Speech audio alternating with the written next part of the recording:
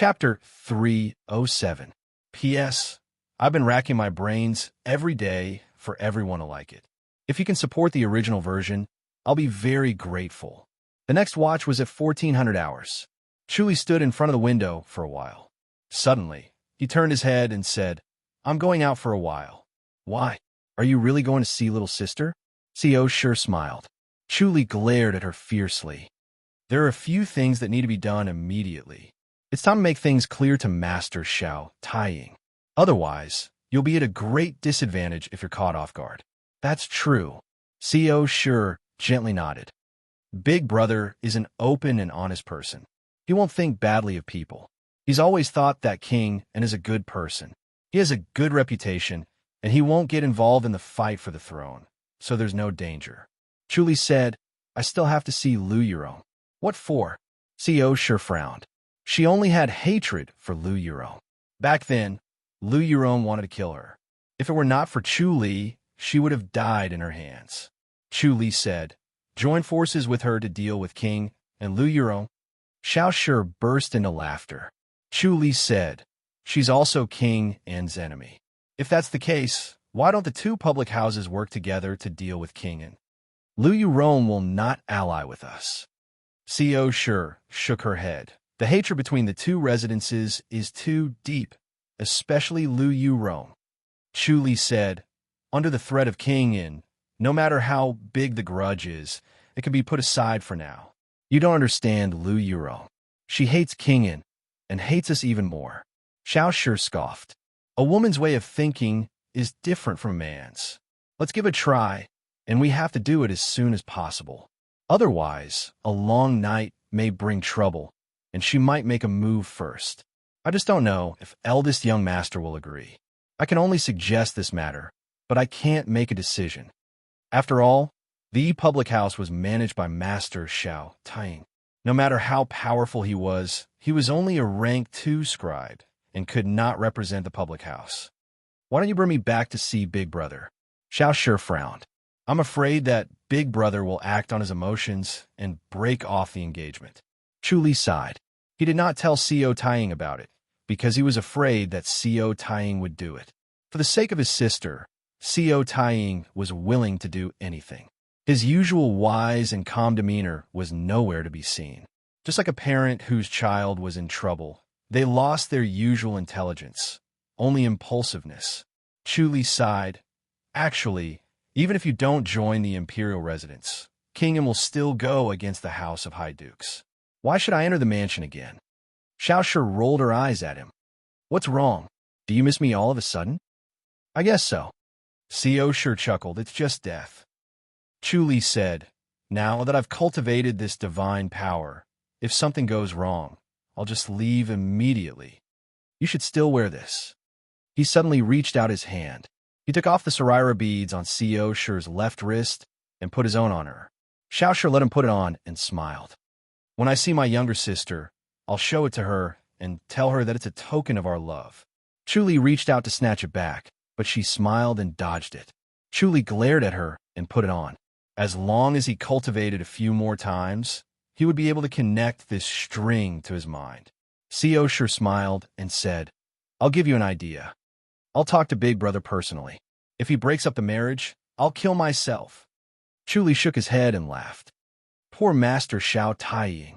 No matter how powerful the eldest young master was, it was useless. Every one of his younger sisters had him under control.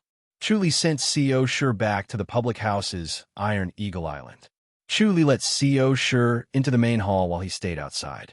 She wanted to force the eldest young master, so it wasn't appropriate for him to be present.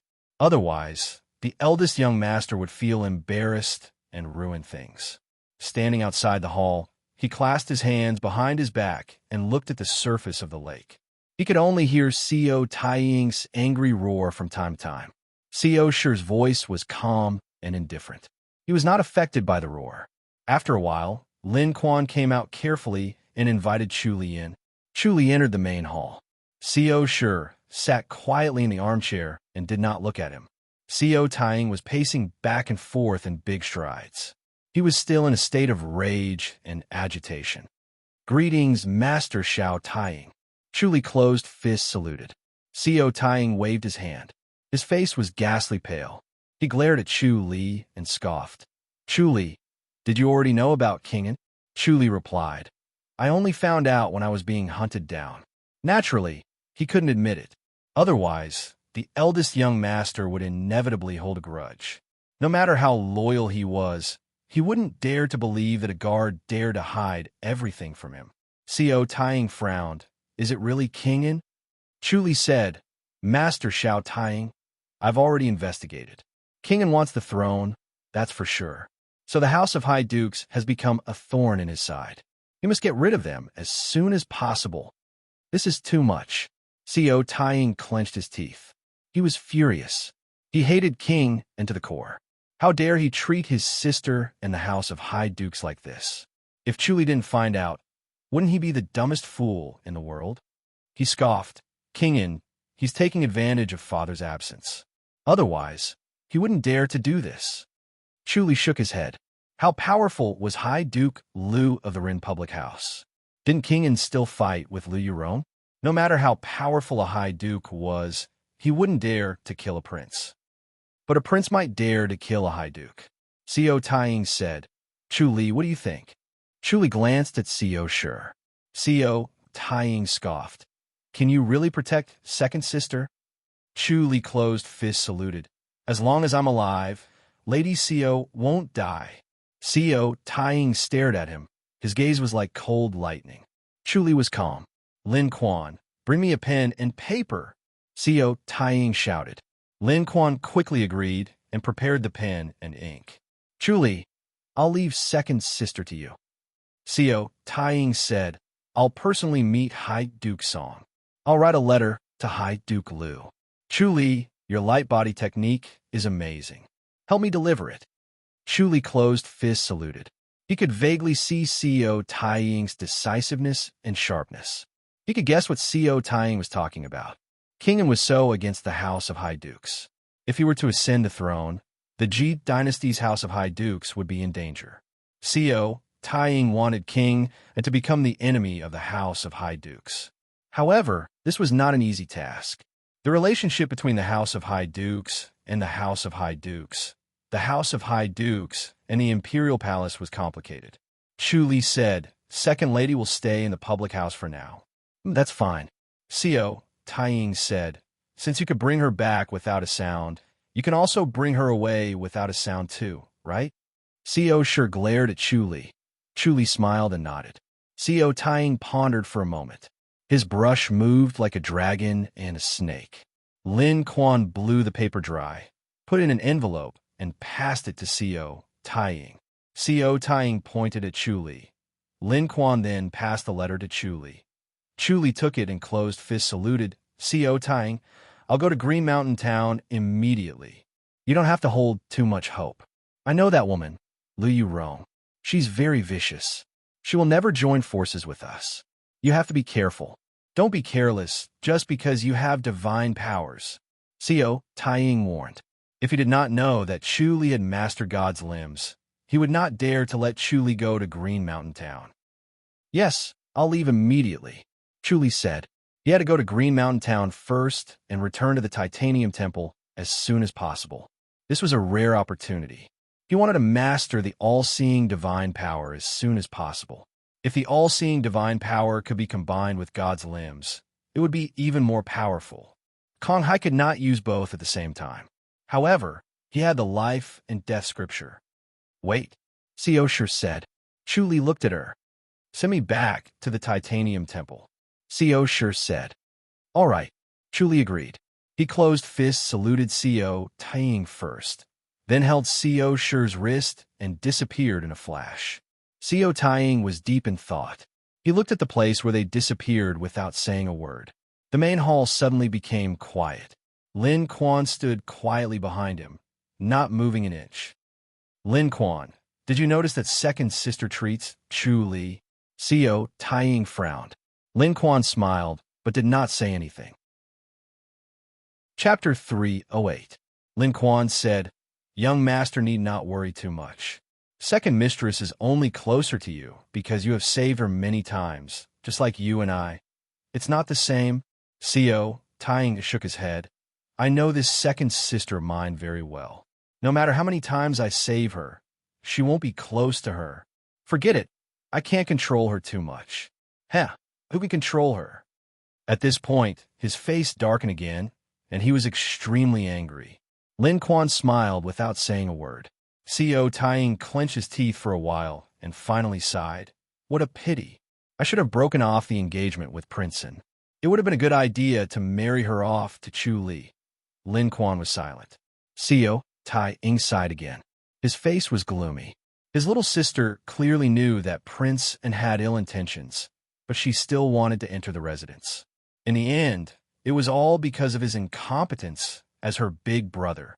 Annoyed, he got up and went to the back garden to vent his frustration on his martial arts. Co Sure returned to the titanium temple and entered the house. She lazily sat on the chair, took off her veil, and looked up at him. Lu Yurong is not that easy to convince. Her beautiful face was like white jade, emitting a warm luster that made people want to caress her. Her eyes were like two deep pools, making it difficult for one to pull themselves out. I'll meet her in person, Chu Li muttered. He could not see through Lu Yurong. After a few encounters, he knew that once she made up her mind, it would be hard for others to persuade her. However, he still had to try and see if there was a chance to find out anything. I can only wish you good luck. Xiao Shi waved her hand. Your cultivation time in the Titanium Temple is limited. Don't miss it. I'll be back today. Chu Li nodded and suddenly disappeared. In the next moment, he appeared outside Green Mountain City. His white robe fluttered in the wind as he slowly walked to the city gates. He showed the white jade pendant on his waist to the guards. When the guard saw his jade pendant, his eyes flickered and he respectfully returned it. Once Chu Li entered the city, he immediately called for someone to take his place. Then, he slipped into the city and rushed to the Rin public house as fast as he could.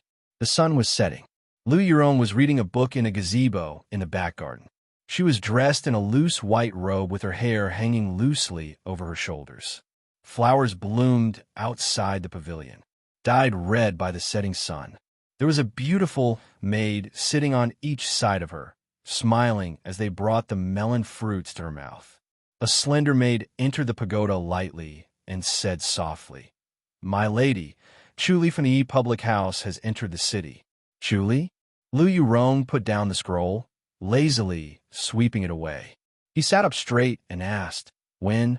He just entered the city. The slender maid said.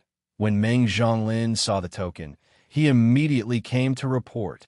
How dare you? Lu Yurong slapped the scroll and sneered. How dare you enter my Green Mountain town alone?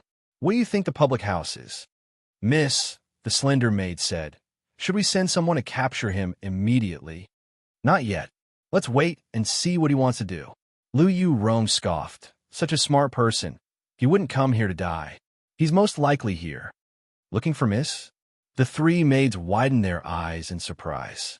Lu Yurong said, Otherwise, would he dare to enter the city? Little Xing, go guard the entrance of the mansion. Call for me as soon as he arrives. All right. The slender maid, Little Xing, responded crisply and left lightly. Lu Yurong lightly slapped the scroll, deep in thought. The two maids did not speak and did not move, so as not to disturb her deep thoughts. After a while, Lu Yurong scoffed and slammed the scroll heavily on the table. No matter how she thought about it, Chu Li was here to make peace.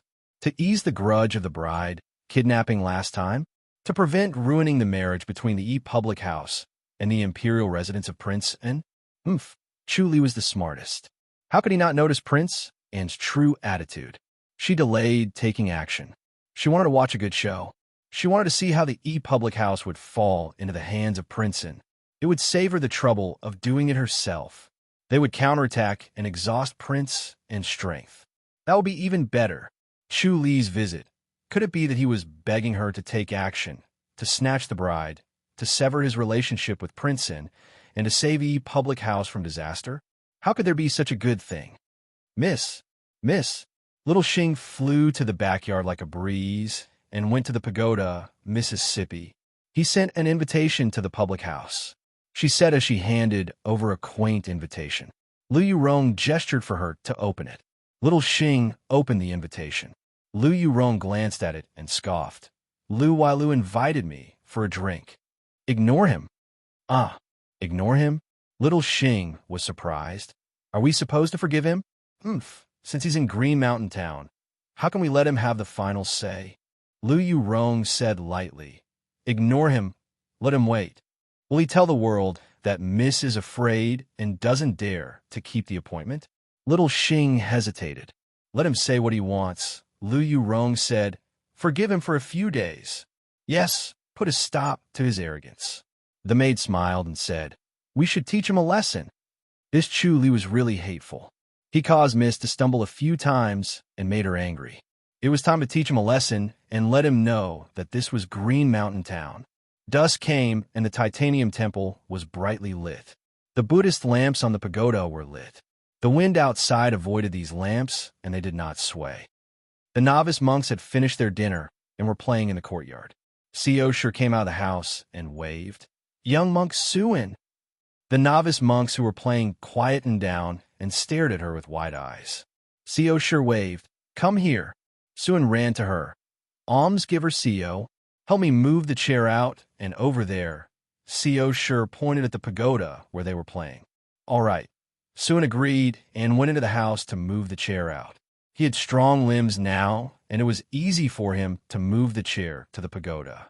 Seosher sat on the chair and stretched her body lazily. She looked at the novice monks and chuckled. Little monks, after you heard that I took off my veil, you all tried your best to calm down. Can you do it? Lady Almsgiver, we've already seen through the charms of women. The novice monks looked at her proudly. Even if you took off your veil, we wouldn't be afraid. You're good. Seosher smiled and looked at Suin. Didn't you just recover? Why aren't you cultivating? Suin looked helpless. I still can't cultivate. Oh, you can't cultivate even when your body is healed? Seosher smiled. What's the logic behind that? Suin sighed. Master said that my connection with the mortal world is not over yet. The time to cultivate is not yet. Then when is the time? Seosher asked. Suin shook his head. Master said there's no rush. There's no rush. Don't tell me you can only cultivate when you're old? Seosher chuckled. Suin said, Master said that I'm a disciple of the Titanium Temple after all. It's just that my connection with the mortal world is not over yet. The time is not yet. There's no rush now. I'll eventually cultivate the divine powers and cultivate the 10 lifetimes of Dharma. Then listen to your master. Seosher smiled. There's nothing good about cultivating. It's fun to play like this. Look at me. I can't cultivate either, but isn't it fun too? Almsgiver Seo, you're not happy. Suin shook his head. Seosher scoffed. Nonsense. What about your parents? Were they willing to send you to the temple? Suin said, I don't have parents. Looks like they left you behind. Poor little monk, Seosher said. I'm the same. I don't have parents. Suin asked, what about Almsgiver Chu? Him. Seosher shook her head. Almsgiver Seo isn't happy. Is it because of Almsgiver Chu? Suin asked. Seosher was startled, then laughed. Oh, little monk, you know about relationships? We have to see through the nature of all living beings, Suin said. Resentment, separation, pain, everything has to be freed. You're like an old man. Seosher smiled. Little monk, you don't have a mother. Do you want me to be your mother? I don't have a son yet. Having a son should be interesting. Suin's eyes widened. He was at a loss. Seosher laughed. Suin quickly shook his head, turned around, and ran. Seosher couldn't stop giggling. The novice monks looked at her in surprise, a little envious. Chapter 309. P.S. Thank you again for everyone's enthusiasm. It's the first time my birthday was so lively. Chuli sat on the third floor of Lu Wailu, a seat by the window. He heard the inn's waiter report that the Rin public house said that their lady did not meet everyone. He understood that Lu Yurong was venting her anger on him, and also to reduce his prestige. Lu Yurong was not satisfied with winning every time they fought. Now that she had such an opportunity, how could she not vent her anger? Although he knew this, he could not do anything about it. He originally came to ask for peace. It seemed that it was useless to ask for it. Lu Yurong knew his intention, but she still did it. Was she fearless and wanted to gain the upper hand in the cooperation? Or did she not want to cooperate at all? Chuli waved his hand to let the waiter go. He stood on the restaurant with his hands behind his back, looking down at the pedestrians below. Green Mountain Town was more prosperous than Chongming Town. Standing here, one could feel the prosperity. The sun was setting and the twilight was coming. Everyone was hurrying back, busy with their own things. He sighed and turned to go down Lu Wailu. He went to a corner and disappeared. In the next moment, he appeared in the backyard of the Rin public house. "Who are you?" A beautiful maid turned her head and suddenly saw him. Her eyes widened and she cried out involuntarily. She never thought that there would be strangers in the backyard.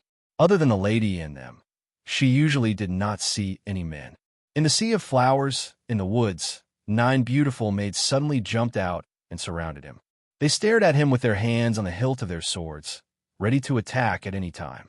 Chuli glanced at them. The positions where the 9 of them stood were very particular. It was exactly the same as the positions where they cultivated the charming maiden divine technique. A faint baleful aura rotated around their bodies. Although they looked so weak that they couldn't even stand up to a gust of wind, their killing intent was hidden. If one underestimated them, they would definitely suffer a great loss. Chuli, Lu Yurong stood up and put the scroll on the table. Her charming face was tense. She said coldly, "You have guts." Chuli said, "Lady Lu does not want to see me, so I have to come and see Lady Lu." "You must see me." Lu Yurong slowly walked out of the pagoda. Her wide robe made her look petite. He leisurely walked up to him, looked him up and down, and nodded. "Your qigong is indeed superb.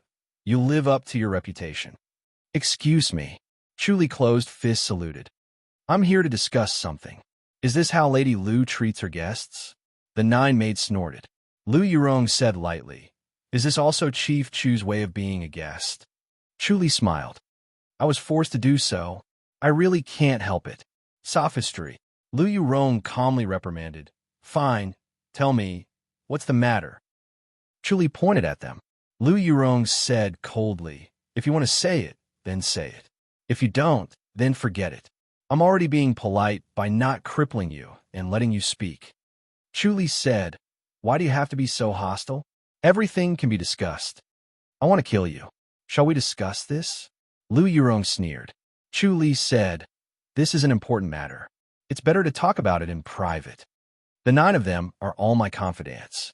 Lu Yurong frowned and said, "Are you going to tell me or not?" Chuli shook his head and sighed. His eyes flashed. He appeared in the pagoda and slowly sat by the stone table. "You're courting death." The 9 maids' vision blurred. Seeing him get away so easily, they were furious. They twisted their waists and wanted to rush into the pagoda. "Forget it." Lu Yurong waved her hand and said, "You can all leave." "My lady?" The maid Xiaoxing looked at Chuli worriedly. They always thought that Chuli was not worth mentioning. He was not a grandmaster and was not a threat to the lady. Now that they saw his light body technique, they felt threatened. Maybe he could really hurt the lady. Lu Yurong said, "He can't hurt me. You can leave first." "Yes." The 9 maids once again disappeared into the forest and the sea of flowers. Lu Yurong's robe fluttered. She came and sat opposite Chuli. "What's the matter?" Chuli said, "Kingen is aiming for the throne. Does Lady Lu know about it?" "You just found out?" Lu Yurong sneered. Chuli pondered and said, "Lady Lu has a grudge against Kingen, right?" "Who said so?" Lu Yurong shook her head and said, "We have nothing to do with each other." Chuli said, "You guys fought before. Lady Lu even injured Kingen. I'm impressed." Lu Yurong looked at him from head to toe. Her eyes were cold. She said, "Looks like I didn't lose unjustly. You know me very well." Chuli said, "I had to. Kingen's injuries have not healed yet. He was hurt by a profound heart technique. Lady Lu hid it well and hid it from the world. However, Kingen is not a magnanimous person. I'm not afraid of his revenge." Lu Yurong said, "Are you trying to say that we should work together?" Chuli said slowly, "Kingen has been dissatisfied with the High Duke's public houses for a long time. Once he inherits the throne, the first thing he will deal with is the High Duke's public houses. He will abolish them. Where did you get your news from? You're just exaggerating. Lu Yurong disagreed. Chu Li said, let's not talk about whether my news is true or not. Let's talk about him inheriting the throne. He will definitely become an enlightened master. When that time comes, Lu Yurong sneered, he wants to continue the throne. Dream on. Chu Li said, from what I know, he has a lot of forces under him. Green Hill, Feng Huang Mountain, Titanium Temple, and probably some other major martial arts factions. Lu Yurong waved her hand and said, his forces are strong. They don't have a say in who becomes the emperor. The emperor has the final say. No matter how strong the forces are, they are not worth mentioning in front of the emperor. Lady Lu, why are you so sure that the emperor will not pass the throne to him? If he really wanted to, there would not be this marriage. Lu Yurong sneered. With his ruthlessness and ruthlessness, he wants to become the emperor. That's ridiculous. Chu Li smiled. Oh? I heard that the emperor's character is similar to King, and Lu Yurong frowned and looked at him. He knows it's impossible, but he still does it. His character is persevering. Isn't this the quality of a hero? King is cold and ruthless. He treats people like ants. He is not a good person, but he will be a good emperor. Chu Li shook his head. I can't think of why the emperor would not choose him. Lu Yurong's face darkened. Chu Li said slowly, Lady Lu thinks that when the emperor chooses his successor, he will first consider his character. He is afraid that it will backfire on him. She doesn't know that the emperor is already an enlightened master. What is there to be afraid of? Since there is nothing to be afraid of, there is only one standard for the person to be chosen, whether or not he is beneficial to the Long family. He is not moved by the first beauty of the great Ji dynasty. He only cares about benefits and is unscrupulous. Is such a person not suitable to be the emperor?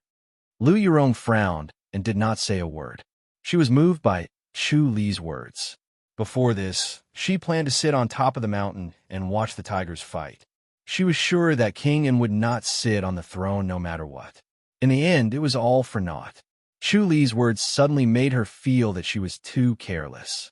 Even if there was a chance, she could not let King An become the ruler. Chapter 3:10. Lu Yurong remained silent. Chu Li said, no matter how you think about it, Lady Lu shouldn't sit back and watch King An grow stronger. I don't know if Lady Lu has been blinded by her grudges and wants to watch my public house and King An fight. Lu Yurong glared at him coldly. Chu Li sighed. Our public house and King An are like an innate master against a grandmaster. They are of no threat to King An. The Rin public house will miss this opportunity and watch as King An grows stronger.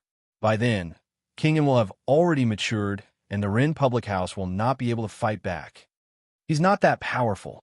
Lu Yurong scoffed. Chu Li shook his head. 2 months ago, when I first met King An, his forces were still very ordinary. But now, things are very different. His forces have exploded, and even the Titanium Temple is helping him. The 4 major sects almost never interfered in the internal struggles of the imperial family, and the Titanium Temple was even more aloof. He said this to attract Lu Yurong's attention. He had already thought it through. The foundation of the Titanium Temple was in the Outland. Even if the Titanium Temple was destroyed, they would return to the Outland and come back 100 years later to rebuild the Titanium Temple. He did not know which generation those novice monks were from. Even if they had not cultivated their divine powers, they would still return to the realm beyond heaven after death. Among these novice monks, there were very few who were not reincarnations of eminent monks. Therefore, they had no scruples and only did things for the sake of cultivation. Does the Titanium Temple really have monks helping him? Lu Yurong frowned. She also knew how powerful it was. The monks of the Titanium Temple had always been indifferent to worldly affairs and viewed the mortal world as a swamp. They rarely left the temple. This time, he actually helped King, and the meaning behind it was hard to fathom. All the monks from the Titanium Temple possessed divine powers and would not bow down to power. For King to be able to get their help, one could not help but wonder. Revered Sir Kong Hai almost killed me and the second lady in horse racing town, Chu Li said. His divine might is truly astonishing. Lu Yurong stood up and supported herself against the wall, deep in thought. Chu Li said, "Now, King must be sitting on top of the mountain and watching the tigers fight, watching our two residences fight. We have to clip its wings first." Lu Yurong turned around and frowned. Feng Huang Mountain and Green Hill are both under his command. Let's get rid of them first. Becoming a first-rate sect is too difficult. Chu Li shook his head. He had a rough idea of the Snow Lunar Pavilion's capabilities. They were not to be underestimated. The same went for Green Hill and Phoenix Hill. Let them kill each other until they are unable to help Princeton, Lu Yurong said. Chu Li nodded. That would work based on Lu Yurong's skills. It wasn't difficult to achieve.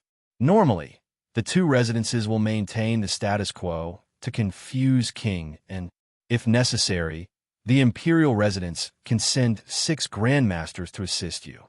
Lu Yurong looked at him coldly. But if you take the opportunity to cause trouble, then don't blame us for being rude. Chu Li said, Lady Lu worries too much. Absolutely not. That's great, Lu Yurong said slowly. Chu Li gave a fist salute. If that's the case, I'll take my leave. There's no hurry, Lu Yurong said coldly. Let me experience Chief Chu's martial arts. As soon as she finished speaking, her robe fluttered and her jade-like hands had already reached his chest. Chu Li took a step to the side and evaded the attack. He then appeared on top of the wall, 10 feet away. I'll take my leave now. Lu Yurong stepped onto the top of the wall, but he was nowhere to be seen. Lu Yurong frowned and scoffed. Chu Li's light body technique was even scarier than the rumors said. When Chu Li returned to the Titanium Temple, it was already midnight. The lights were still on in the house. Co Shi was sewing clothes under the light. Chu Li was shocked. Chu Li stood in front of the bed and pointed at the monk's robe. Lady, this is... Co Shi raised her head and glared at him. Monk's robe? Whose monk's robe? Chu Li asked. Lady, are you going to wear a monk's robe? It's for the young monk Su, and Co Shi lowered her head and continued to sew. Her slender fingers were unusually agile. Silver needles shuttled between her fingers at an extremely fast speed. She had placed 3 pieces of white undergarments beside her. One was big, one was middle, and one was small. Chu Li smiled. Why did you want to make this for Suan? Co Shi said. The young monk Suan has no parents. He's a pitiful child. Other young monks have parents who would send clothes over from time to time. He's the only one who doesn't. Lady, it's because he was also hit by the vitality sealing finger. That's why you feel sorry for him. Chu Li smiled. Co Shi glared at him. No one thinks you're mute. Chu Li smiled and sat on the chair. Why did you make so many? How can one be enough? Co Shi scoffed. Children at this age are the most greedy. The clothes will be too small in a few days. I'll make 2 more big ones so he can wear them in the future. Lady, you're so thoughtful. Chu Li smiled. Co Shi rolled her eyes. Lu Yurong agreed. Chu Li let out a sigh. He nodded slowly. Co Shi was surprised. You really convinced her? Chu Li said. She's also a smart person. She pointed out the pros and cons. She naturally understood that if we work together, we'll both benefit. She's not playing with you, right? Co Shi was still in disbelief. Lu Yurong was a vengeful woman. She was petty. How could it be so easy to convince her? Could it be that Chu Li was played by her? No. Chu Li shook his head. He knew it too. The hatred between the 2 public houses had been entangled for so many years. It was impossible to erase it all at once. Lu Yurong might have plotted against the public house, but the most crucial step had been taken. He had to take it slow in the future. You better be careful. Co Shi scoffed. Of course. I'll sleep over at Qingyan Town. Chu Li said. I'll go too. Co Shi said. Chu Li said, forget it. I'll stay here. I'll go outside and try to understand the all-seeing sky and earth. Co Shi glared at him. Get out. Chu Li smiled and left the house. He came to a pagoda and meditated. The light on the pagoda was not affected by the night wind. His mind gradually sank. He activated the omniscient mirror and began to understand the all-seeing divine power. Understanding the limb of God was very beneficial to understanding the all-seeing sky and earth. The all-seeing divine power also broke through the shackles of space. It was similar to the limb of God. However, one was a physical leap, while the other was a sensory leap. Unknowingly, a night had passed. He sat under the pagoda without moving. In the morning light, a group of novice monks had already come out to practice. They practiced a fist technique and then started to play around. They came in 2s and 3s, or groups of 7 or 5. Seeing Chu Li sitting there like a statue, they did not disturb him. They pretended not to see anything. This was a common scene in the temple. Young monk Suan, come here. Co Shi pushed open the door. She wore a veil and only revealed her deep eyes. She waved her hand. Come here for a moment. Suan ran over. His face was red, and he did not dare to look at her. He pressed his palms together. Almsgiver Co, you really don't want to acknowledge me as your mother? Co Shi asked with a smile. Suan lowered his head. All right, young monk. Take the bundle on the Kong bed. It's for you. Co Shi smiled. Suan quickly waved his hand. Co Shi frowned. Why? You don't want to listen to me anymore? Suan was troubled. How can I take something from you? Really? Gather? Mei Xiaomi pa luminyo bainyo? Desolate head chariot knocks broken bones to ashes? Yong Yong Zheng. Yes. Thank you, almsgiver Co. Suan pressed his palms together. Quickly take it away. Co Shi waved her hand. Suan took the bundle and left in a hurry. Chapter 3:11. P.S. 5th on the recommendation list. Ascending to the heavens in a single bound. You guys are too awesome. The round mirror in Chu Li's mind flickered slightly. Every scripture was glowing. The pagoda suddenly shot out a ray of golden light. The Sarira prayer beads in his hand also condensed into a ray of golden light. The two of them gathered behind his head and condensed into a ball of light. It was like a mirror standing upright behind his head. The novice monks immediately looked over. It's time to cultivate the divine power. It's a divine power. They discussed softly and looked at Chu Li excitedly. Chu Li's expression became more solemn. Co Shi shook her head. It seemed that he had comprehended the all-seeing divine power. If the monks from the Titanium Temple saw this, what would they think? Would they insist on accepting him into the temple? The golden light behind his head suddenly shrunk and turned into a ray of light that drilled into Chu Li's forehead. Where's the thought that moves the heart? Condense the will in front of you. Chu Li softly chanted and slowly opened his eyes. It's done. The novice monks looked at him excitedly. Co Shi smiled. You've cultivated it? Chu Li smiled. Yes. The withered old monk from before slowly walked over and bowed with pressed palms. Almsgiver Chu, congratulations.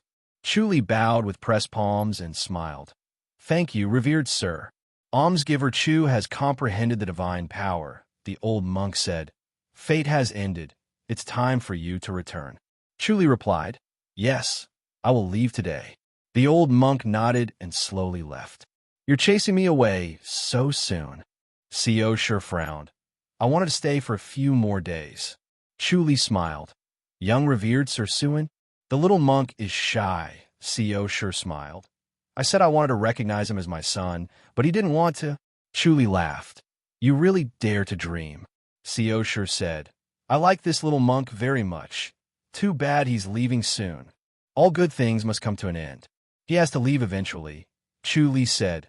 Young revered Sir Su and is someone who is going to become a Buddha. Suan was intelligent. He would definitely be successful in his cultivation in the future. What Buddha? His master said he can't cultivate now. Co Shi pouted. He said his fate with the mortal world is not over yet. Chu Li was surprised. Looks like we'll still be able to see him. I wonder what kind of mortal fate it is. Xiao Shi scoffed. There's no point in talking. Pack up and let's go, Chu Li said. Co Shi returned to her house and packed her bag. The two of them pushed open the courtyard door.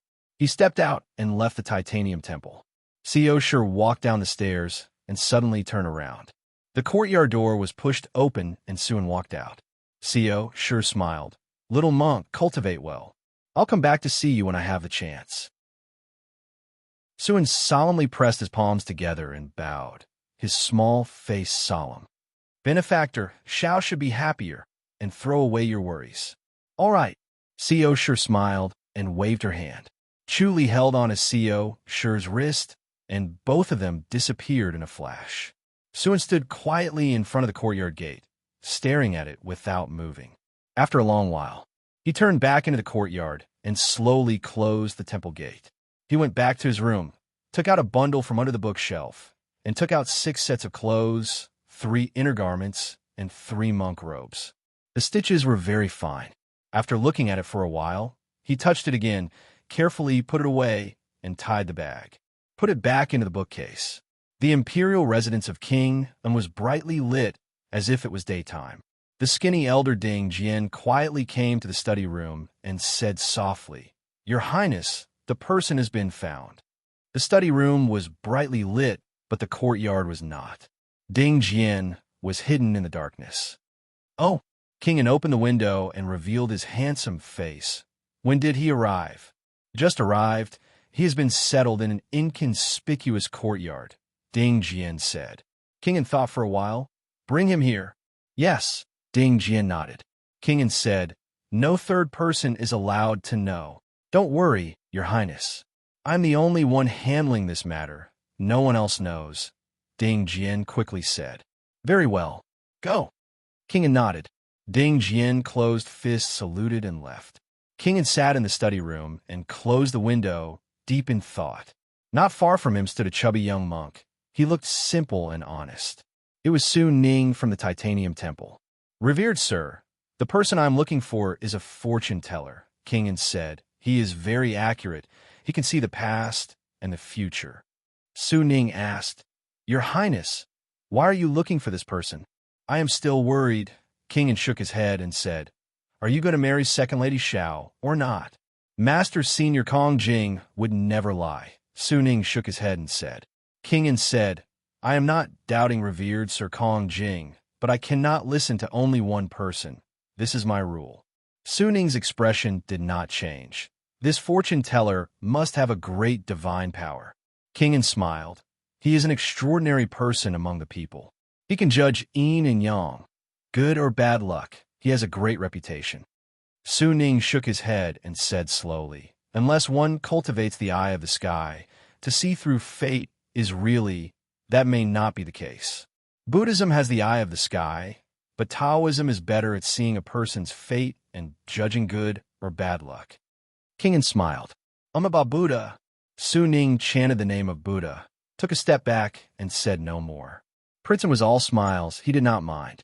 Not long after, Ding Jian brought a man in a black robe into the courtyard where the study room was. After entering the courtyard, Ding Jian helped him take off his outer black robe, revealing a green Taoist robe. This middle-aged man's face was like jade. He had 3 strands of beard on his chin. His appearance was thin.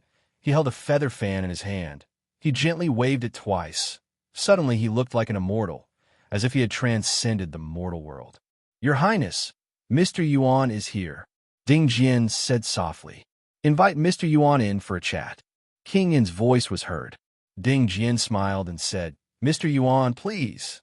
Mr. Yuan closed fists, saluted, his gait elegant, and walked into the study room. The lights were as bright as day. King sat behind the wide study table, quietly looking at him, his eyes so deep that they seemed to be able to see through people's hearts. After entering the room, Mr. Yuan closed fists, saluted. He was neither humble nor arrogant. "Greetings, Your Royal Highness." "Mr. Yuan, I have heard a lot about you," King said in a deep voice. "I invited you here to help me see good luck." Mr. Yuan scanned the room. There was only a young monk standing by the side. There was no one else. Mr. Yuan closed fists, saluted, and smiled. "I am not talented, and Your Royal Highness is also a noble life. I am afraid that my ability is not enough, and there might be mistakes." His expression was carefree, and his words were open and aboveboard. King waved his hand and smiled. "You don't have to be so polite, Mr. Yuan. I have always been curious, and I'm very interested in these things, whether I can tell good or bad luck, and how far I can see. A while ago, my future wife was seen by a master, and he said that she was beyond words, but I did not believe it." Mr. Yuan carefully looked at King Yin and did not say a word. "What did you see, Mr. Yuan?" King An asked. "Your Royal Highness, the stars are moving, and you are indeed about to get married," Mr. Yuan muttered. "But Mr. Yuan, please speak your mind. Whether is good or bad, I will not blame you." King An smiled. Fortune tellers like to say shocking things to confuse the mind, and he was very familiar with these common tricks. Mr. Yuan sighed. "Your Royal Highness, it is better not to say. Is there a bloody disaster for me?" King An frowned. Mr. Yuan said, "If it is as I say, your Royal Highness should not get married." "Oh!" King An sat up straight, leaned forward, and smiled. "I would like to hear the details." Mr. Yuan sighed. "It is better for your Royal Highness to not meet this noble." "What do you mean?" King An stared at him. Mr. Yuan said, "This noble's life is too hard. I am afraid that your Royal Highness." Chapter 312. P.S. The craziest birthday ever. I'll remember it. Thank you. Counter. King An's brows furrowed. Mr. Yuan nodded slowly. "She counters me?" King An asked. Mr. Yuan sighed. "The noblewoman's destiny is too precious. Normal people can't afford it." "Does that mean I'm a normal person?" King An sneered. Mr. Yuan shook his head. "Your Royal Highness, although you're a descendant of the Emperor, your destiny is inferior to the noblewoman's. It's best not to marry her." "How dare you, Mr. Yuan?" King An laughed out of anger. It was the first time he heard someone say that his destiny was inferior to the noblewoman's. Mr. Yuan was certain that he would never be able to become one of the 9 kings. Thinking of this, his face was so gloomy that it could drip water. The air in the study room seemed to have frozen. Mr. Yuan was unperturbed and continued, "Your Royal Highness, if you want to protect yourself, don't marry the noblewoman. My words are sincere. I hope your Royal Highness will consider them. The wedding is about to take place, and you're asking me to cancel it?" King An scoffed. Mr. Yuan sighed. "That's the only way. What if I marry her?" King An sneered. Mr. Yuan shook his head. "I'm afraid your Royal Highness won't be able to enjoy the rest of your life." "Does that mean I'll die a violent death?" "You might not die a violent death.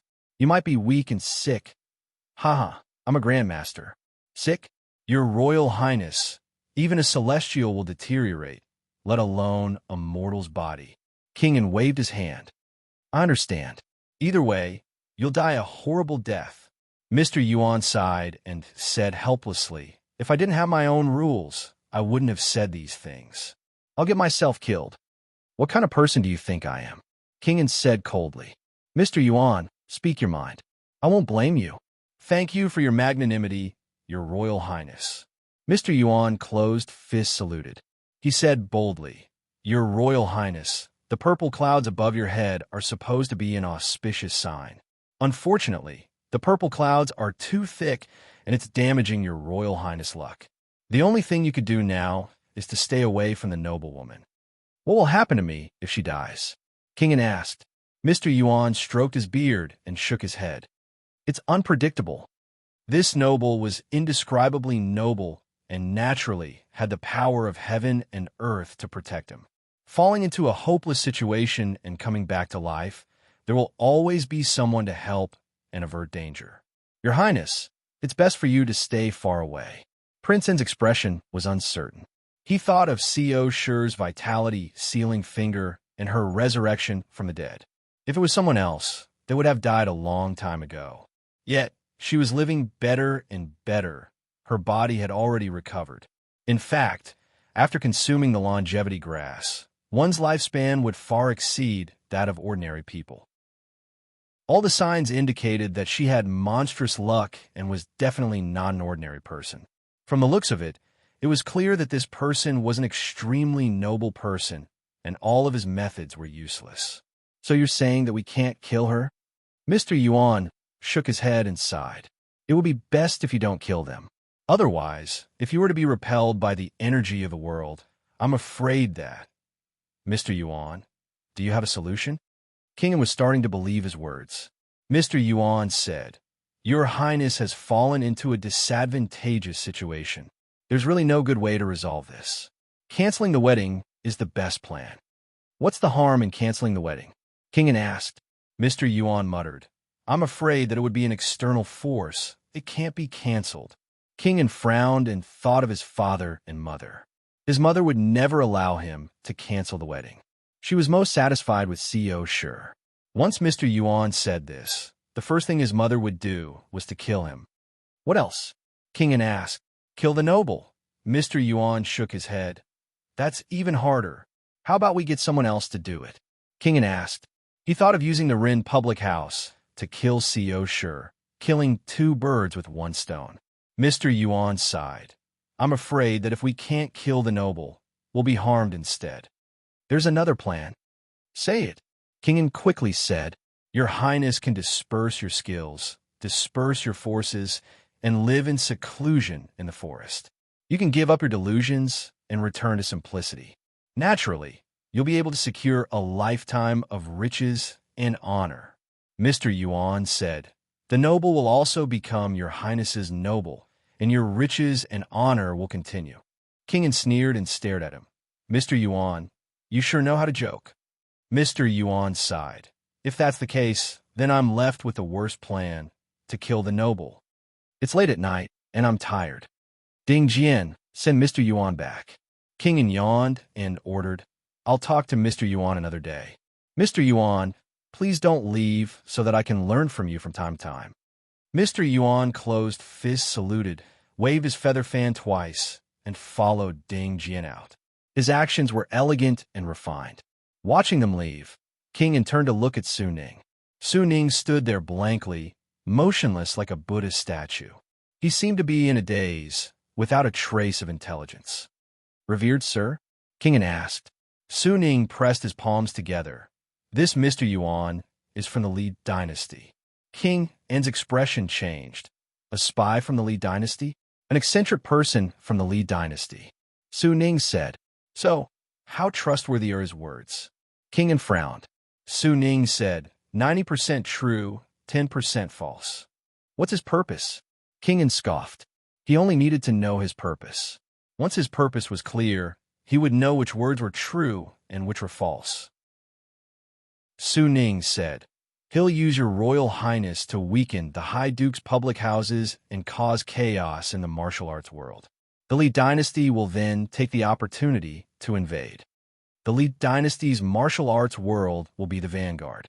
First, they will create chaos in the Ji dynasty's martial arts world.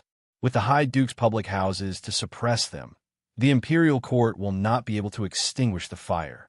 This is the perfect time for the Li dynasty's cavalry to invade. King An's expression changed drastically. If that was the case, then the Ji dynasty would be in danger. What a vicious method, King An said coldly. Su Ning said, the great ancestor established the 12 High Dukes' public houses. His wisdom is boundless. King An stared at him coldly. Revered sir, are you advising me not to touch the High Duke's public houses? I'm only expressing my opinion. I won't advise your Royal Highness on what to do. Su Ning said, everything is up to your Royal Highness. King An's expression softened. He scoffed. How could I not know that the 12 High Duke's public houses are the pillars of the country? Our ancestors established the 12 High Duke's public houses with good intentions, but people's hearts change. Now, the High Duke's public houses are too powerful to be dealt with. Not only did they not suppress the forces of the martial arts world within their borders, they allowed them to grow and even colluded with the sects of the martial arts world. In this way, if a few of the High Duke's public houses join forces, the ancestral foundation will be destroyed. With the Emperor around, your Royal Highness is worrying too much, Su Ning said. Not in position, not in politics. Now, a few of the High Duke's public houses have the tendency to join forces. Even if they don't rebel, they will be pressuring us, King An said coldly. If the imperial court does not issue a decree, in the long run, the world will be in chaos. Su Ning shook his head. King An scoffed. Revered sir, you don't agree with me? The Emperor is wise and mighty. If your Royal Highness can see it, how could the Emperor not? Su Ning pressed his palms together calmly, bowed towards the direction of the imperial house, and said, the Emperor is an enlightened master. Why doesn't he make a decision? King An said, no matter how wise father is, there will always be times when he makes a mistake. Su Ning shook his head. Not in position, not in politics. Your Royal Highness is looking at the problem from your position, not from the Emperor's position. With an enlightened master, which High Duke's public house would dare to rebel? Your Royal Highness is worrying too much. Chapter 313. After a while, Prince An said, Mr. Yuan's words can't be trusted, but there is some truth to it. Su Ning took a step back and stopped talking. Prince An pressed on the wide desk and sneered. Even if we don't kill Second Lady CEO, we can't let Chu Li live. Chu Li had ruined his plans several times. If he was here, he would continue to ruin his plans. It was better to move this kind of person away from CEO Shi as soon as possible. If not, he will be a big problem when he enters the public house. Prince An thought about this and said, Mengji, yes. A low voice came from outside the courtyard. I'm here. Go and let Yu Jintao kill Chu Li, Prince An said. Isn't he called Duan Li Dao? This name is good. It can break Chu Li. Why aren't you going? Prince An scoffed. Mengji said in the courtyard, Your Royal Highness, Duan Li Dao only promised to do one thing for you, to return the favor. Just for Chu Li, you need him. Yes, that's it. Prince An said coldly. Tell him that Chu Li's light body technique is excellent. If he can't win, he will run. If he doesn't want to run, he has to land a hit. It's best to deal with the people Chu Li cares about first. Please tell me, Your Royal Highness, Mengji said. Prince An said, doesn't Chu Li value his leisure cloud pub? He also values his little maid very much. Let Yu Jintao kill a few people from the leisure cloud pub first, or kill his little maid. Chu Li will deliver himself to him. He won't run away. Yes, thank you, Your Royal Highness. Mengji said, I'll go now. Oh yeah, Prince An scoffed. How's the progress on the public house? Mengji hesitated. Why, it's not going well. Prince An said coldly. Mengji lowered his head and said helplessly, I'm useless. What happened? Prince An frowned. You've always been successful. Why isn't it going well this time? Your Royal Highness, the public house's glories will courtyard is too powerful. All the guards are afraid and don't dare to agree. Mengji sighed. No matter how much money we give, or even using the lives of our relatives to threaten them, it won't help. Glories will courtyard. Prince An said coldly. Chu Li is the chief of Glory's courtyard? Exactly. Mengji said. There's nothing the Glories will courtyard doesn't know of. Even the grandmasters were crippled of their martial arts and chased out of the residence. The people of the public house firmly believe that as long as you are a spy, you will never be able to escape the glories will institute. Truly, Prince An sneered. He's a talent, but too bad he can't be used by me. All the more reason to kill him. Go. Yes. Mengji flashed into the darkness. King glanced at Su Ning. Su Ning stood there motionlessly. He didn't seem to have heard this. Wearing a black robe, Mr. Yuan left the prince's mansion with Ding Jian and returned to a small courtyard not far from the prince's mansion. The small courtyard was located in a corner of the divine capital. It was the most ordinary and inconspicuous residence. Mr. Yuan, there are guards outside. If you need anything, just let them know. Ding Jian sent him to the entrance of the courtyard and said in a low voice, But it's best if Mr. Yuan doesn't leave this place, lest the people outside recognize you and bring criticism to His Highness. I understand. Mr. Yuan smiled and cupped his hands. I won't make things difficult for Brother Ding. Haha, all right. Ding Jian's skinny face broke into a smile. If there's anything, just tell the guards. They will inform me, and I will take care of it myself. Thank you, Brother Ding. You're welcome. I'll be counting on Mr. Yuan to take care of me in the future. Ding Jian's smile widened. Take care of each other. Mr. Yuan cupped his hands. After Ding Jian left, Mr. Yuan slowly walked into the courtyard. He sat by the stone table and looked at the bright moon. He let out a long sigh. He wondered if the moon in his hometown was as bright as this. What were his son and wife doing? Were they asleep? Would they think of him in their dreams? He sighed in melancholy. The faces of his son and wife appeared in his mind. Being in the great G dynasty, he was tense every day. He would have to live like this for the next 3 years. He stared at the bright moon for a long time. He slowly returned to his house. Just as he was about to light the lamp, his expression suddenly changed. He shouted at the shadow, "Who's there?" "Mr. Yuan, light the lamp." A calm man's voice was heard. "Who is it?" Mr. Yuan frowned. Judging from a voice, the person was indeed on the bed. He had never heard this voice before. "You'll know once you light the lamp." Mr. Yuan lit the lamp and saw a young man sitting on the bed. He was spirited and heroic. "I'm Chu Li." Chu Li cupped his hands. Mr. Yuan was shocked. "You're Chu Li," Chu Li said. "It seems that Mr. Yuan knows me. It's my honor." "What brings you here, Master Chu?" Mr. Yuan asked. He knew that Chu Li's light body technique was top-notch, but he did not expect it to be this powerful. Chu Li said, "I've heard about your conversation with King," and Mr. Yuan's expression changed. This meant that Chu Li had snuck into the imperial residence without anyone knowing. His light body technique was even more shocking.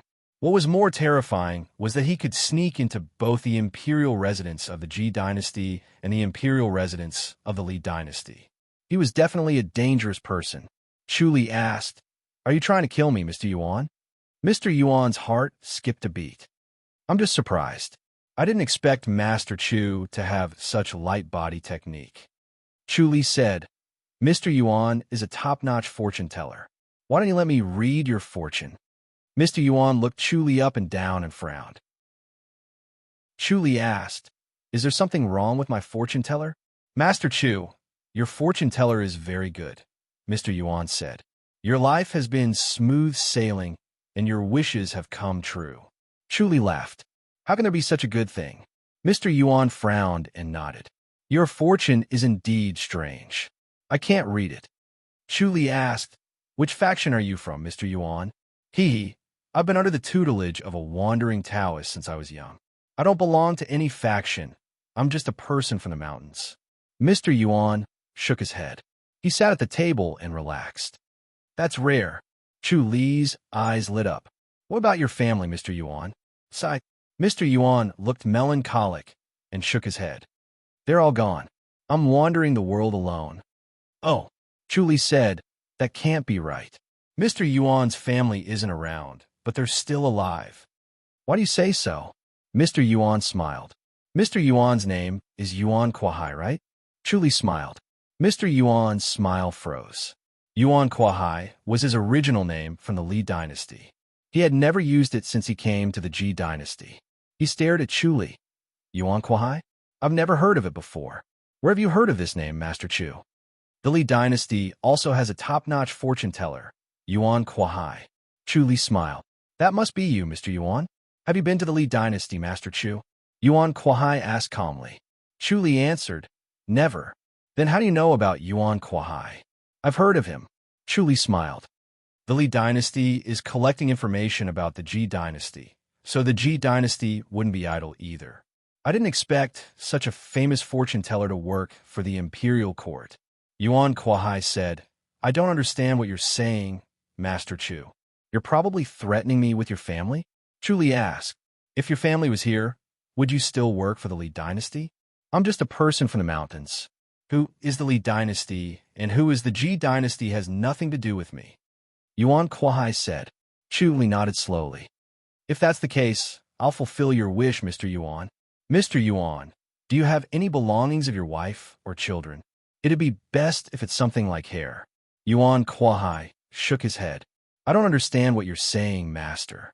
"Then I'll have to offend you." Chu Li pointed his finger. Yuan Kuai froze. He had sealed his martial arts to avoid detection, so he could not undo it in time. He was defenseless. Chu Li took out a letter from Yuan Kuai. There was a lock of hair in the letter. Chu Li sat on the bed, wrapped the lock of hair around his finger, and activated the all-seeing divine power.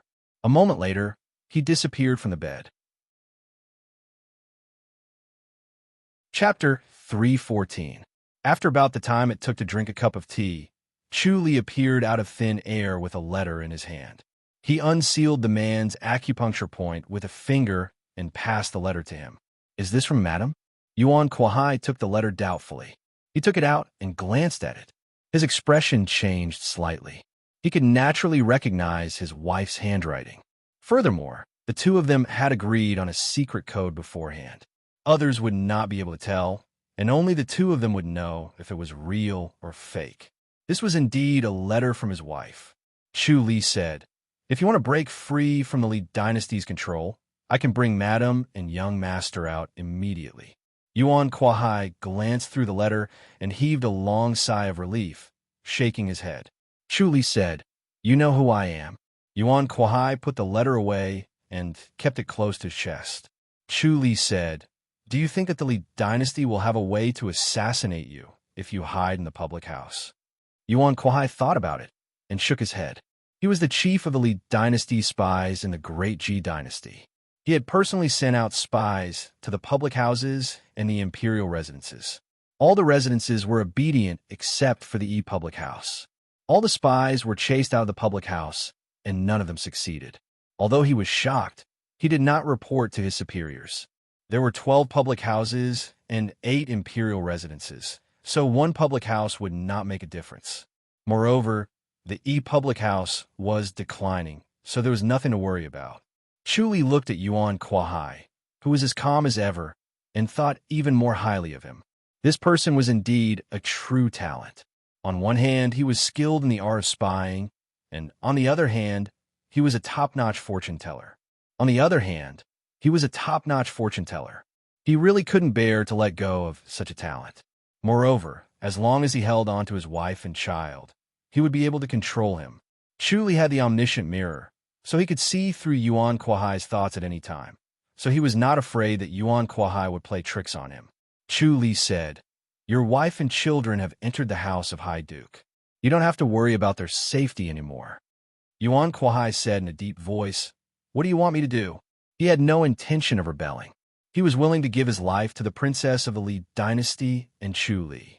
No matter how he looked at it, the princess of the Li dynasty was superior. Although he hated her to the core, he thought about it rationally. He still had to bow his head and be loyal. However, Chu Li's divine power just now made him shudder, so he did not dare to reject him outright. With such supernatural power, killing his wife and children would be as easy as flipping his hand. It could cost them their lives. "You don't have to betray the Li dynasty," Chu Li said. "Just do me a favor." "What is it?" Yuan Kuai stared at him warily. Chu Li said, "Let the servants in the imperial residence of King and plant a type of grass. This type of grass is not poisonous, and it won't kill people either. It will only make people a little more excited. It's something to liven things up." Yuan Kuai asked, "Is it really not fatal?" "King is a grandmaster." Chu Li said, "Do you think the poison can get close to him?" "I agree to this," Yuan Kuai said solemnly. "You mean we don't know each other anymore?" Chu Li smiled. "Mr. Yuan, do you think you can fool Kingen?" "What do you mean?" Yuan Kuai asked. "Have you seen the little monk by King An's side?" "Yes."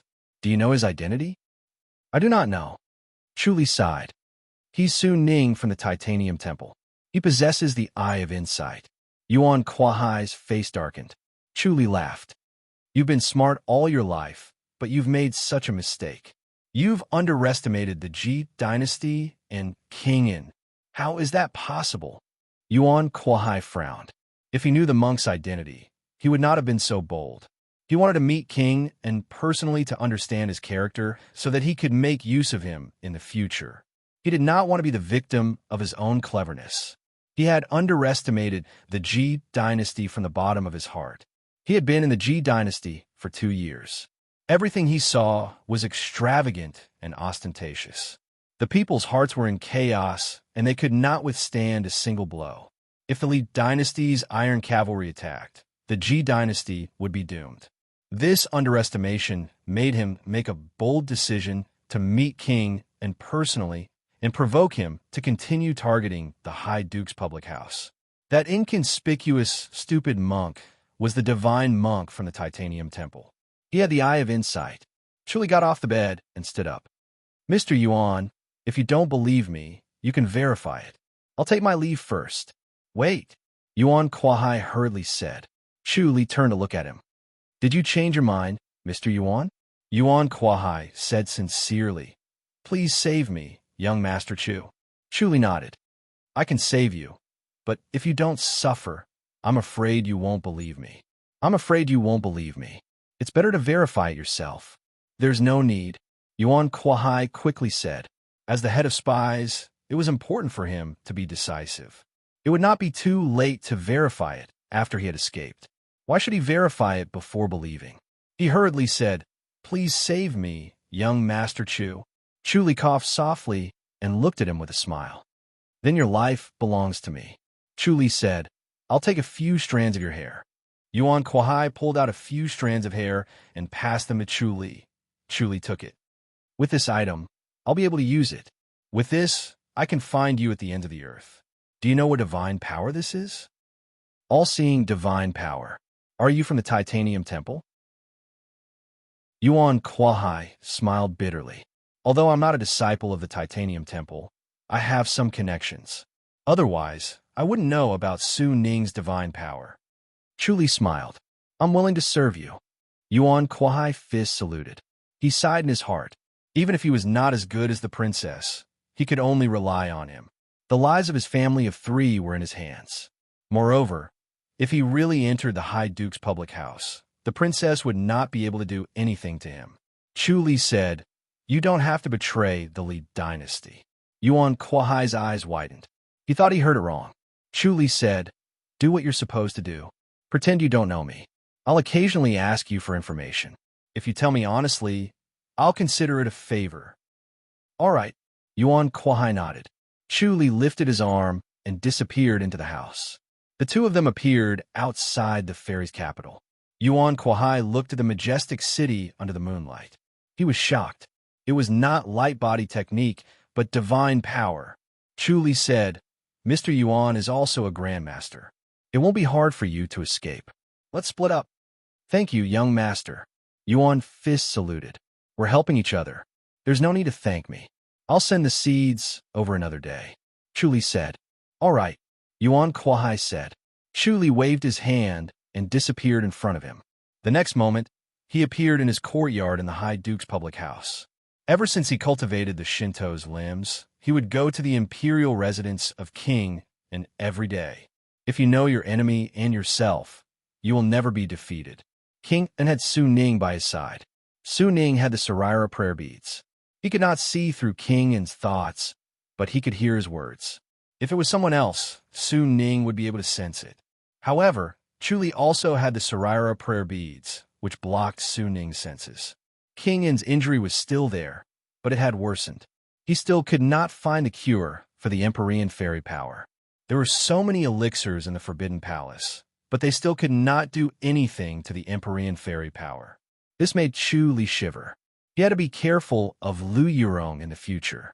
When he fought with her, he had to be 120% alert. It would be best if he did not fight with her. He did not have the intention to assassinate King and himself. He would not do it unless it was absolutely necessary. If he killed King An, he would lose his life. Chapter 315. Young Master, we've finally found it. The door to the courtyard was pushed open. Xueling, who was dressed in a snow-white gown, walked in gracefully, bringing with her a cold fragrance. The more beautiful Xueling became, the colder her temperament became. During this period of time, she had been advancing bravely, and her crescent formula had advanced at an extremely fast pace. She deeply felt that her kung fu was not strong enough. She could not help the young master and would instead become a burden. With the help of the concentration talisman, her kung fu had improved by leaps and bounds. She had almost reached the peak of the innate realm and was about to break through to the next level. She entered the gazebo and handed a cloth bag to Chu Li. This is the seed of the senseless grass. Chu Li took the cloth bag, opened it, and nodded in satisfaction. Let's try planting it first. Shui went to brew a cup of tea and served it with both hands. What is this senseless grass used for? You haven't looked into it? Chu Li smiled faintly. Xueling was a little embarrassed. She pursed her lips and chuckled. It doesn't seem to have any other effects. It can only liven things up a little. Who would use this? Chuli replied, I have my own use for it. Master, do you really want to build a new moon brothel in the fairies' capital? What did they say? Chuli took a sip of tea and walked out of the pavilion. He went to the side of the Gloriesville tree and planted 2 seeds. The sesame-sized seeds were scattered into the spiritual soil. Shui then scooped up a ladle of water and gently splashed some water on the soil. Chuli activated the scripture of life and death, and the spiritual energy of the Gloriesville tree was transferred over. As the annual rings of the Gloriesville tree grew, its spiritual energy became purer and purer, and its effect on the growth of spiritual herbs and flowers became more prominent. The spiritual energy of the Gloriesville tree and the aura of Chuli's scripture of life and death overlapped. Very quickly, 2 small buds emerged from the spirit soil. The Tower Master is a little doubtful. There are many forces in the divine capital. She's afraid that she won't be able to hold her ground. The second lady is here. If it's really not possible, I'll come back, Chuli said as he activated the life and death scripture. The courtyard he was in was almost exactly the same as the Sky Soul courtyard on the Jade Guardian Island. It made people feel as if they were still on the Jade Guardian Island. I'll talk to the owner again. Shui lowered her head and watched as the senseless grass grew bigger bit by bit. 2 hours later, it had already grown to the length of an index finger. It looked just like ordinary grass. Is it really the senseless herb? Shui raised her head and asked, Did I take the wrong one? It's just grass. Chuli said, Smell it. Is there any smell? Shui moved closer and sniffed. She wrinkled her nose and said, It's a little weird. It tastes different from grass? It's indeed different. Shui Ling nodded. If this thing is planted in the grass, no one will be able to recognize it. Chuli said, That's why it's so amazing. But this grass isn't harmful, Shui said. No one takes it seriously. It's not poisonous. Chuli nodded. It will only make people more excited. Shui Ling tilted her head and looked at him. Chuli smiled and did not say anything else. The senseless grass soon began to grow seeds and slowly withered. Within 2 hours, it was a cycle. Chuli collected more seeds and filled a cloth sack completely. In the middle of the night, Yuan Kuai was handling some documents in his house. Every piece of information that came from all over the Ji dynasty was gathered here. He had to sort them out and file them. Important news was reported. There were 2 grandmasters outside the house, but he was alone in the house. Chuli suddenly appeared. Yuan Kuai raised his head to look at him, concealing his surprise.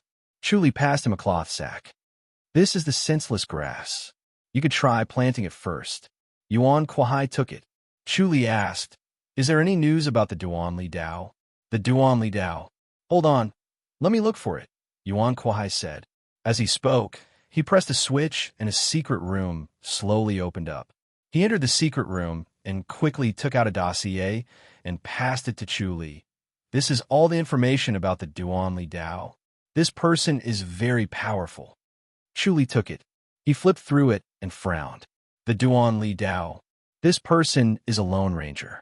He only kills evil people in his life. The number of evil people that died under his blade is not less than the infamous White Shroud Shindao, Yuan Kuai said. He has no evil deeds in his life. Chuli sighed. Yes, Yuan Kuai said.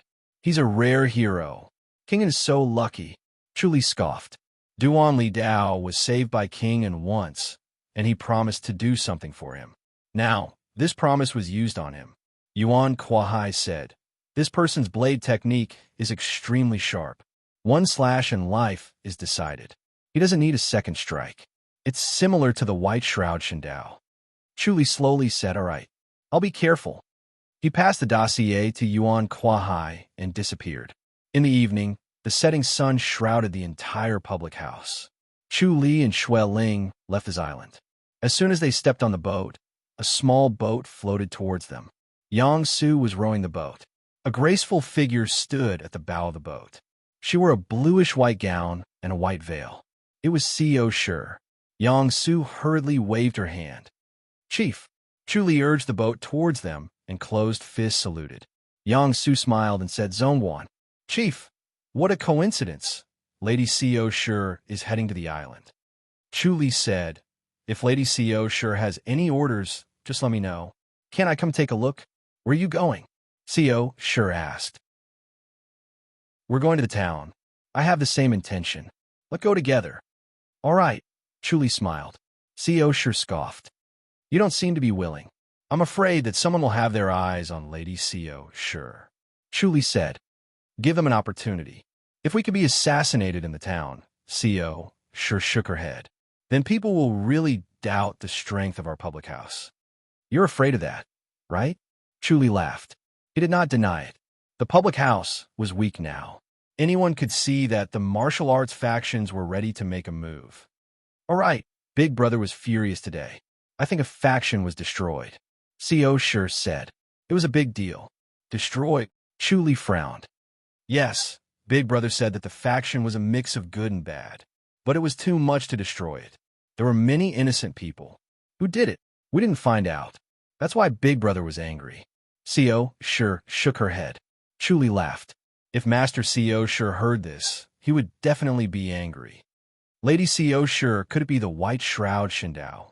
Yang Su said, I heard that the White Shroud Shindao specializes in destroying factions. He's already destroyed more than 10 of them. Co sure disagreed. Why would he come here? Xueling looked at Chu Li. Chu Li gave her a look, telling her not to say anything. Xueling closed her red lips. She was afraid that she could not help but say it. The White Shroud Shindao's fame was getting more and more famous. But no one knew that the White Shroud Shindao was her master. Her master hid his skills and fame. It really made her heart itch. They went straight to the Leisure Cloud pub. The Leisure Cloud pub was quiet, but it was very lively inside. There were women walking around like butterflies. The whole pub was filled with a charming atmosphere. Sitting here and drinking, it felt like time passed very quickly. The mood was very good. It was more pleasant than going to those restaurants and specifically looking for girls to accompany them. Chu Li waved his hand. He gestured to Qin Shui and the others not to move. They could do it themselves. It was Co sure's first time here. She had heard about the women that Chu Li saved. She heard her sister mention it a few times. She said that they were all new. Chu Li had done a lot of good deeds. Now it seemed that they were really living well. Sitting in the Leisure Cloud pub, looking at the women, Chu Li thought of Chuning. He did not know how she was doing in Taihua Valley. She had used up all the concentration talismans. He should make another batch of concentration talismans and send them to her in the next 2 days. He wanted her to become a top-notch master as soon as possible. She could also help him. As the wedding approached, and he was about to enter the imperial residence of King, and Chu Li felt that he was short of manpower. Chu Li stayed here for the whole night. Duan Li Dao did not appear. Chapter 3:16. Yujin Tao. Chu Li did not stop moving as he asked, Did you find Yujin Tao? No. Shui shook her head. Xueling shook her head. It's only based on the sword technique. It's Yujin Tao's Duan Li sword technique. The Jingmen Association usually deals in illicit salt. Their methods are tyrannical and they've done a lot of exterminations. Since they're a low-level gang, the public house doesn't care. Did they exterminate the Jingmen Association? Not the Jingmen Association, but the Jingmen faction. Shui said the Jingmen Association was the periphery of the Jingmen faction. However, the Jingmen faction did not commit any evil deeds. The public house could not deal with them because of the Jingmen Association. Chu Li shook his head. This was the helplessness of the public house. In order to limit the public house's influence, the founder set up many rules. Over the years, the martial arts factions had studied these rules thoroughly and found loopholes. The Jingmen Association and the Jingmen faction was an example. No matter how wise the founder was, he was only one person. These martial arts factions had hundreds of millions of people. How could the wisdom of hundreds of millions of people be inferior to the founder and could not find loopholes? The public house could only abide by these rules even though they knew it was not right. Shui said, in the end, the Duan Li Dao destroyed them. Isn't that satisfying? Chu Li said. Shui shook her head. It is satisfying, but we still have to catch the Duan Li Dao. Chu Li said, Master Xiao Tying sent someone. Yes, there was no news. Shui said, the Duan Li Dao is a senior master. His knife technique is unique. It is said that he is comparable to Master. Chu Li glanced at her. Shui smiled embarrassedly. Master, I was wrong. I should not have mentioned your name. But Master, when are you going to reveal your true identity? Chu Li shook his head. I will not say before I die. Shui sighed. You are famous. If everyone knows that you are the White Shroud Shindao, it will be much easier for Master. Chu Li said, this identity has other uses. Sigh. I am stupid. I don't think too much. Shui said, but it is too stifling. What is there to stifle? Chu Li smiled. My ambition is not in the martial arts world. What is the use of being famous? All right, I'll obey. Shui Ling sighed helplessly. She decided to seal her mouth. Every time she heard people talking about the White Shroud Shindao, saying how powerful and mysterious he was, she had a strong urge to announce that the White Robe Shindao was her young master. She resisted the urge and felt her heart itch. The next day, Shui Ling sent another piece of news. Another clan had been annihilated by the Duan Li Dao. Young master, this time Duan Li Dao left a message in the Flowing Moon sect. Shui Ling's face tightened, and she scoffed. He wants to fight to the death with you, young master. If young master doesn't look for him, he will destroy another faction. Looking for me? Chu Li did not stop swinging his sword. He was still slowly practicing the 7 forms of godly sword.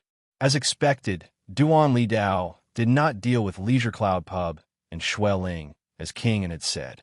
Instead, he directly provoked the House of High Dukes, challenging him, forcing him to show himself. Master Xiao Taiying will definitely not let him fight with you. He will get someone to deal with him first. Shui Ling said, what right does he have to challenge you, master? Chu Li said, did he leave any other message? Shui Ling hesitated for a moment and said helplessly, there were some who scolded you. They said that you relied on the third lady's favor to become a rank 2 scribe. You have no real ability at all. Chu Li's face darkened. It was fine if they scolded him. His skin was thicker than the city wall. He did not care about the scolding, but he dared to scold Xiao Qi as well. He also said, young master, you are not fit to be the chief of the House of High Dukes. Young master, your martial arts skills are mediocre. Just because you caught the third lady's eyes, you can suddenly rise to a high position. The House of High Dukes is getting more and more corrupted. It should not exist anymore. The House of High Dukes should be dissolved. Chu Li's face darkened. Shui Ling shook her head. In short, his scolding was very unpleasant. Chu Li said, if I don't accept the challenge and can't defeat him, my reputation will be ruined. Am I right? Shui Ling remained silent. And I will have to deal with him myself. Chu Li said lightly, I can't rely on the House of High Dukes. Otherwise, the world will laugh at me again. Am I right? Sigh. Shui Ling sighed and said hatefully, this Yu Ling is too cruel. All right, I will fight him myself. Chu Li said, young master, do you really want to go? Shui Ling frowned. What if afraid that I can't defeat him? He is almost 90 years old. He has been cultivating for much longer than you, young master. Shui Ling frowned. And he has been famous for many years. He has never been defeated. He is a very scary master. Then let's try. I will go with you, young master. I will be your sword. You? Chu Li shook his head. You will be a burden if you go. I can still run if I can't defeat him. This time, he wants to kill you, young master. Shui Ling said hatefully.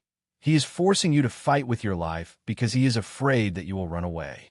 How cruel. She could see through Yu Jintao's intentions, but most people in the martial arts world could not. They only thought that Yu Jintao was simply challenging Chu Li and was waiting to watch the show. Chu Li said, it is still uncertain who will win and who will lose. Shui Ling looked at him and sighed. Although young master was a genius, he had only been cultivating for a short period of time. He had just stepped into the Grandmaster's boundary not long ago. How could he be compared to the old man who had been in the Grandmaster's boundary for decades? This Duan Li Dao had been famous for decades. There were many people who wanted to kill him, but he was still alive. It was enough to prove how powerful and scary he was. Although young Master was powerful, it was better to be safe than sorry. I don't think Master Shout Tying will agree, Shui Ling said. Chu Li shook his head. Secretly get the news. Master, Shui Ling said. Chu Li said go. Shui Ling stomped her feet, but did not dare to disobey. She turned around and went out to get the news.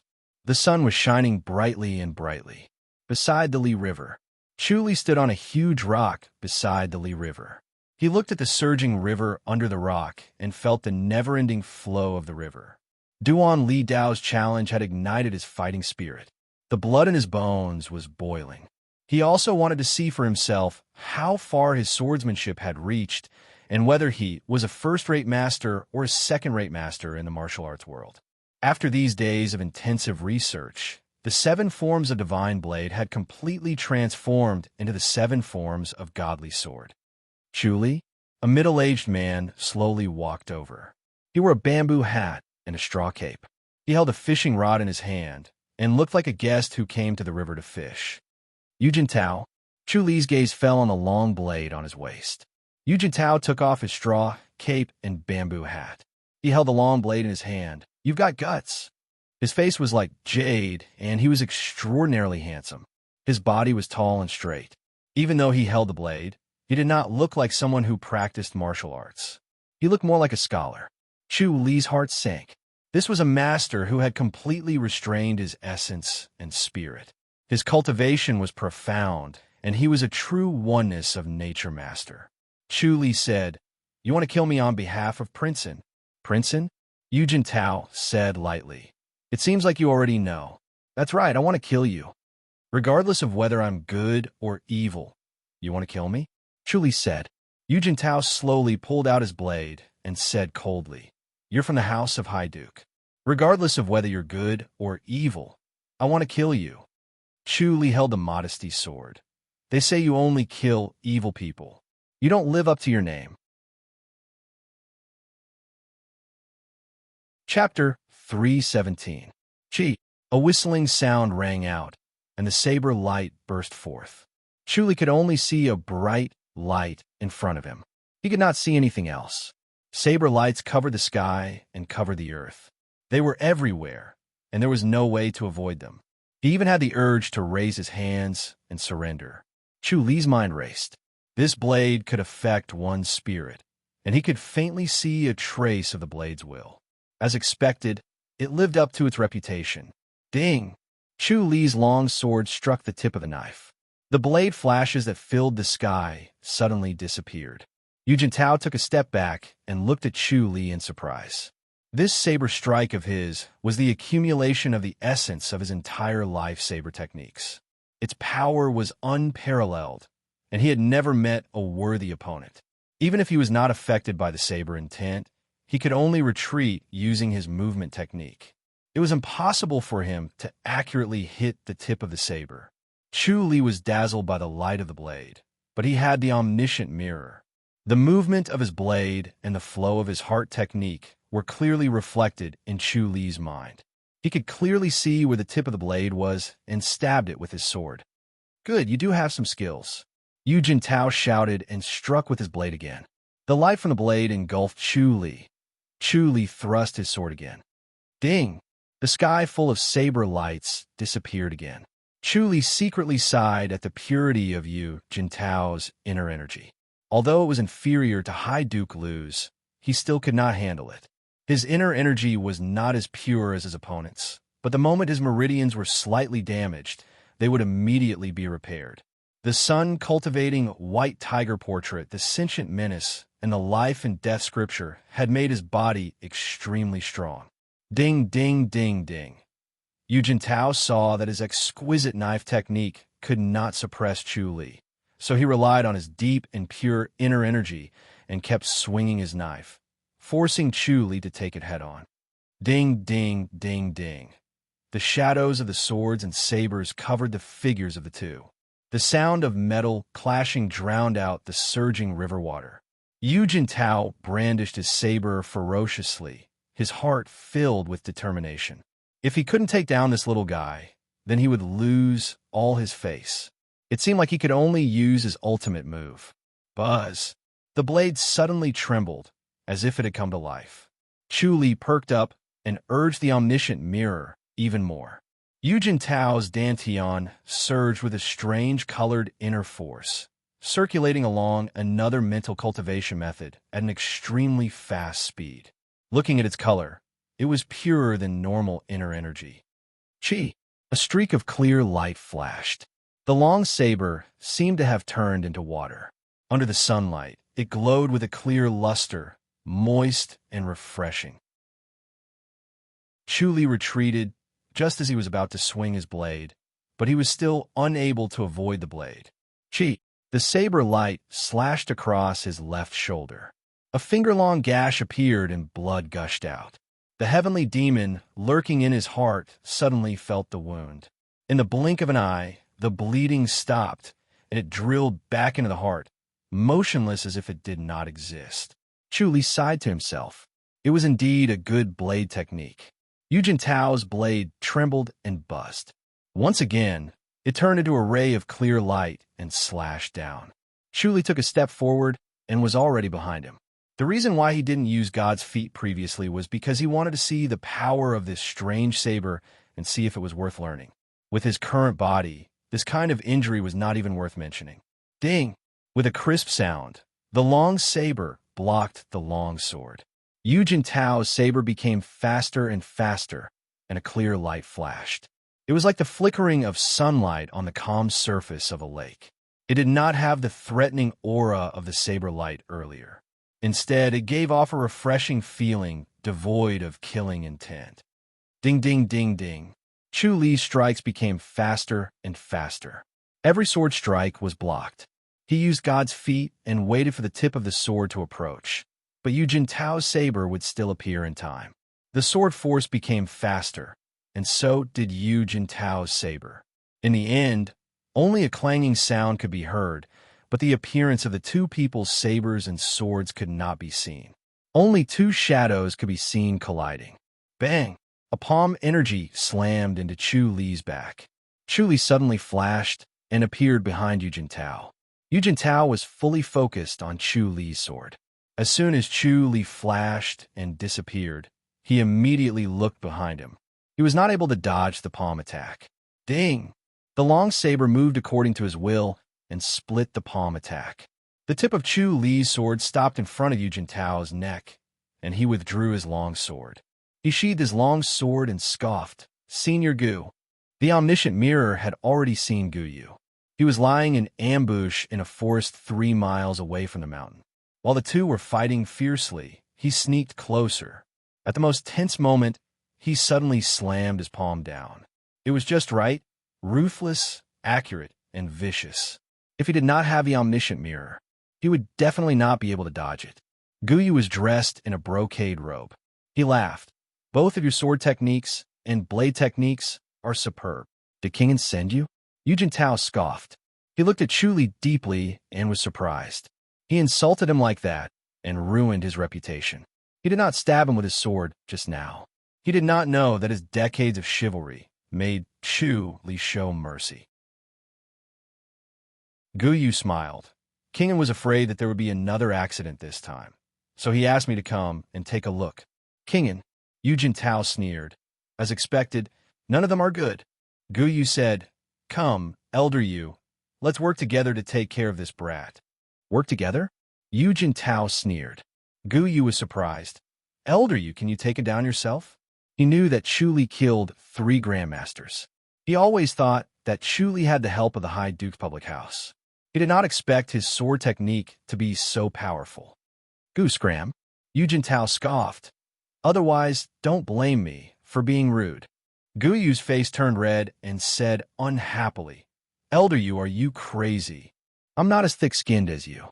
Yu Jintao said coldly, "I'm not as shameless as you, not as Kingen.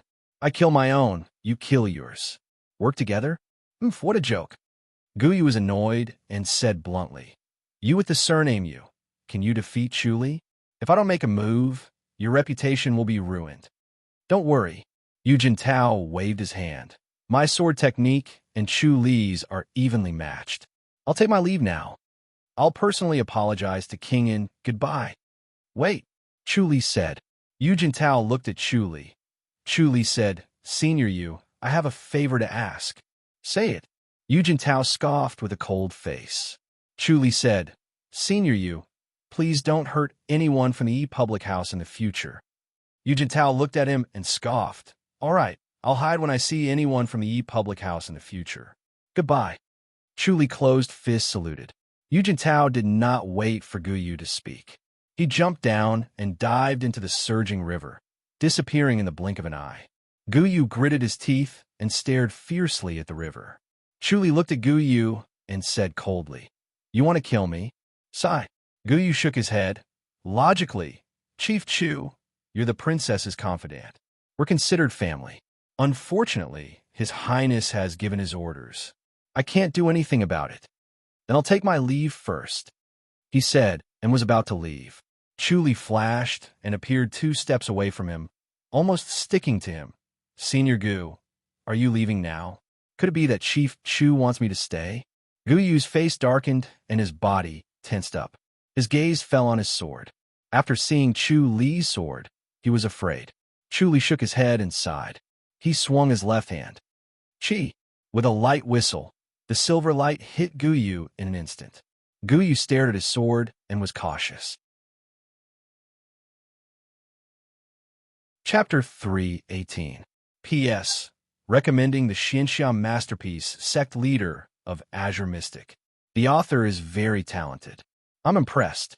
Gu Yu was shocked and quickly retreated 2 feet away. Chu Li looked at him coldly. Princeton is too much. Gu Yu shook his head. You can only blame yourself for being too capable. You've ruined His Highness' plans time and time again. If it was someone else, they would not have tolerated you. Chief Chu, for the princess, for the E-Public House, you should just accept your fate. Accept my fate? Chu Li said lightly. Accepting my fate means committing suicide to thank Princeton. This is fate. Gu Yu shook his head and sighed. Think about it. No matter how capable you are, can you be more powerful than His Highness? If His Highness wants you to die, can you not die? Why not? Chu Li said. Gu Yu sighed. Your martial arts is strong and your light body technique is amazing. If you can't win, you could just run away. But what about the princess? Because of you, the princess will definitely be neglected. Lady Xiao is not afraid of Prince An's neglect, Chu Li said. Gu Yu said, Chief Chu, you are wrong. Which woman is not afraid of being neglected? One look, and you can tell that they have never done it. Sigh. You have never been married, so you don't know about a couple. They fight at the head of the bed and reconcile at the end. There is no hatred between a couple. You are an outsider after all. The princess will also be in a difficult position. You don't have to worry about Lady Xiao. Chu Li scoffed. Gu Yu shook his head and said sincerely, like a loyal elder thinking for him, You are still young. Although you are capable, you still don't understand the difficulties of the world. If you were alone, it would be easy. His Royal Highness would not make things difficult for you. But you have friends and subordinates. You can't just ignore their lives, right? Chu Li's face darkened. Gu Yu smiled. I heard that you came from the Temple of Autumn. Chu Li looked at him coldly. The Temple of Autumn was not afraid. They had already set up a formation. Even a Grandmaster would not be able to find the temple. Gu Yu showed a sympathetic expression. The Temple of Autumn is unlucky. I'm afraid the entire temple will turn into a pile of ashes. But monks have transcended life and death, so there is nothing sad about it. Am I right? Princeton dares to do such a thing? Chu Li said. Gu Yu said, Why wouldn't your highness dare? It's just a monastery, not the Great Lane Monastery. Why can't we destroy it? Then King An must have destroyed quite a number of temples. Chu Li scoffed. Gu Yu shook his head and said, There's no grudge between us. Why would I destroy a monastery? He suddenly became vigilant. She could vaguely feel that Chu Li was being perfunctory and trying to get information out of him. He looked down at the wound and saw that it was still bleeding. His expression changed. There's poison on the knife? Chu Li smiled. It said that Grandmasters aren't afraid of poison. I'll give it a try. A Grandmaster's inner energy was pure.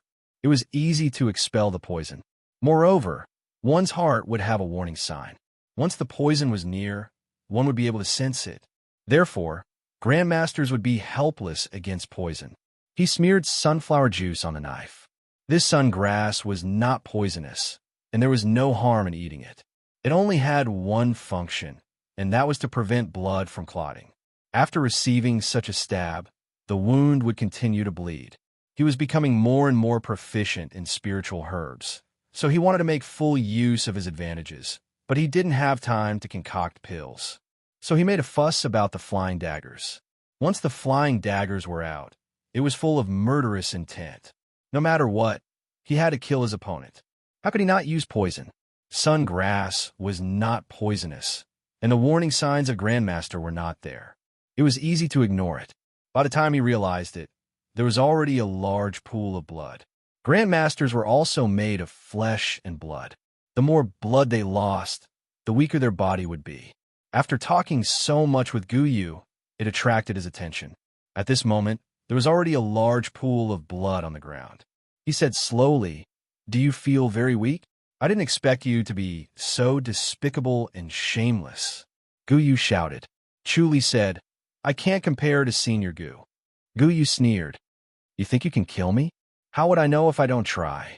Chuli said, "Are you feeling more and more dizzy and about to fall asleep?" Actually, Gu did not bleed too much. It was not to the point of dizziness. Guyu's face was gloomy. He circulated his inner energy around his body. After turning one round, he found that there was only a faint, invisible force in his wound. This was the source of the non-stop bleeding. His inner energy surged violently, and blood immediately splattered from his left shoulder, expelling the effect of the sunflower. Another pool of blood flowed out of his mouth, and he hurriedly pointed 2 fingers. Swoosh! A cold light shot out. Guyu had long been aware of his sneak attack. When he saw him disappear, he paid attention to his back. However, he did not expect Chu Li to appear beside him. Just as he moved away, his left shoulder was hit again. His old injury had not been healed, and now there was a new one. Guyu suddenly had the intention to retreat. He shouted, "Surname Chu, His Highness will send more people here. You can't escape." Before he finished speaking, he had already dashed out at an extremely fast speed. His light body technique was also top-notch. At this moment, he tried his best to use it. Chu Li shook his head and suddenly appeared behind him. He was almost stuck to him, and another knife shot out. Swoosh! The flying knife shot out. Guyu forcefully moved half a foot and pushed his palm energy.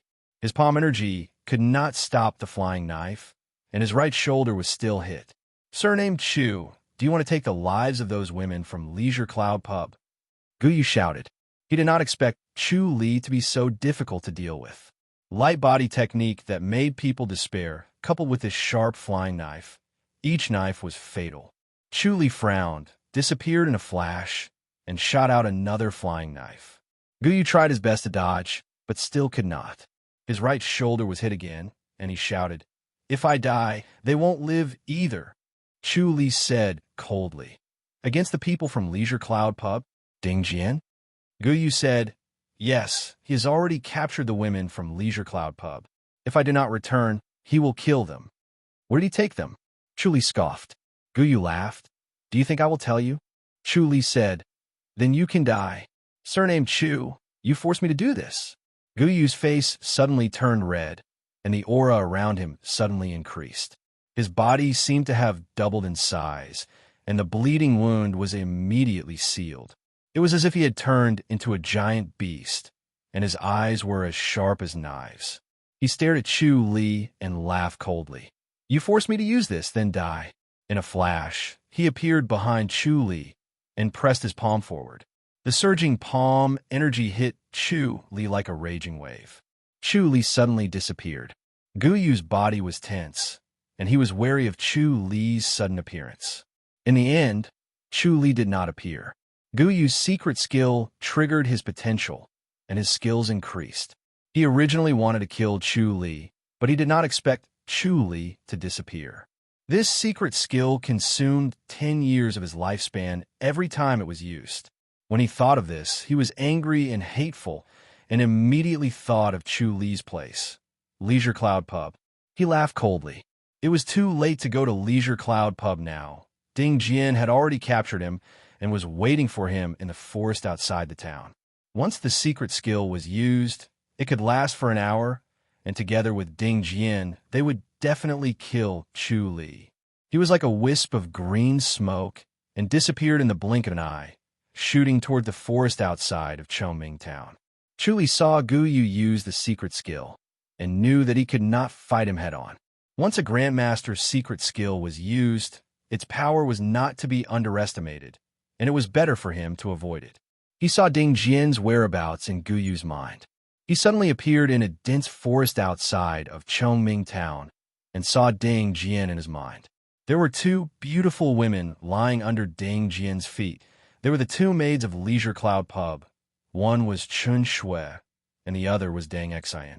The two women were looking at Ding Jian in fear. Their acupuncture points were sealed, and they could not move. Chapter 319. Hee hee. Young lady, being beautiful is a sin. Do you know that? A strange smile appeared on Ding Jian's skinny face. Beauty is the source of trouble. Beautiful women, like you, often cause chaos in the world. Many people have died because of it. Chun Shui and Deng Xian laid on the ground, unable to move.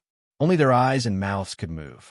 Chun Shui and Deng Xian looked at him in fear, especially at his smile. Deng Xian was speechless. Chun Shui, Luan Lotus Sword, Imperial Examinations, Burial Skeleton, Sulfonamide Disease, Ku, Hang Jia, Fu Mei. Hee hee, young lady, you're quite bold. Ding Jian's eyes were bright as he stopped at her nose. Your nose is very delicate and very beautiful. 60% of your face is supported by it. You should know how powerful my master is. Otherwise, you wouldn't have used such underhanded methods. Truly, Ding Jian shook his head. He can't even protect himself now. Don't you think that's strange? Chun Shui calmed down. My master can't even protect himself. Why did you kidnap us? What a smart girl. Ding Jian smiled. I like smart women, especially smart women with their noses cut off. I'm sure they won't be able to speak as clearly as this. Do you want to try? The blade was pressed against her cheek. The chill from the blade almost froze her body. Her teeth wanted to chatter, but she suppressed it. She looked at him quietly. You don't have a family, do you? Ding Jian frowned. What do you mean? You dare to threaten me? Looks like I'll have to show you what I'm made of. His blade was pressed against her cheek, slowly moving closer to Chun Shui's nose. Chun Shui suppressed her fear and continued. If you have a family, my master will repay you tenfold. I'm not joking. Please think twice. Repay me tenfold. Ding Jian stopped and smiled. Let's talk about it when he's alive. If you really had the confidence to kill my master, you wouldn't have captured us. However, if you let us go, my master would be grateful. Have mercy. Show mercy? Ding Jian laughed out loud as if he had heard the funniest joke in the world. Do I still need him to show mercy? He shook his head and sighed. It's a pity for you, young lady. However, the more intelligent you are, the more Chu Li will be enraged if I destroy you. His Qin Gong is powerful, and even I am afraid of him. As long as he is enraged, he will not be afraid, and he will definitely die. What if my young master manages to escape? Chun Shui shook her head.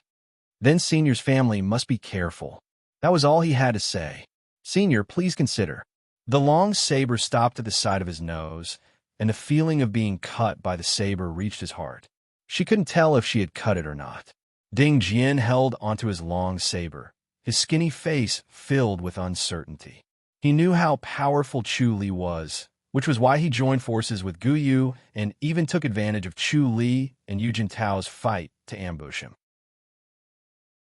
This was already the utmost care when facing a formidable opponent. But even so, he was still a little worried. Chu Li's light body technique was too powerful. If he really managed to escape, then he would be in deep trouble. His clan was prosperous and had a large population. Otherwise, he would not have sought refuge with Kingen. He was already so old, and he was also a grandmaster. Why would he have to suffer like this? Chen Shui pursed her red lips and said nothing. What a powerful young lady. Ding Jian looked at her and shook his head. It's a pity you can't practice martial arts, or else you would be someone else. What a pity. What a pity. Even if I let you go, Chuli will not let me go. I can't let you go. Chuli suddenly appeared between the two girls and flashed again. The three of them disappeared. Ding Jian shouted, Chuli. His shout was like thunder, and the birds in the forest flew into the sky in panic. Chuli, Ding Jian shouted. The three of them were nowhere to be seen. Ding Jian knew this was bad. This was what he was most afraid of. The next moment, Chuli appeared at the Chu residence in Chongming Town. He placed the two girls by the stone table in the pagoda. Rest well. I'll go take care of them first. Chen Shui quickly said, Young master, be careful. Chuli smiled and nodded. He patted the girls' shoulders, unsealed their acupuncture points, and disappeared in an instant. Chen Shui let out a long sigh of relief and leaned weakly on the stone table. Deng Xian also slumped on the stone table, without a trace of strength. Sister Chen, you're amazing. Deng Xian shook her head. She looked smart and capable, with sharp eyes, a strong and decisive person. However, when she met Ding Jian's strange gaze, her body went soft and her mind went blank. Her usual courage and decisiveness were useless. Chen Shui usually looked slow and gentle, but at a critical moment, she could be so calm and courageous. They did not know that Chu Li was already at the side and only wanted to see their performance. Chen Shui leaned on the table and waved her hand. She smiled bitterly. I'm so nervous that my stomach hurts and my calf is about to cramp. Sister Chen, we still have to practice martial arts. Deng Xian sighed. We can't always rely on Master to save us. Yes. Chen Shui sighed. I'm so envious of you. Sister Chen entered Tai Hua Valley. I heard that she will become a grandmaster in the future. Deng Xian also looked envious. When that time comes, she will be able to help Master. Practicing martial arts is tough. Master doesn't want us to suffer. It's better than this. Deng Xian pursed her red lips. I want to become a grandmaster. When Master comes back, we will beg him again. Chen Shui said. Deng Xian nodded. Chuli appeared behind Guyu, and a knife shot out. Guyu swung his palm. Ding! The surging palm energy knocked away the flying knife. Guyu grinned. You still dare to come back. Chuli, I admire your courage. Chuli said, look at my secret skill. The surging spiritual energy came from all directions, turning into the inner energy of the scripture of duality. The inner energy of the scripture of duality circulated according to the heart technique of the infinite azure sea. 1 stack, 2 stacks, 3 stacks, 4 stacks, 5 stacks, 6 stacks. His meridians were already giving out warnings of being overwhelmed. 7 stacks. His meridians were about to collapse, and he could not hold on any longer.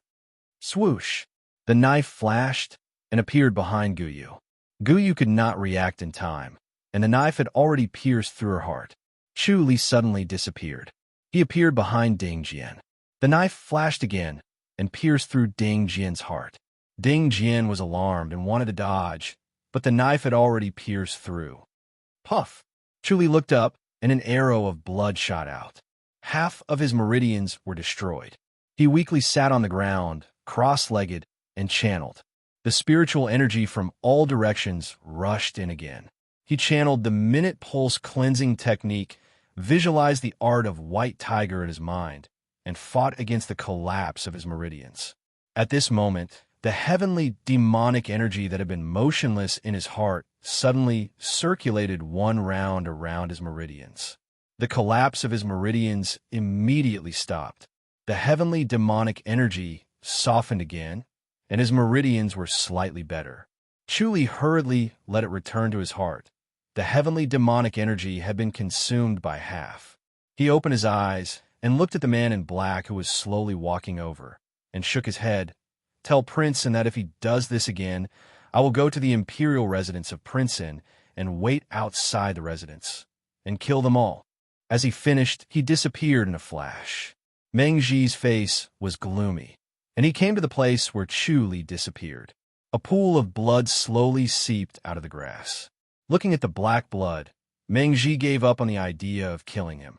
This was a mouthful of extravasated blood. Spitting it out would actually help his injury. He was not too heavily injured, and since he was alone, it was better not to provoke him. Chapter 320. P.S. It's been half a month since I updated every day. Can I say I'm numb? I know I can't let this go. I have to hold on. I need everyone's support. Please subscribe. A few bucks from everyone is my source of income. Please subscribe. Chu Li appeared in the courtyard.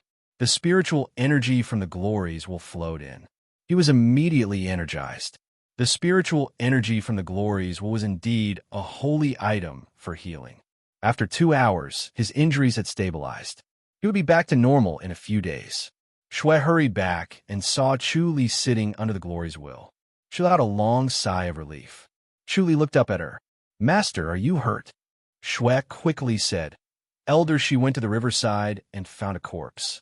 The second lady recognized it was from the imperial residence of Prince and Master. Was it done by Princeton? Chu Li said. "The second lady went too?" The second lady was worried and insisted on going. No one could dissuade her. Shui said. Chu Li shook his head. Shui's face was covered with a layer of frost. "This Princeton?" Chu Li smiled. "I'm fine. It's just a small injury." "Was it Prince Anne's men who took the opportunity to attack Master?" Shui asked.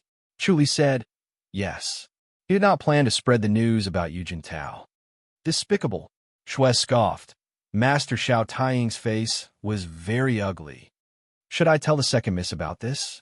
I think the second lady is very anxious."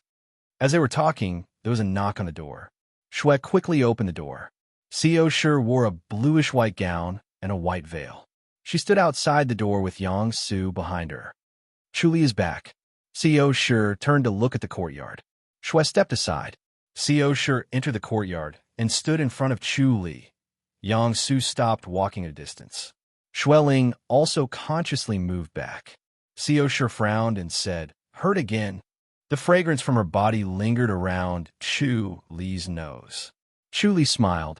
"Just a small injury. It's not a big deal." "Prince did this?" Xiao Shi said coldly. "Sending Guyu to ambush, right?" Chu Li smiled. "Kingen really thinks highly of me. Guyu took the opportunity to ambush me when I was fighting with Yu Jintao, and Ding Jian captured Qin Shui and Deng Exen, forcing me to not be able to escape. Lastly, there was Meng Ji, the deputy chief of the imperial scribes. Kingen was indeed resourceful. He did not make a move. If you move, it will come in waves. You must have paid a hefty price for killing Guyu, right?" Xiao Shi asked. She did not practice martial arts, but she had a deep understanding of martial arts. She had been ill for a long time and had wanted to cure her own body. He had read many medical books and martial arts books. Guyu was not an ordinary grandmaster. It would not be easy to kill him. Chu Li smiled. "Both sides will suffer, but my body is strong, so I could take it." Xiao Shi scoffed. "Where's Ding Jian? Kill them too." Chu Li smiled and said, "Since he dared to use such methods, if we don't retaliate with a thunderous method, we won't be able to intimidate others. King will be unrestrained too." Xiao Shi sighed. "In my opinion, send them to Taihua Valley. You can still protect them now, but what about when you enter the imperial residence in the future?" Chu Li remained silent. Xiao Shi said, "Taihua Valley is guarded by a formation. Kingen can't do anything about it. Moreover, their physiques are very good, suitable for Taihua Valley's martial arts. Mei Ao Shuang is cold on the outside, but warm on the inside. She will probably agree." Chu Li pondered. "If the third lady is here," he sighed as he said this.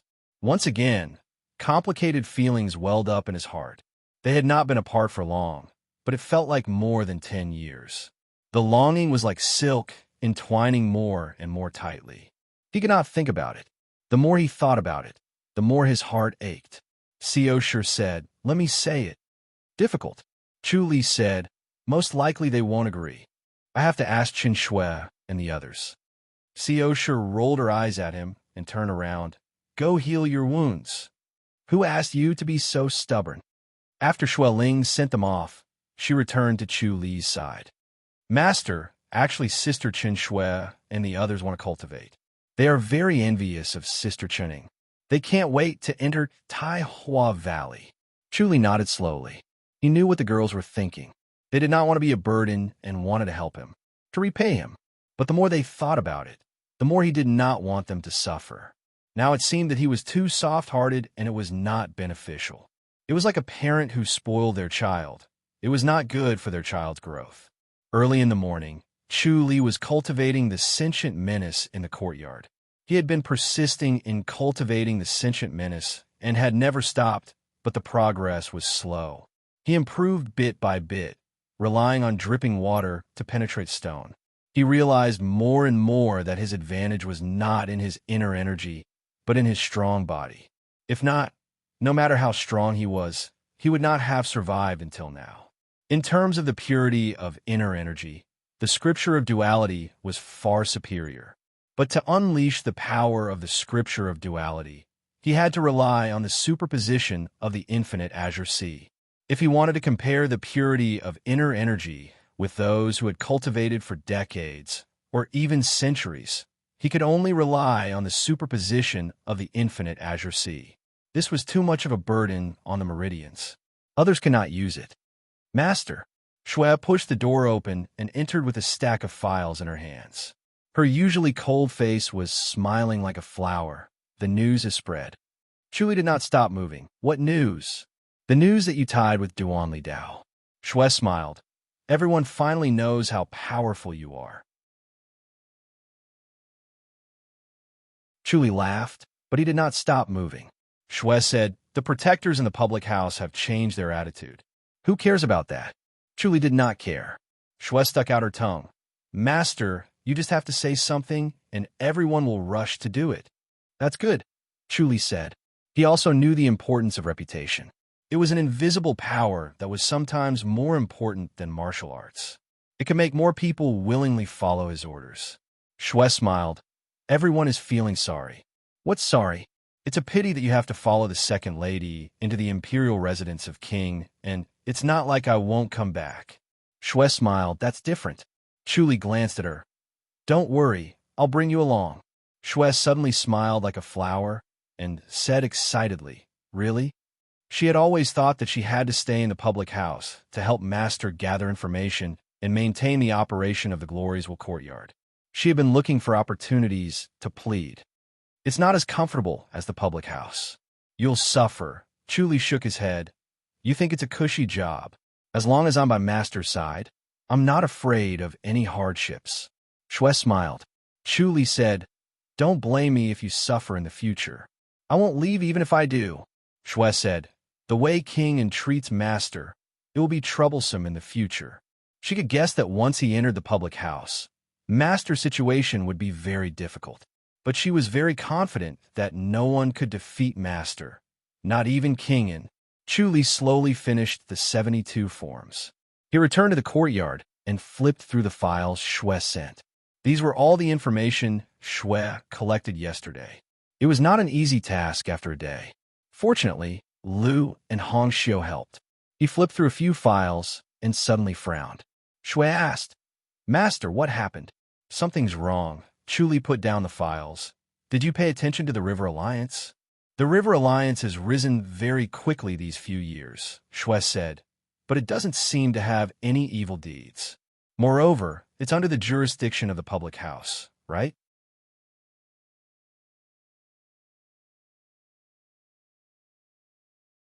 Chapter 321.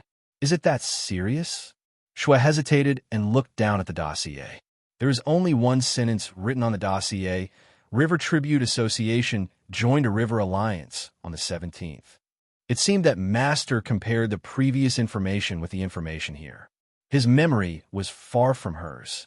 Chu Li said, This is the 10th association that the River Alliance has annexed, and it's a river association. So what if they control the river? Shui said, This is good. It's not easy to cause trouble, and there won't be any trouble. The River Alliance can't cause any trouble. Chu Li's face was solemn. If they control the river, they can raise the price at will and collude with the government. How can the civilians survive? More importantly, if there's a war, the river will be controlled by others. He could not help but shake his head. If it was any other boundary, he would not spend so much effort. He did not have to worry about the Great G dynasty. However, this was within the territory of the public house. Due to the rules set by the ancestors, the public house could not intervene in the disputes between masters below innate mastery. They could only watch as they grew stronger. The government did not do anything and turn a blind eye. There might even be people from the government interfering. If this continued, the Chongming Road would be ruined and the foundation of the public house would be shaken. Shui said, "What's the use of having more people? As long as the masters come out, they could be controlled immediately." Chuli shook his head and looked at her. Shui's vision was the same as the people of today. Martial arts was the most important, and they felt that martial arts could solve everything. He came from another world and had a different concept from the people of today. He knew the importance of the river, and it needed to be in his own hands. This was related to intelligence and money. They were all important resources. How could they give it away? The public house never paid attention to this. They only focused on martial arts, spirit herbs, and spirit flowers. "I have to take a look," he sighed. Once he entered the imperial residence of King, and he was afraid that he would have to fight all day and would not have the time to care about these things. This was a major hidden danger. He had to find out before the wedding. It would be best if he could solve it before he could enter the imperial residence with peace of mind. "Master, the wedding is in half a month," Shui frowned. "Let's check first," Chuli said. "I will go and take a look myself." "I will go with you, master," Shui said. Chuli shook his head and said, "You stay here and collect information. I want more detailed information about the River Alliance." "Yes," Shui Ling helplessly agreed. As they were talking, Co Shi came to the door. Let's go to Taihua Valley." She was dressed in a bluish-white gown, and a white veil covered her face, revealing only her limpid eyes. Chuli asked, "Are we going today? What are you waiting for?" Co Shi said, "Oh, I understand. I haven't discussed it with Chen Shui and the others yet. I want them to make the decision, right?" Chuli smiled. "All right, today it is then. Then let's go," Co Shi urged. "It's so boring to stay in the public house. Let's go out and relax. It'll be a waste of time even if I go. I'm afraid I'll be embarrassed." Chuli said, "May Ao Shuang will not agree to it. Use third sister's reputation," Co Shi said. "If it doesn't work, then forget it." Of course, she was going there to solve the problem of Leisure Cloud Pub and relieve his worries. She also wanted to go out and get some fresh air. She didn't want to stay in the mansion. As the wedding approached, the atmosphere in the public house was getting more and more depressing. All of this was because of the eldest master, Co Taiying. Co Taiying did not feel excited at all. Instead, his face was getting worse.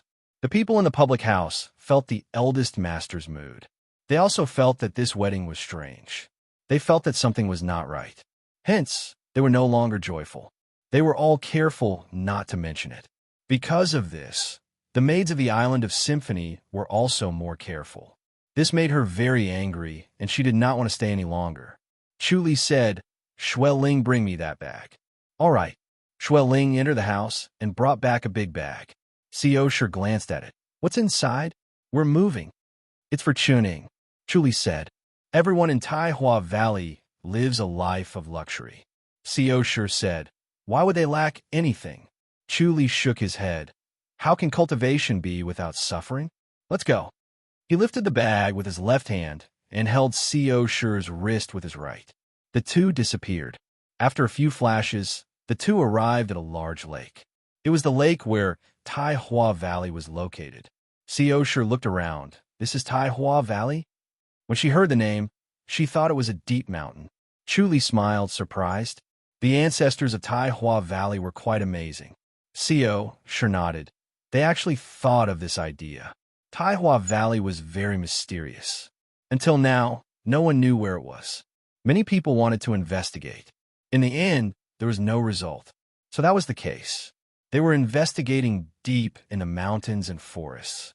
Who would have thought of investigating on the lake? Chu turned to look at Co. Sure. Valley leader Mei has a bad temper. Lady Co. Sure has to bear with it. Co. Sure said. Mei Ao Shuang doesn't care about men. She isn't that bad to women. She doesn't like the people of the public house. Chu said. Co. Sure nodded. Mei Ao Shuang and Co. Chi were good friends.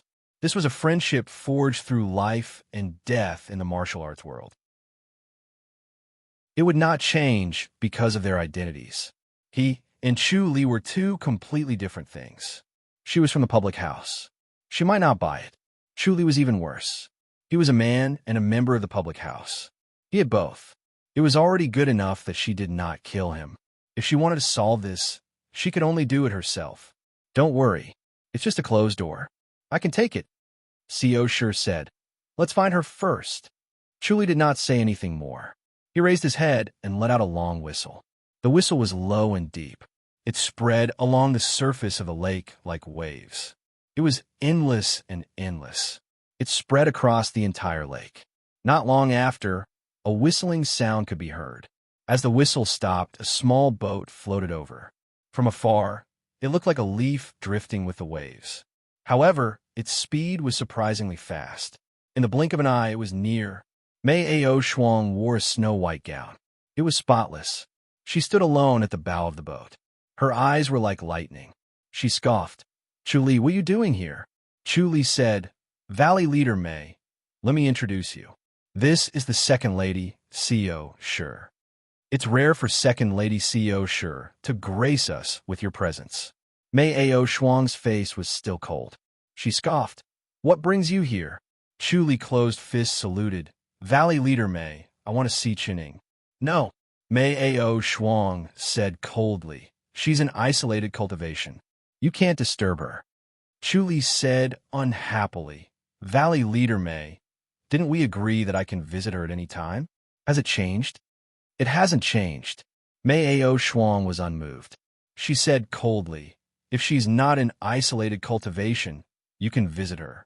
If she's an isolated cultivation, then there's nothing we can do. You can't ask her to come out, right?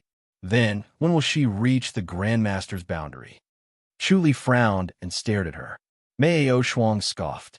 She had a look of, what can you do to me? Chu Li's teeth were itching. He wanted to beat her up. He had a premonition that this trip would be in vain. Co. Sure said, Miss Mei, I have something to talk to you in private. Follow me. Mei Ao Shuang looked at her indifferently. She nodded. The small boat drifted to the shore. Chapter 322. P.S. Please subscribe. It's 6 chapters again. Chu Li was stunned. He shook his head and laughed. This Mei Ao Shuang always found an opportunity to embarrass him. However, he was not afraid that Mei Ao Shuang would play some tricks to harm Co. Sure. After all, she was Co. Chi's elder sister. Mei Ao Shuang waited until Chu Li's shadow disappeared before she looked at Co. Sure. Second lady, aren't you afraid that I will harm you? Xiao Sure chuckled and took off her veil, revealing her beautiful face. You're my sworn friend. What's there to be afraid of? I'm here to ask you a favor. What is it? Mei Ao Shuang's gown fluttered in the wind, and her hair fluttered in the wind. I'll say this first. I don't want to have anything to do with the House of High Dukes. It's not about the public house. Co. Sure said. Chen Ying's sister, Valley leader. Do you know her? Yes, Chen Shui. Her aptitude is not bad. Mei Ao Shuang nodded lightly. Back then, she not only wanted to take in Chen Ying, but she also wanted to take in Chen Shui. When she thought of this, she gritted her teeth and wanted to give Chu Li a good beating. You've seen the others too, Xiao Sure said. Mei Ao Shuang snorted. Their aptitudes are not bad. What a pity. I'm sure you're aware of their origins, Valley Master. Xiao Shure's bright eyes flickered as she smiled. Mei Ao Shuang nodded. Co. Sure sighed. Chu Li is leaving the public house to follow me to the imperial residence of King. He won't be able to take care of them anymore. Humph, he's acting like a man on this matter. Mei Ao Shuang scoffed. Seeing that Mei Ao Shuang did not have a good impression of Chu Li, Qining had no choice but to tell her what Chu Li had done. Therefore, I was wondering if Valley leader Mei could take them in as disciples. Their physiques are suitable to cultivate the absolute arts of Taihua Valley. Too many.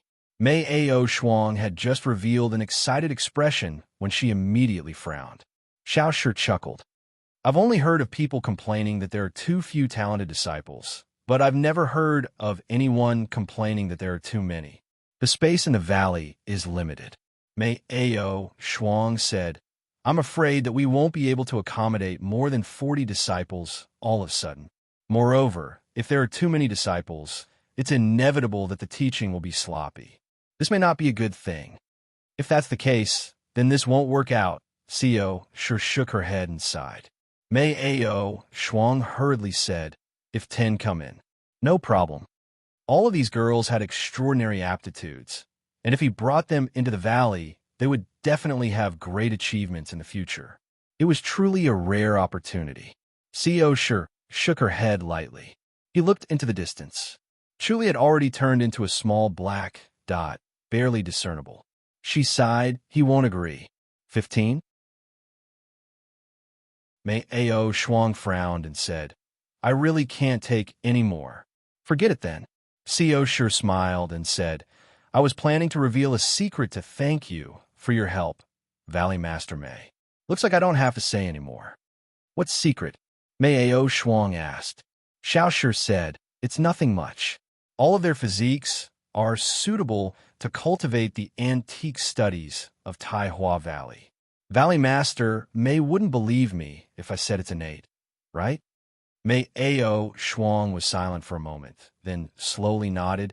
It should be some kind of strange art. She was very curious about this and once asked Chenning about it. However, Chenning told her that she had sworn not to tell anyone about it. She could only suppress her curiosity and not ask further. Xiao Shi's words were like a feather sweeping across her heart. Xiao Shi said, to Taihua Valley, this kind of mystical art is the foundation for its prosperity. Unfortunately, Valley leader Mate doesn't seem to like Chuli.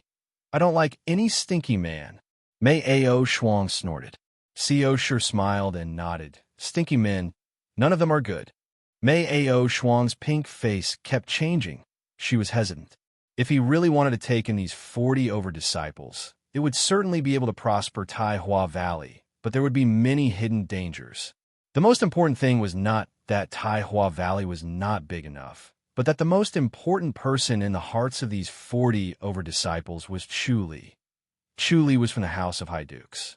Once Chuli gave the order, they might run back to the High Dukes public house. The grudge between Taihua Valley and the High Dukes public house was huge. If he did this, wouldn't he be helping the enemy? Little sister is here. You can't fight with the House of High Dukes. Xiao Shi seemed to have seen through Mei Ao Shuang's thoughts. Chuli would not bear to put Chen Ying and the others in a difficult position, so you don't have to worry about this. This strange technique is in Chuli's hands? Asked Mei Ao Shuang.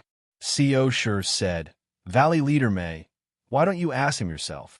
If he promises to create 10 disciples for me every year, then I will accept them. Mei Ao Shuang said. Xiao Shi said, I'm afraid it won't work. Can he do it? Mei Ao Shuang scoffed. Xiao Shi said, whether he can do it or not is up to him. I don't know either. You have to ask him. Then go ask him. Mei Ao Shuang said. The boat suddenly turned in a circle and sped back. Chuli was by the lake and saw the boat floating back. Xiao Shi's bright eyes were brighter than the lake water. She looked at him with a smile and nodded faintly. Chuli was slightly happy. It seemed that there was hope. Chuli, the second lady, said that you have a secret technique that can change your aptitude and become suitable to cultivate the antique study of Taihua Valley. Mei Ao Shuang said coldly. Chuli pondered and nodded. This is an ancient, strange technique. I will not teach it to outsiders. Then there is nothing more to say. Mei Ao Shuang said, Second lady, please disembark. Xiao Shi smiled. Don't rush, speak slowly. Mei Ao Shuang stared at Chuli angrily, but Chuli remained silent. After a while, Chuli reluctantly opened his mouth. Son cultivating white tiger portrait. Have you heard of it, Valley leader Mei? Mei Ao Shuang scoffed. Of course. There Taihua Valley's martial arts and torso cultivation had a deep relationship. Of course, they had heard of the sun cultivating white tiger portrait. Chu Li said, they cultivated the sun cultivating white tiger portrait. Mei Ao Shuang snorted, impossible. Although she had never cultivated the sun cultivating white tiger portrait, she had heard of it. The power of the sun cultivating white tiger portrait was boundless, but it was extremely difficult to learn. Who would believe that 50 people could learn it? Chu Li smiled. He was certain that he had seen through Mei Ao Shuang's thoughts. Mei Ao Shuang said, it's impossible for 50 people to learn it. Chu Li said, it's a coincidence, it can't be repeated. In this world, only they can cultivate the sun cultivating white tiger portrait. Mei Ao Shuang stared at him as if she wanted to see through his heart. Chu Li spread his hands and said, it's fine if you don't believe me, Valley Leader Mei. I will find another place to settle them. Their physiques are compatible with the antique study of Taihua Valley. Valley Leader Mei and the Third Lady are sworn friends. That's why they were sent here. Since you are unwilling, I dare not force you.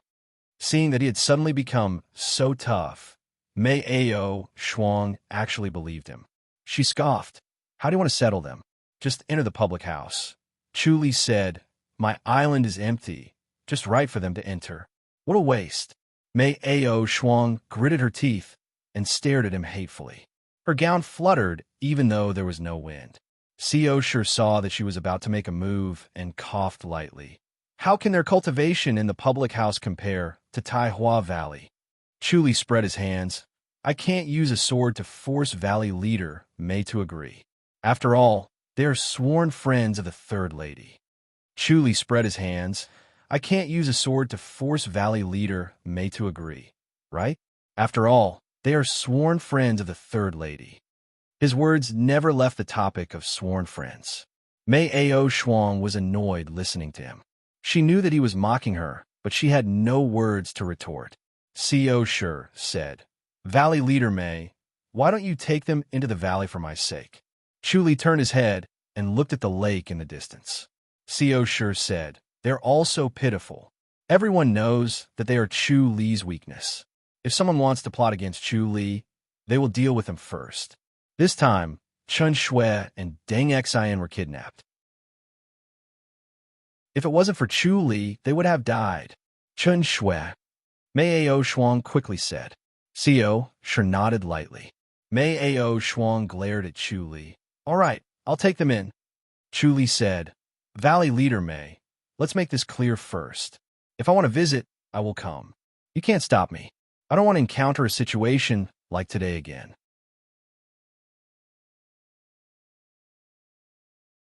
Chapter 323. Chu Li closed fist saluted and smiled.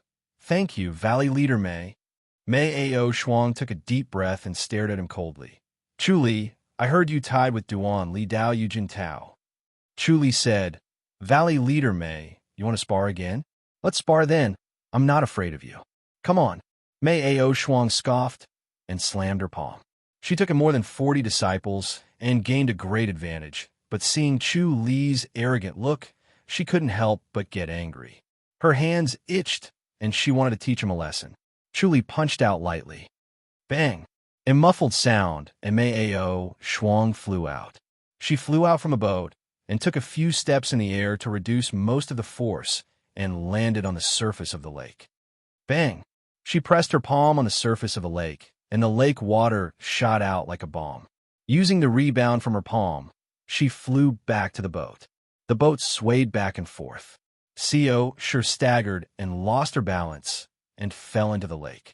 Chu Li appeared on the boat in a flash and held her wrist. They disappeared and appeared on the shore. Mei Ao Shuang saw that Co sure was about to fall into the lake and was about to make a move, but Chu Li had already appeared on the shore with her. She let out a long sigh of relief. Her heart trembled and her anger grew. Your light body technique is really powerful. Again, she leaped into the air and swooped down like a golden eagle. Her white hand was in front of her and pushed towards Chu Li. Her palm energy surged out. Chu Li did not dodge and lightly punched again. High Duke Lu's fist technique was really powerful, and the fist energy was as solid as a rock. Bang! Mei Ao Shuang somersaulted in the air, and when she landed again, her sword flashed, and she became one with her sword and appeared in front of Chu Li. Ding! Chu Li attacked. The two swords clashed, and Mei Ao Shuang's sword was deflected. Chu Li stabbed again with lightning speed, and Mei Ao Shuang could not dodge in time. The tip of the sword retracted in front of her throat. Chu Li sheathed his sword and closed fist saluted. Mei Ao Shuang took a deep breath. She slowly sheathed her sword, and her pink face was uncertain. Xiao Shi was a little worried that she would not be able to back down and glared at Chu Li. Chu Li, on the other hand, looked calm. He smiled and said, "I'm sorry. Valley Leader Mei, you really live up to your reputation." Mei Ao Shuang coldly snorted, "I'm not as good as you." Chu Li said, "I know that Valley Leader Mei is an expert in Tai Hua Palm. The absolute art of Tai Hua Valley was the Tai Hua Palm. Its power was astonishing, but Mei Ao Shuang had never used it. She had hidden some of her true abilities." Mei Ao Shuang cast a sidelong glance at him and scoffed. "The Great Hua Palm's murderous aura is too strong. Once they come in, I will personally supervise them. Don't worry, their aptitude will not be wasted." "Thank you, Valley Leader Mei." Chu Li solemnly closed fist saluted and passed the bag to Mei Ao Shuang. "This is for Chuning. Please pass it to her, Valley Leader." "I will give it to her." Mei Ao Shuang took the bundle. Xiao Shi remained silent at the side, trying her best to hide her surprise. She really could not understand why Mei Ao Shuang's attitude had suddenly changed. She was not angry because she had lost. On the contrary, he was much calmer, even though he still looked arrogant and unfriendly. However, Chu Li understood Mei Ao Shuang's temper. She was extremely disdainful of men who were weaker than her. She even disdained to speak. Only men who were stronger than her had the right to speak. Mei Ao Shuang cast a sidelong glance at Chu Li and sighed to herself. She had always felt that he was not as good as her, but he was arrogant deep in his bones. That was why she did not like him, no matter how she looked at him. After these few moves, she suddenly understood that Chu Li was no longer the original Chu Li. He was far better than her, so he had the right to be arrogant. She calmed herself down. Although her expression did not change, her bones were different. Early in the morning, downstream of the river, a boat with a black awning was sailing leisurely. The person rowing the boat was an old man with a hunchback. His face was full of wrinkles and his eyes were muddy. However, his hands were thick and strong. His veins were faintly visible, but he was still steady and strong.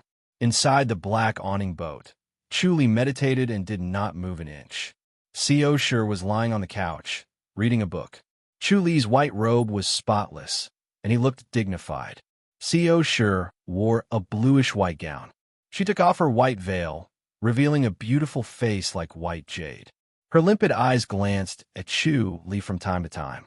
Seeing that Chu Li slowly opened his eyes, Xiao Shi put down her book and stretched, revealing her amazing curves. She asked lazily, "You really have nothing better to do than worry. Why do you care about the matters of the river?" "I want to return to the public house," Chu Li said. Xiao Shi yawned. "Big brother doesn't even care. He'll blame you for being a busybody and causing trouble. Once the House of High Duke interfered with the river, the magistrate would definitely impeach them. The imperial house would inevitably summon them for questioning." Chu Li said, "Then we'll do it secretly. Is the river that important?" Xiao Shi said, "No matter how powerful the River Alliance is, 2 grandmasters are enough to wipe them out. Why do we need to pay so much attention?" Chu Li sighed. This was what the people were thinking. It was not difficult to destroy the River Alliance, but it was not easy to do what the River Alliance did. It was not just about having strong martial arts. Xiao Shi said, "All right, do what you want. I don't want to return to the public house anyway. It's better to stay outside until the day of the wedding." "Master Xiao Shi will definitely go crazy," Chu Li smiled. Xiao Shi scoffed. "Big brother is going crazy now. Worry makes one confused. Once he thinks about the lady entering the imperial residence of King, and he can't help but be anxious, Chu Li said. Co Shi waved her hand and said, "Forget it. Let's not talk about him. Let's go out and take a look." The two of them went out of the cabin and came to the bow, welcoming the fresh air. The surface of the river was wide. The morning air was mixed with the water vapor from the river surface. It was especially refreshing when it entered the body, and they could not help but feel refreshed. "There's no one here," Co Shi said. Chu Li pointed to the back. Co Shi turned her head and looked. Not far away, a gorgeous big ship appeared. It was extremely fast. The sound of gouging and flute floated from the ship. The combination of gouging and flute was like two colorful phoenixes dancing in the air. It was refreshing to hear. How dare the people from the Jiangchuan Alliance come here? The old boatman muttered softly. Chu Li had already seen the situation on the big ship. There was a table at the bow of the ship. The table was covered with a white blanket. A handsome young man sat on the blanket. He waved a white jade fan in his hand. He had an elegant temperament and looked like a scholar. On his left and right were two beautiful maids. The two women's eyebrows were filled with elegance, fresh and refined. They were definitely not ordinary. The other two beautiful maids were playing the guzheng and flute on the other side of the table. The handsome young man stared at the two women attentively, listening to the guzheng and flute. He squinted his eyes from time to time, showing an intoxicated and leisurely look. The two beautiful maids beside him were also listening quietly. Other than the five of them, there were 8 boatmen and 10 protectors on the big ship. 2 of the 10 protectors were innate masters. Their temperament was fierce and threatening. Chu Li turned his head and smiled. "Which master is this?" "Master, you don't know him?" The boatman looked at the gorgeous big ship and shook his head. "You don't even know Master Fei?" Chu Li smiled. "It's my first time on a boat. I know nothing about the customs along the river." The young alliance leader of the Jiangchuan Alliance, Han Fei. Everyone calls him Master Fei. The boatman shook his head and sighed. "The most romantic and elegant one." Chu Li was interested that his 4 beautiful maids were all innate masters. There were many innate masters in the House of High Dukes, but they were rare in the martial arts world. They were enough to run amok. There were 6 innate masters on a ship. The strength of the Jiangchuan Alliance should not be underestimated. However, he knew that the Jiangchuan Alliance and the River Alliance divided the Li River in the Chongming Road into 2. Initially, their strength was about the same. However, in recent years, the River Alliance had improved by leaps and bounds and had surpassed the Jiangchuan Alliance. Jiangchuan Alliance. I remember there's still a River Alliance? Chu Li said.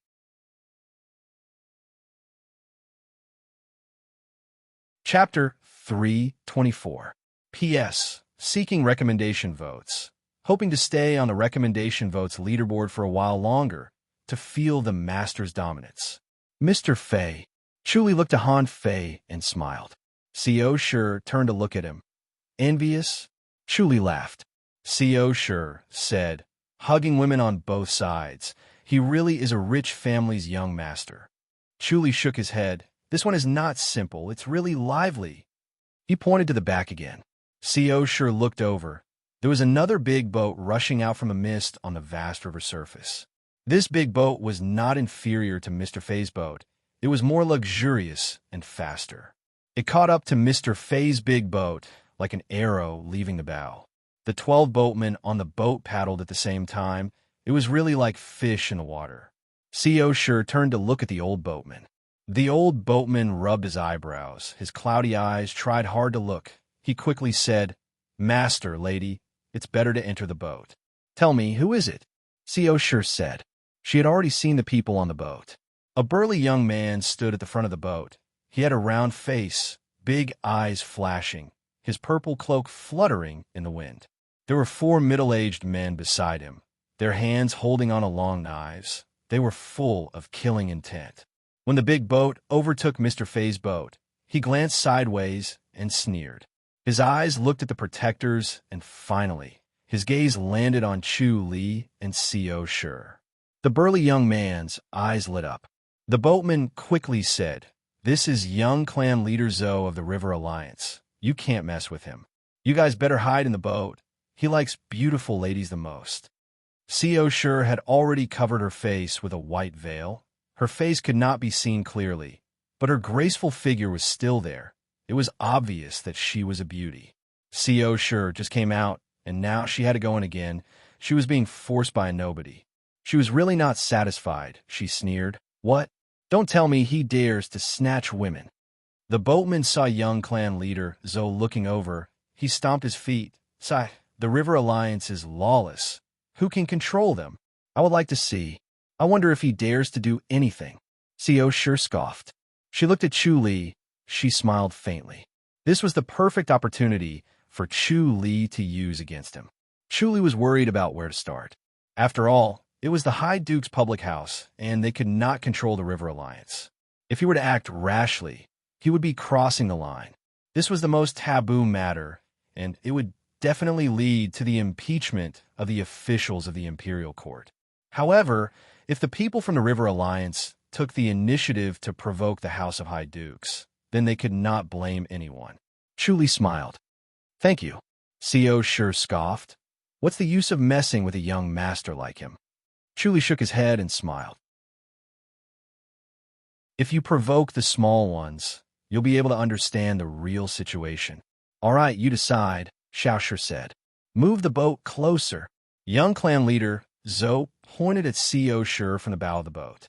The big ship slightly changed direction, and in the blink of an eye, it was in front of the black awning ship. The boatman did not dare to move anymore.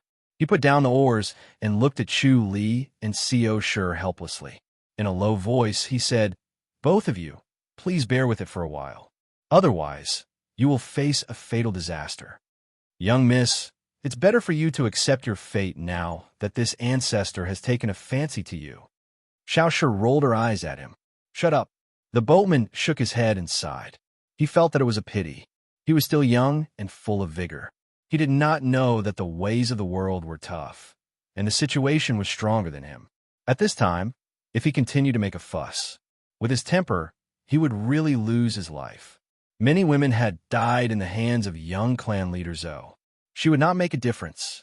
Young clan leader Zoe looked down at Chu Li and Sure. He closed fists, saluted, and smiled. Both of you, I am Zoe Xiaohe. Where are you heading to? Chongming Town. Chu Li closed fists, saluted. Brother, do you have any advice for us?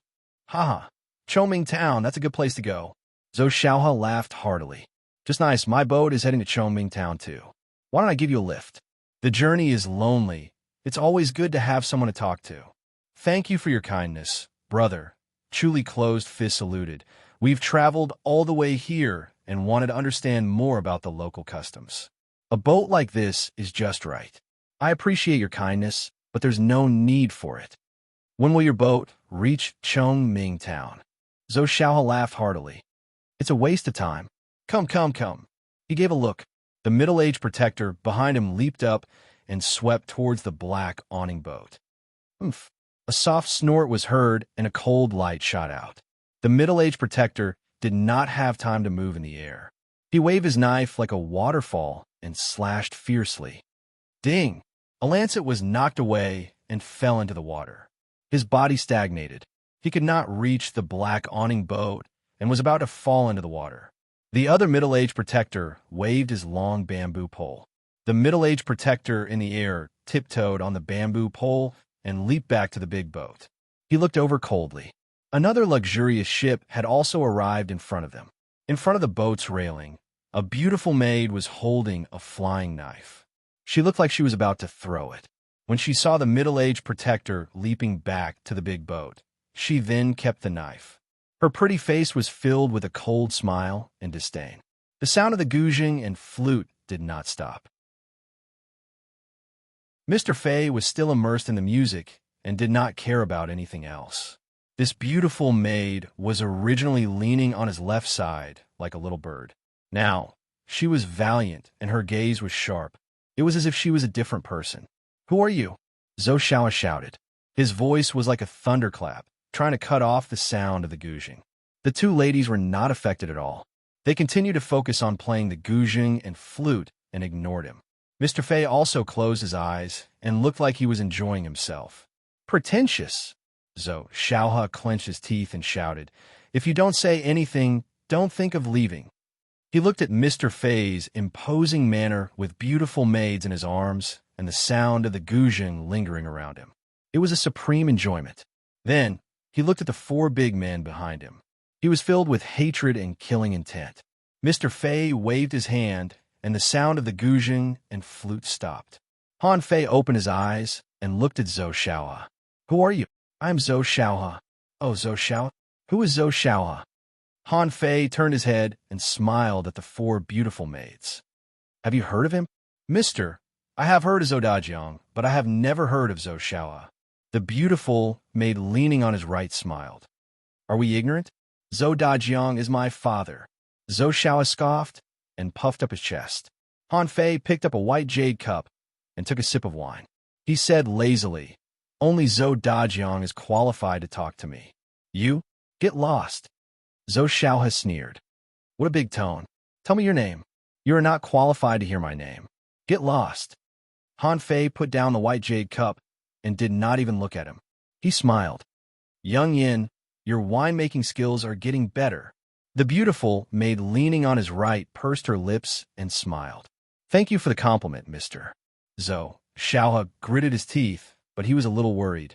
With such an attitude and such a big tone, what if he was really a tough nut to crack? He held back his anger and decided to send someone to investigate first. It would not be too late to make a decision after the investigation was done. He could run amok for so long and remain safe and sound. Of course, it was because of his father's prowess, but it was also because of his cautiousness. He looked reckless and impulsive, but he could control himself during crucial moments and would not cause trouble. Chu Li felt that it was a pity that Zhou Xiaohe actually retreated. Han Fei closed fist saluted and smiled at Chu Li. "Brother, why don't you come aboard and have a chat?" Chu Li smiled. "I dare not. Thank you for your help. We met by chance, and I dare not disturb you." "Ha ha." Han Fei laughed heartily. "It's nothing. Killing a clown like this is no different from killing a bug."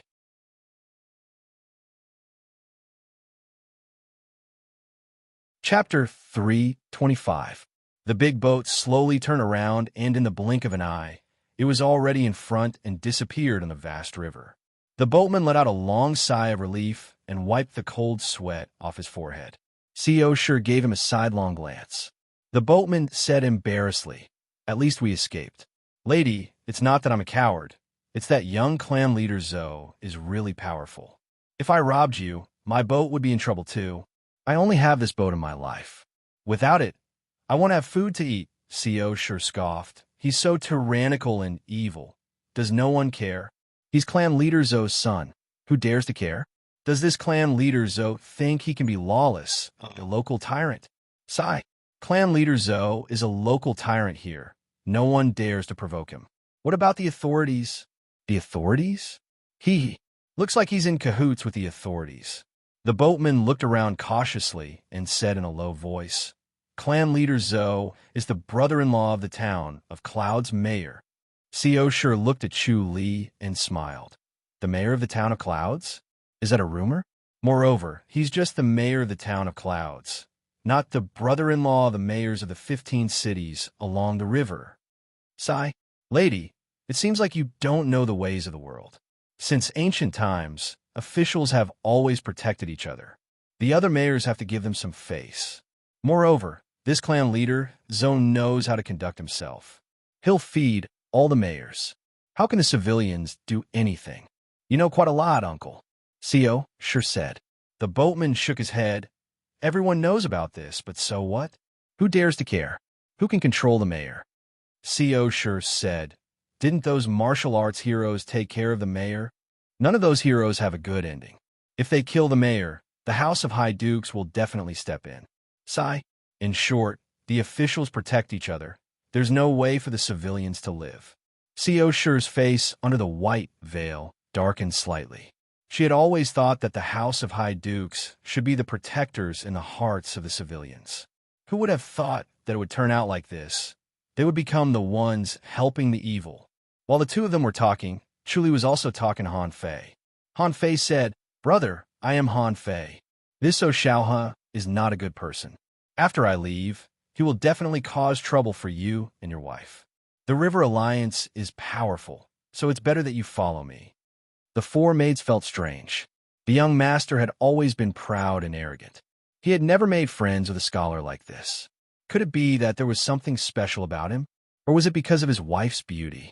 Chuli saw Han Fei's enthusiasm. It would be too unreasonable for him to reject him again. He had more or less seen the situation of the River Alliance. Just as he expected, it had already become their own backyard where they could do whatever they wanted without any scruples. "All right, I'll be troubling you then." Chuli gave a fist salute and smiled. This Mr. Fei was the young alliance master of the Jiangchuan Alliance. The Jiangchuan Alliance and the River Alliance jointly controlled the river traffic, so he needed to understand more. A ladder was lowered from the ship. Two beautiful maids came down from the ship and onto the small boat. They helped Xiao Shi onto the ship. Xiao Shi allowed the two girls to help her up the boat. The two beautiful maids sighed inwardly. Their young master's eyesight was indeed impressive. With just one look, he could tell that this woman with a veil was from a wealthy family. Her background was not ordinary, and this young master must not be an ordinary person either. After boarding the ship, the field of vision widened. Han Fei extended his hand to invite Chu Li and Xiao Shi to take a seat. After Chu Li sat down, he took the wine from the beautiful maid. "I've heard of Mr. Fei's famous name." "Oh," Han Fei smiled. "It's not a good reputation. Please excuse me. I haven't asked. I'm Chu Li," Chu Li said. "Brother Chu." Han Fei raised his white jade cup. "Come. It's a blessing to meet a friend by chance. A toast to Brother Chu." "Please." Chu Li raised his white jade cup and drank it all. This made Han Fei have a good impression of him. He did not hesitate and was not afraid of being poisoned. It was obvious that he was an upright person. The beautiful maid who shot the lancet earlier came forward and filled Chu Li's cup. Chu Li nodded and thanked her. Han Fei smiled. "Can you drink, my lady?" Xiao Shi shook her head. Han Fei nodded and smiled at Chu Li. "Brother Chu, are you going to Chongming Town for business or sightseeing?" "My home is in Chongming Town," Chu Li said. "That's a coincidence. I'm going to Chongming Town too." Han Fei chuckled. "I heard that the New Moon brothel in Chongming Town is the best in the world. The ladies in the brothel are all beautiful and have amazing skills. It's never the same every night." Chu Li smiled. "Whether it's singing or dancing, it's different every day. But the New Moon brothel is a place to squander money. No amount of money is enough." Han Fei became more excited. "I heard that it costs 200 taels to enter the brothel?" Chu Li nodded. Han Fei said, "The ladies in the New Moon brothel really don't sell their bodies?" Chu Li smiled. "The ladies in the New Moon brothel must be virgins. Once they lose their virginity, they either become instructors or leave the brothel." "I wouldn't believe this if it was somewhere else." Han Fei raised his white jade cup and drank it all. "But I believe in the New Moon brothel. It's because it's backed by the High Duke's public house." Chu Li smiled. "Master Han, you've never been there even once. My family is strict. I'm not allowed to go there." Han Fei shook his head and sighed. "It's a pity." Chu Li glanced at the four beautiful maids and smiled. "With these four ladies here, why do you need to go to the New Moon brothel, Master Han?" "That's different." Han Fei waved his hand and smiled. The four beautiful maids' eyes drifted over, and they seemed to be smiling, yet not smiling. Chu Li said, "I heard from a boatman just now that clan leader Zhou is the brother-in-law of the governor of White Cloud Town. Is it true that the 15 governors are united?" Han Fei put down his white jade cup and smiled. "Whether it's true or false, how can an outsider tell? It's just looking at the flowers in the fog. Can Master Han clear up my doubts?" Chu Li drank it all. "Great." Han Fei also drank it all and smiled. "My Jiangchuan Alliance is an alliance of the poor people for self-protection. We have nothing to do with the government. We also have human relations, but we're still an association that makes a living by the river. The River Alliance is different. It should be considered as the government." Chu Li raised his eyebrows. Why do you think so? Han Fei smiled. I think Brother Chu is to your liking. That's why I said this. Others might not know about the background of the River Alliance, but I'm very clear about it. The Alliance leader Bao Shaoan is just a cover. The people in charge are the mayors of the 15 cities. They each send one person into the Alliance to discuss matters together. Aren't they afraid of the Imperial Court? So what if the Imperial Court knows about it? They didn't do anything wrong. I'm afraid the Imperial Court has even tacitly approved of it. Chu Li nodded slowly. With the upper and the lower levels working together, they can indeed cover the sky with one hand. No one could do anything about it. My Jiangchuan alliance could still fight with them, but it's going to be difficult if this continues. Han Fei shook his head and said, but in the end, they still can't do without us, the people by the river. They need us to work. Chu Li sighed. If the Imperial Court really knows about this, then they've really opened up the sky. They might even be related to the royal family. Han Fei's expression changed slightly, and he smiled. It seems that Brother Chu is someone from the government. To be able to see through the layers of fog and see through this level, he was definitely not a commoner. Chu Li shook his head. I have nothing to do with the government. The River Alliance is so rampant. It seems that there's no way to stop it.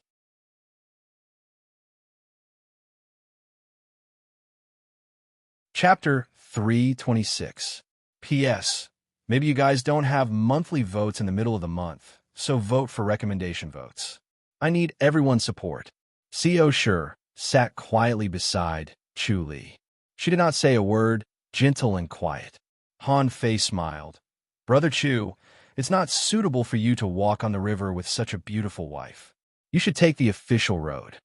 Chu Li said, the official road isn't peaceful either. That's true. Han Fei raised his white jade cup, shook his head and sighed. This world doesn't give the commoners a way out. Brother Chu, let's talk about romance and not talk about these frustrating things. It is indeed frustrating. Chu Li smiled and raised his cup. Both of them drank it in one gulp. Master, a beautiful maid suddenly pointed to the opposite side. A large ship rushed out of the morning fog with an imposing manner. In the blink of an eye, it was in front of them. Zhou Xiaohe stood at the bow of the ship. A cold smile hung on his chubby face. He crossed his arms and stared at Han Fei. Behind him were 12 burly men with bright eyes and long knives in their hands. You with the surname Han, how dare you? Zhou Xiaohe roared like a thunderclap. Han Fei glanced at him lazily. You're here to humiliate yourself again. I feel bad for Zhou Dajiang to meet such an idiot. You're the idiot. You with the surname Han, who gave you the guts to come to our territory and act arrogantly. This isn't the Jiangchuan Alliance, Zhou Xiaohe shouted. If you know what's good for you, admit your mistake and apologize. Kowtow to me twice and hand over the 4 little girls. Oh, and this lady too. I'll spare your dog life. If you don't know what's good for you, this will be your burial ground. But don't worry, I'll take good care of these 5 ladies. Ha! Ha! The more he spoke, the prouder he became. He laughed loudly. It was early in the morning. There were few boats on the river. When people heard the laughter, they avoided it to avoid getting into trouble. Han Fei shook his head and laughed. He turned to Chu Li and said, Brother Chu, you see, this is the River Alliance. It's full of idiots. Chu Li smiled. Be careful, Brother Han. He came prepared. Brother Chu, you're too careful, Han Fei laughed. The River Alliance's strength is sloppy and ordinary. They're only relying on the power of the government. Zhou Xiaohe looked at Han Fei and Chu Li chatting and laughing. Not taking his threat seriously at all, his killing intent surged as he shouted, Fine, since you don't know what's good for you, don't blame me for being merciless. Charge! Leave no man alive. The 2 boats were separated by a distance of 10 zhang. 12 burly men leapt up. The 4 pretty maids snorted and each took out a lancet from their bosoms and threw it out. Chi, chi, chi, chi. The lancet was fast and accurate, forcing the burly man to brandish his long saber to protect himself.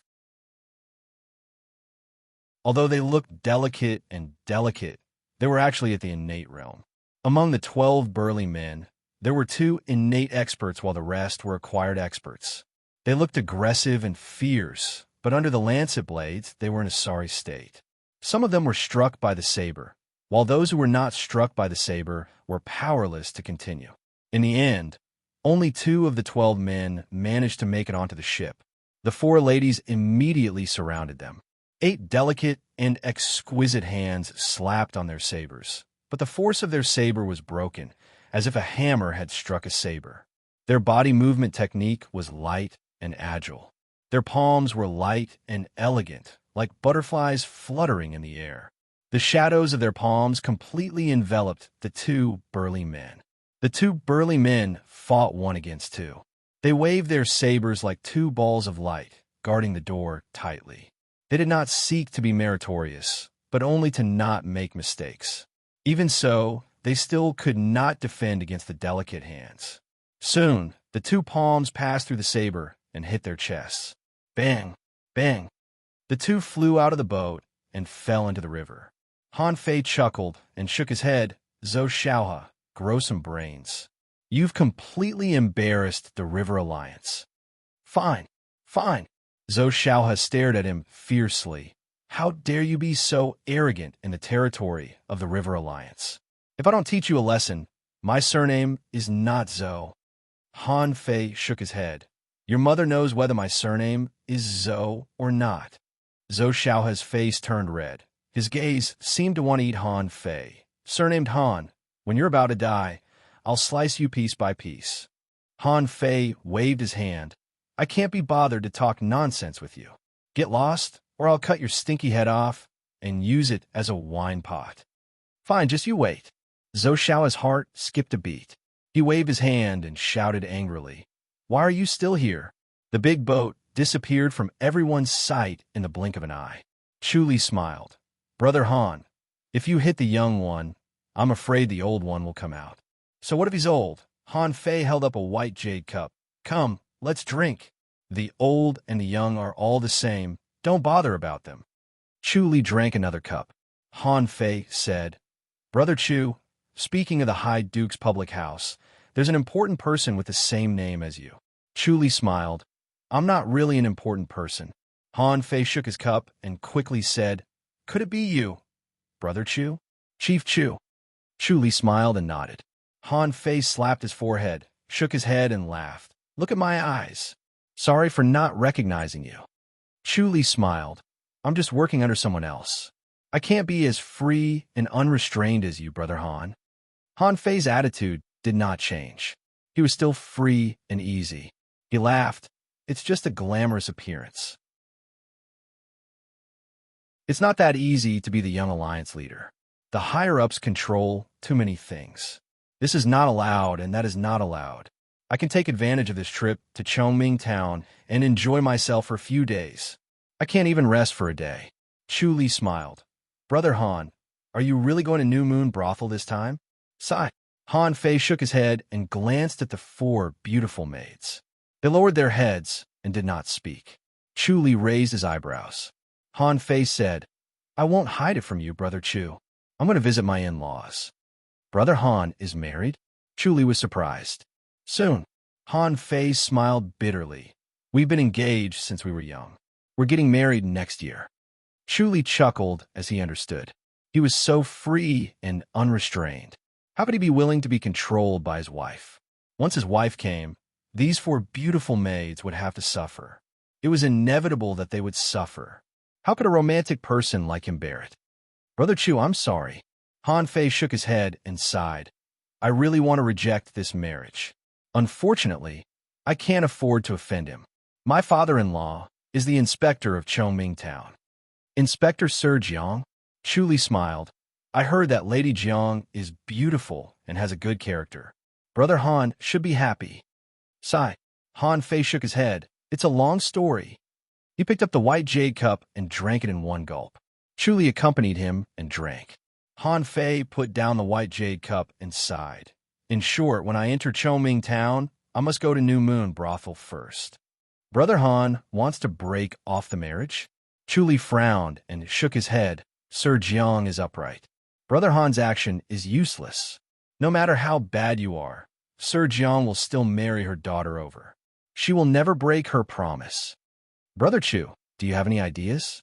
Han Fei quickly asked. He was desperate. Chu Li thought for a while. I heard that Lady Jiang is gentle.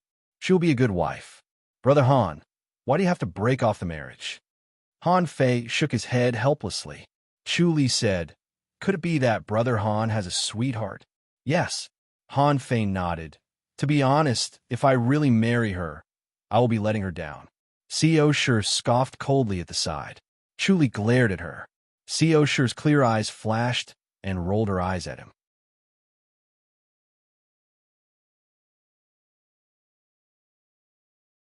Chapter 327. Chu Li spoke before he could. Brother Han, you should tell Lady Jiang about this. Be honest with her and let her decide. If she chooses to marry you, everyone will be happy. If she can't accept your other confidant, then think of another way. She definitely won't agree. Han Fei sighed. Chu Li smiled. This will depend on your ability, Brother Han. He could tell that Han Fei was a passionate person. He wanted to have all the beauties in the world in his arms. He wanted to break off the engagement with Lady Jiang because her family background was too high. Once he entered the public house, she would definitely be able to control him. Han Fei drank another glass of wine. Co Shi glanced at him and snorted. Han Fei looked at Co Shi. Chu Li pointed at the opposite side. Another ship is coming. Han Fei turned his head and looked over. He smiled. This guy must be moving people over again. But River Alliance is just so. Nothing to worry about. They don't have any grandmasters? I don't think so. I'm not afraid of that. Chu Li smiled. With the masters on this ship, it's enough to run amok. Han Fei laughed.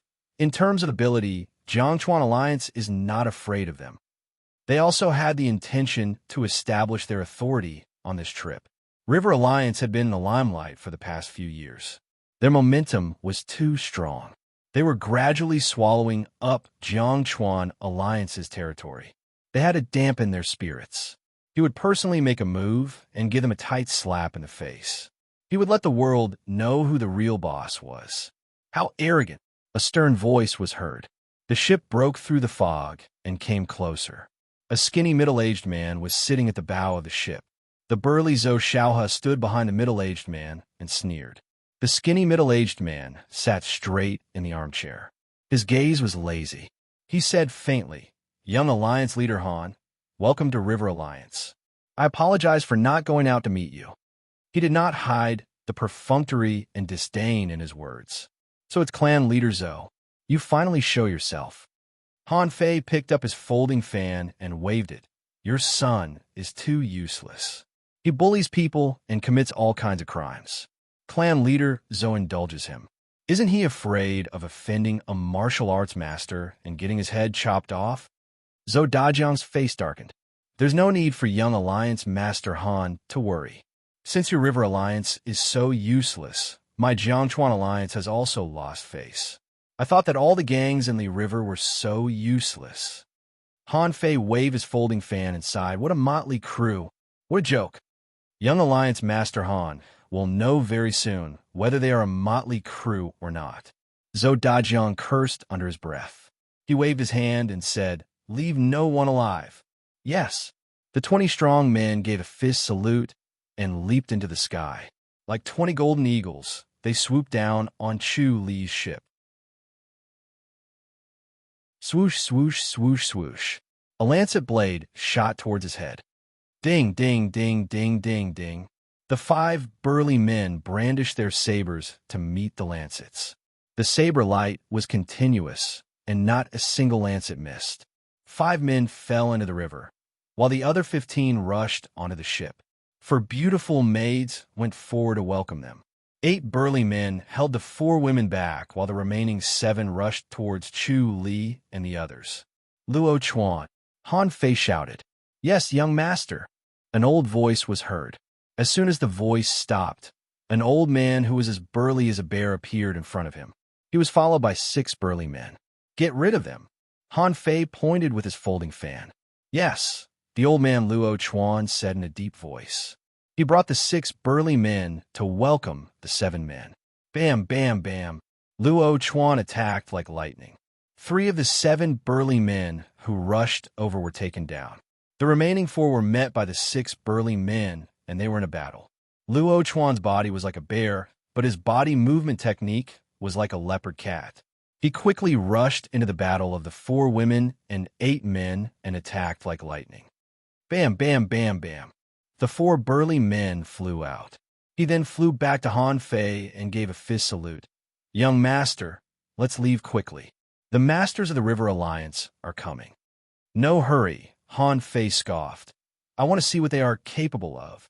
Luo Chuan shook his head and said, they must have many masters hidden. So what? Han Fei said, a motley crew, nothing to worry about. This is the ghost hand Luo Chuan from back then, right?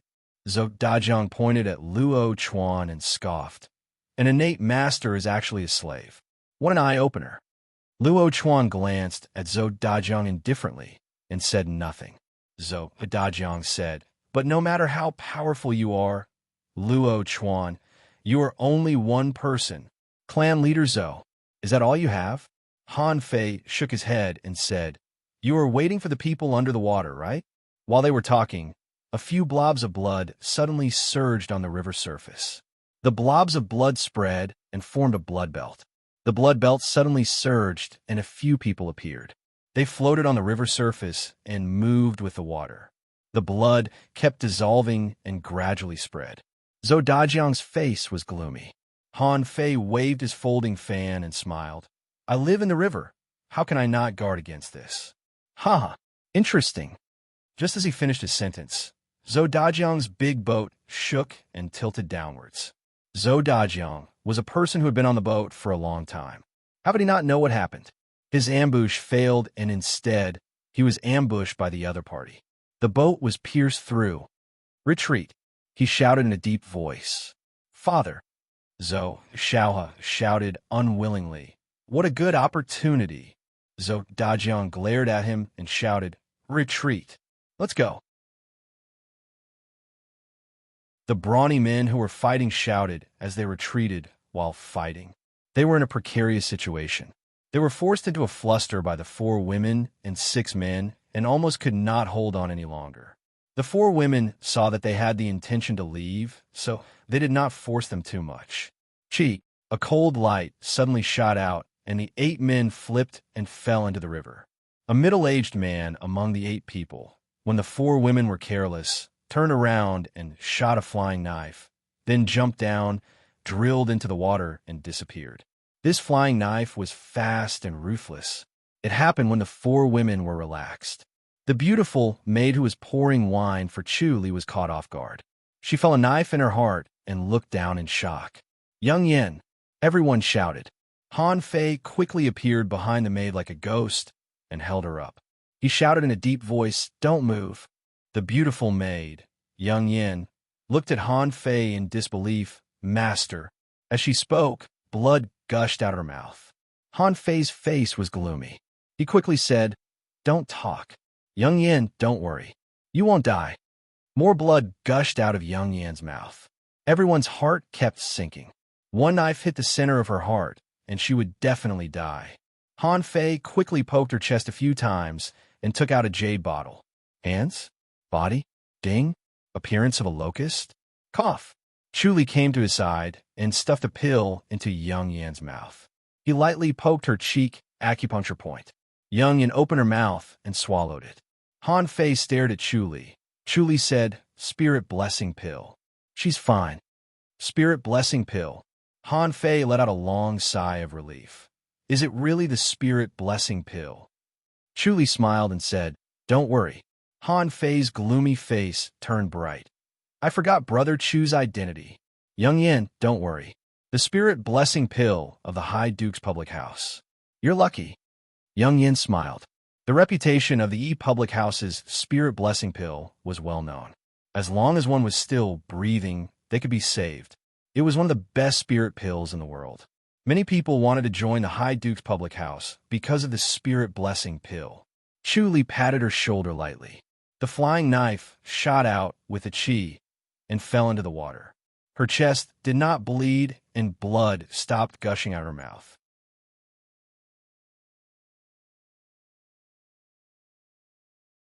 Chapter 328. Chuli pressed on her shoulder and said, Miss Young, you needs to rest for a few days. Don't fight anymore. Of course, Han Fei quickly said. Young Yin felt the turbulent force drilling into her body towards her heart.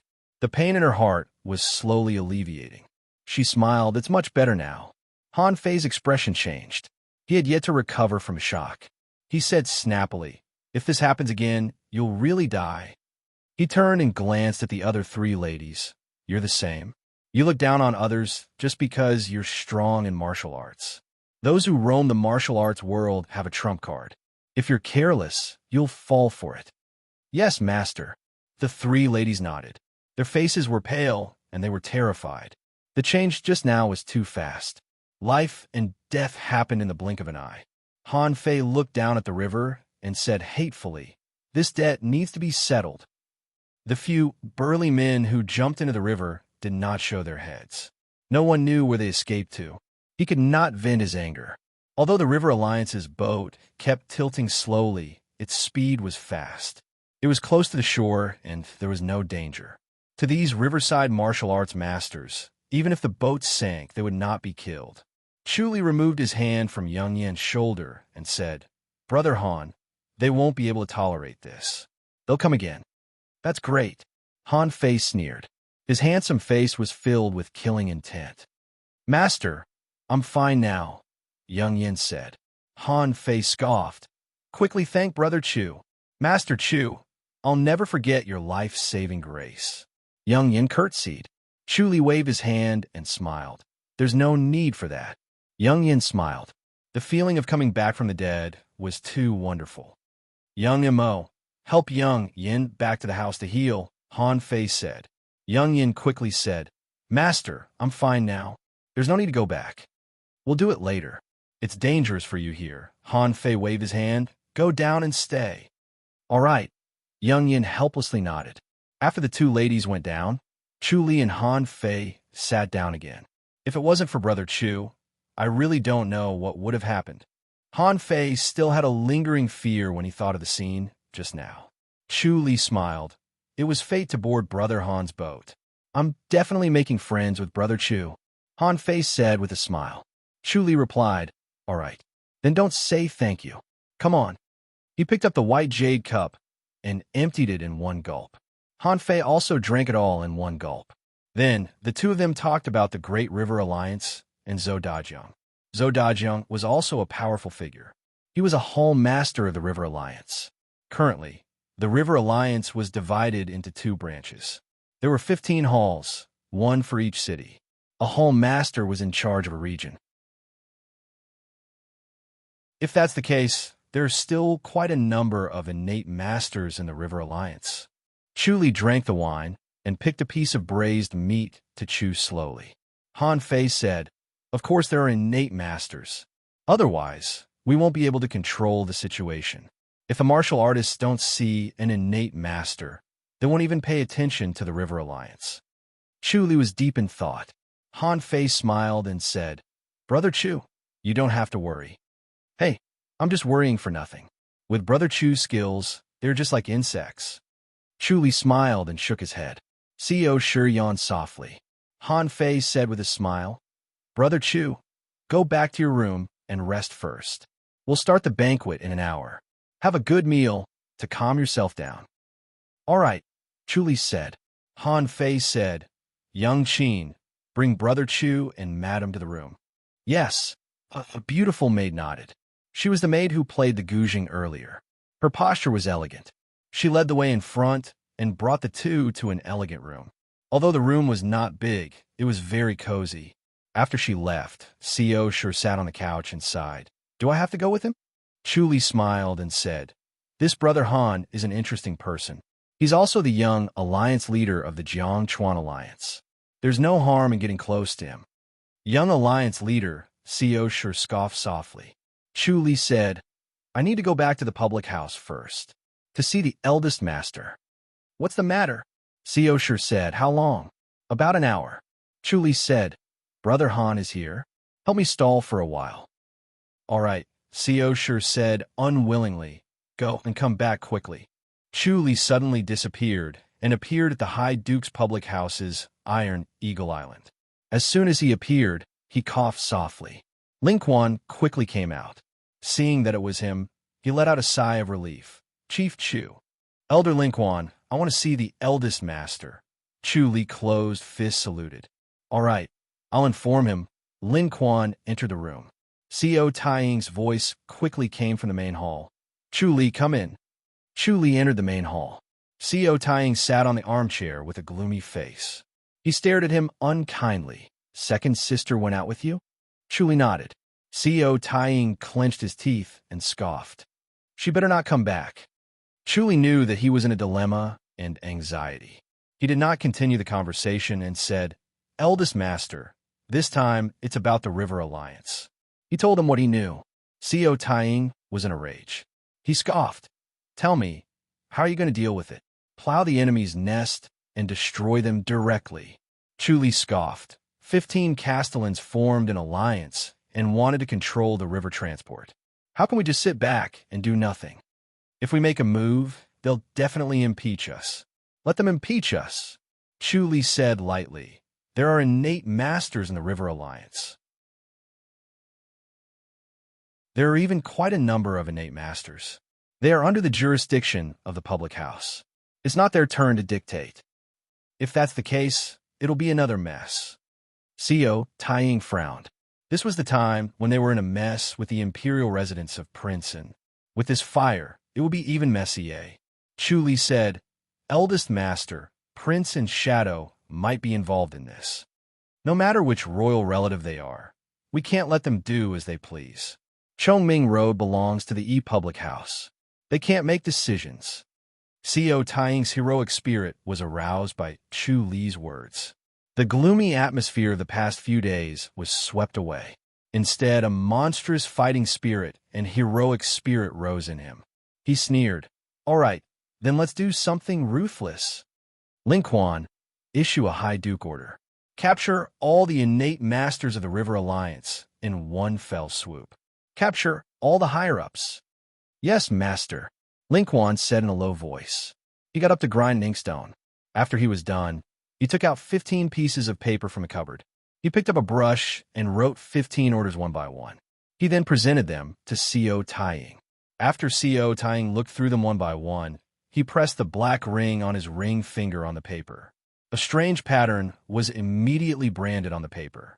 It looked like a pattern that was made by burning. Chu Li saw that Co Taiying used a special heart technique to activate the power of the ring and branded it on the paper. No one could fake it. Once the pattern was branded on the ring, it meant that it was an order from the High Duke himself. It had the highest authority. It must be executed immediately without any delay. Send it out.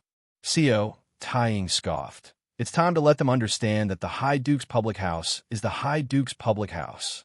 Chu Li closed fists, saluted, and smiled. Eldest master is wise.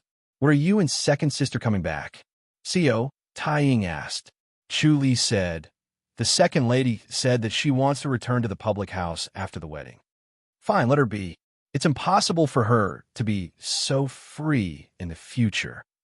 Co Taiying sighed and waved his hand. Let her do as she pleases. Chu Li closed fists, saluted. I'll take my leave. Co Taiying sighed. She's used to being willful. Don't let her suffer.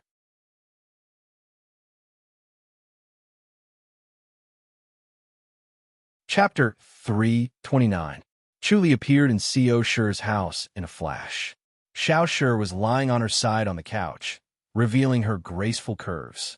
She was holding a book in her hand as she stared blankly. When Chu Li appeared, she glared at him. Have you met Big Brother? Chu Li nodded. What should we do with him, Big Brother? Take care of them. Ow. The innate masters have been eliminated and the higher-ups of the River Alliance have been captured. Chu Li said faintly. This time, let's teach these town guards a lesson and let them know who's the master. Xiao Shi glared at him. It was your idea, wasn't it? Chu Li smiled. Master Xiao Taiying has his own thoughts. Big Brother wouldn't be so impulsive. Co Shi shook her head in disbelief. Chu Li said, Master Xiao Taiying is in a fit of anger. The River Alliance has bumped into the tip of the knife. It's their bad luck. Is it all right if the River Alliance is annihilated? Xiao Shi frowned and said, Is the Jiangchuan Alliance the only power? The River Alliance has only changed the higher-ups. The people below won't be dismissed. Chu Li said, Master Xiao Taiying is a smart man. He should know what to do. He did not believe that Co Taiying would not grasp such a good opportunity to control the River Alliance. Xiao Shi rubbed the space between her eyebrows. You're always thinking about how to deal with people anyway. Chu Li could not help but laugh. Xiao Shi asked, Have you found out about Su An's background? I can't find anything. Chu Li shook his head and said, There are too few clues. It will surface in the future. There are not many people who can perform the vitality sealing finger. Could it be Kingen? It's possible. Sigh.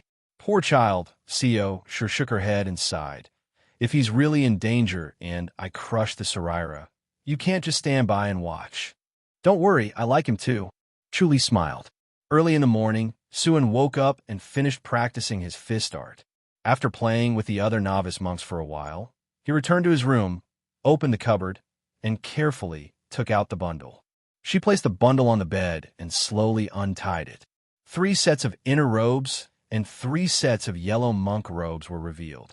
Today was his first day in the temple. It could be considered his birthday, so he planned to wear the monk's robe that he usually couldn't bear to wear. He took out the undergarments and the monk robe, which were the smallest sets. A smile appeared on his face as he caressed it carefully. He took off his inner clothes and was about to put on a new set of inner clothes. Just as he lifted his inner clothes, a letter fell from his clothes onto the ground. Naked, he picked up the envelope. He pulled out the letter inside. There was only a line of delicate words on the letter. Little monk, keep the Saraira with you at all times. If you are in danger, just crush it and someone will come to your rescue. Remember this. Suan poured out a relic from the envelope. He touched the Saraira and knew that it was a gift from Uncle Kong Hai to Co Shi. A smile appeared on his face as he carefully stroked the Saraira. He found a thin thread and tied it around his neck before putting on his inner clothes. He put on his new robe. Co Shi's beautiful face appeared before his eyes. A warm feeling spread to the bottom of his heart, like warm water wrapping around him. She knocks on the door. When the two of them arrived outside, a table of sumptuous dishes had already been laid out. They looked, smelled, and tasted great. The ship continued to sail on the river. They drank wine leisurely. After lunch, Chu Li and Han Fei chatted while drinking. They did not see anyone from the River Alliance, even when it was noon. Chu Li smiled without saying a word. He did not know how long it would take for the High Duke's order to act. After noon, the ship stopped for a while at a large wharf to replenish herself. When the ship moved again, Luo Chuan came to Han Fei's side and whispered a few words. Han Fei was surprised and looked at Chu Li. Chu Li smiled. He knew that the High Duke's public house had already made a move. Luo Chuan retreated. Qin and Qi were preparing to play the zither and flute. Han Fei smiled. Brother Chu, I didn't expect the High Duke's public house to make a move. Chu Li said, The High Duke's public house is derelict in their duty. Han Fei shook his head and smiled. I didn't expect the High Duke's public house to dare to make a move. You should know that there are 15 castellans. He was quite familiar with the officialdom. Although the High Duke's public house had a superior position and could suppress the castellans also had the duty to restrict the High Duke's public house. The River Alliance was a third-rate faction and was not under the jurisdiction of the High Duke's public house. These castellans were very clear about the rules of the High Duke's public house. They were all avoiding the High Duke's public house's hands and did not allow the Alliance to have innate masters. It was a pity that the castellans had good ideas, but the implementation depended on the people below. The people below knew the importance of innate masters. Without innate masters, no one would listen to them. They could only secretly raise innate masters. Han Fei previously thought that the High Duke's public house turned a blind eye to the 15 castellans. It was not that they did not know, but they were too lazy to care. They had a tacit understanding with each other. Now it seemed that he was wrong. Chu Li smiled. It's only 15 castellans. Ha! This is the spirit of the High Duke's public house. Han Fei laughed. Come, let me toast to the High Duke's public house. You should have taken care of these people long ago. Chuli smiled and drank his wine. Han Fei put down his wine cup and thought. However, the High Duke's Public House's action this time is also a warning to the Jiangchuan Alliance, right? Chuli smiled. The Jiangchuan Alliance has a good reputation. The High Duke's Public House will not use force for personal interests. Then I'm relieved. We can still be friends, Han Fei smiled. Chuli said, Brother Han is wise. Of course we can be friends. Brother Chu, do you think we can cooperate? Han Fei smiled. I know that the High Duke's Public House is powerful and doesn't care about small factions like us. However, being small has its advantages too. We are more informed. Chuli raised his eyebrows. Han Fei was indeed smart. He understood where his advantage lay. If he could form a relationship with the High Duke's Public House, then he would no longer be afraid of the threat of force. As long as he abided by the rules, the Jiangchuan Alliance would be as stable as Mount Tai. Chuli smiled. Cooperating with the High Duke's Public House is disadvantageous to the Jiangchuan Alliance. It's the lesser of two evils. There's no other way.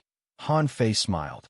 Cooperating with the High Duke's Public House was equivalent to cutting himself off from the martial arts world. All factions would resist. However, compared to going against the High Duke's Public House, he wanted to cooperate more. Within half a day, the huge River Alliance was defeated in one fell swoop. All the innate masters were either dead or surrendered. The clan leaders and above were captured and escorted to the High Duke's Public House. The River Alliance was so powerful that it dominated half of the Li River. Just the mention of it made people pale. However, in front of the High Duke's Public House, it was like the difference between a baby and an adult. He saw the power of the High Duke's Public House and had the intention to cooperate. If the High Duke's Public House were to say something and take care of the Jiangchuan Alliance, the Jiangchuan Alliance would not be able to resist at all. No matter how strong his martial arts was, he was only one person. It was impossible for him to resist the High Duke's Public House. Chuli smiled. All right, since Brother Han mentioned it, let's cooperate. Brother Han can cooperate with the Glory's courtyard secretly and hide it from outsiders. That's great. Han Fei smiled. Come, let's have a drink for cooperation. The two drank it in one gulp. Chuli put down the white jade cup. Since we're not outsiders, Brother Han, I'm very curious. Where did your abilities come from? Brother Chu can tell. Han Fei smiled. Chuli nodded. Brother Han, you've hidden your abilities well. Your forbearance is extraordinary. No one in the martial arts world knows that the young alliance leader of the Jiangchuan Alliance is a grandmaster, right? Haha, I really managed to hide it. Han Fei smiled proudly. With Yang Qin and the other three, I don't have to do anything. As for my abilities, it's natural and not my own. Chuli looked at her curiously.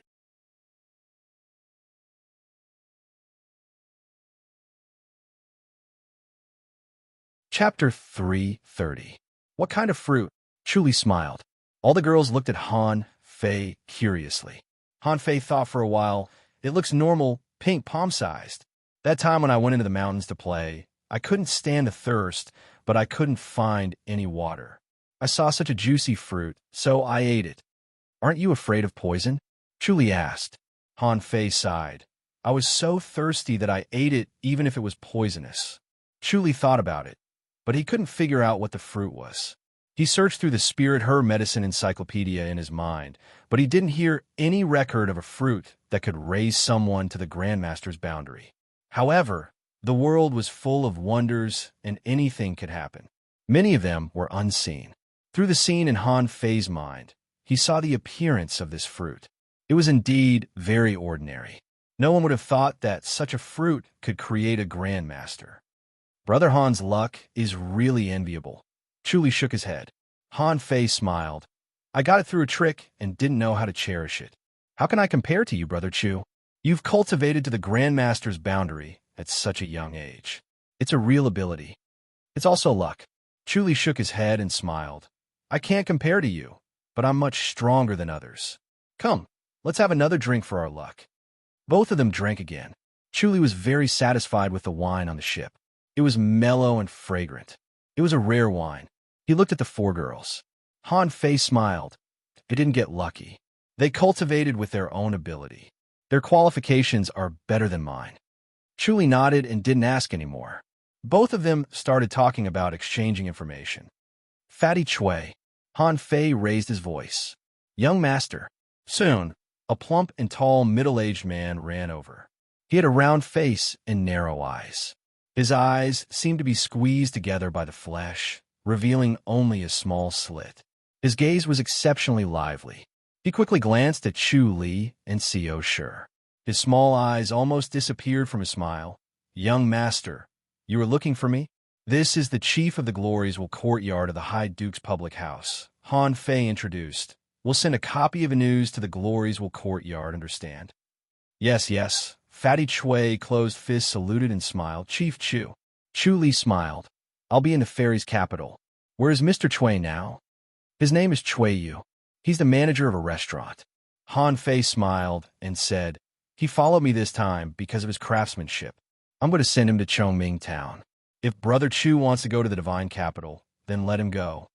Chu Li asked, Brother Han, are you able to plant people in fairy's capital? I have some connections. Han Fei smiled. He had great ambitions.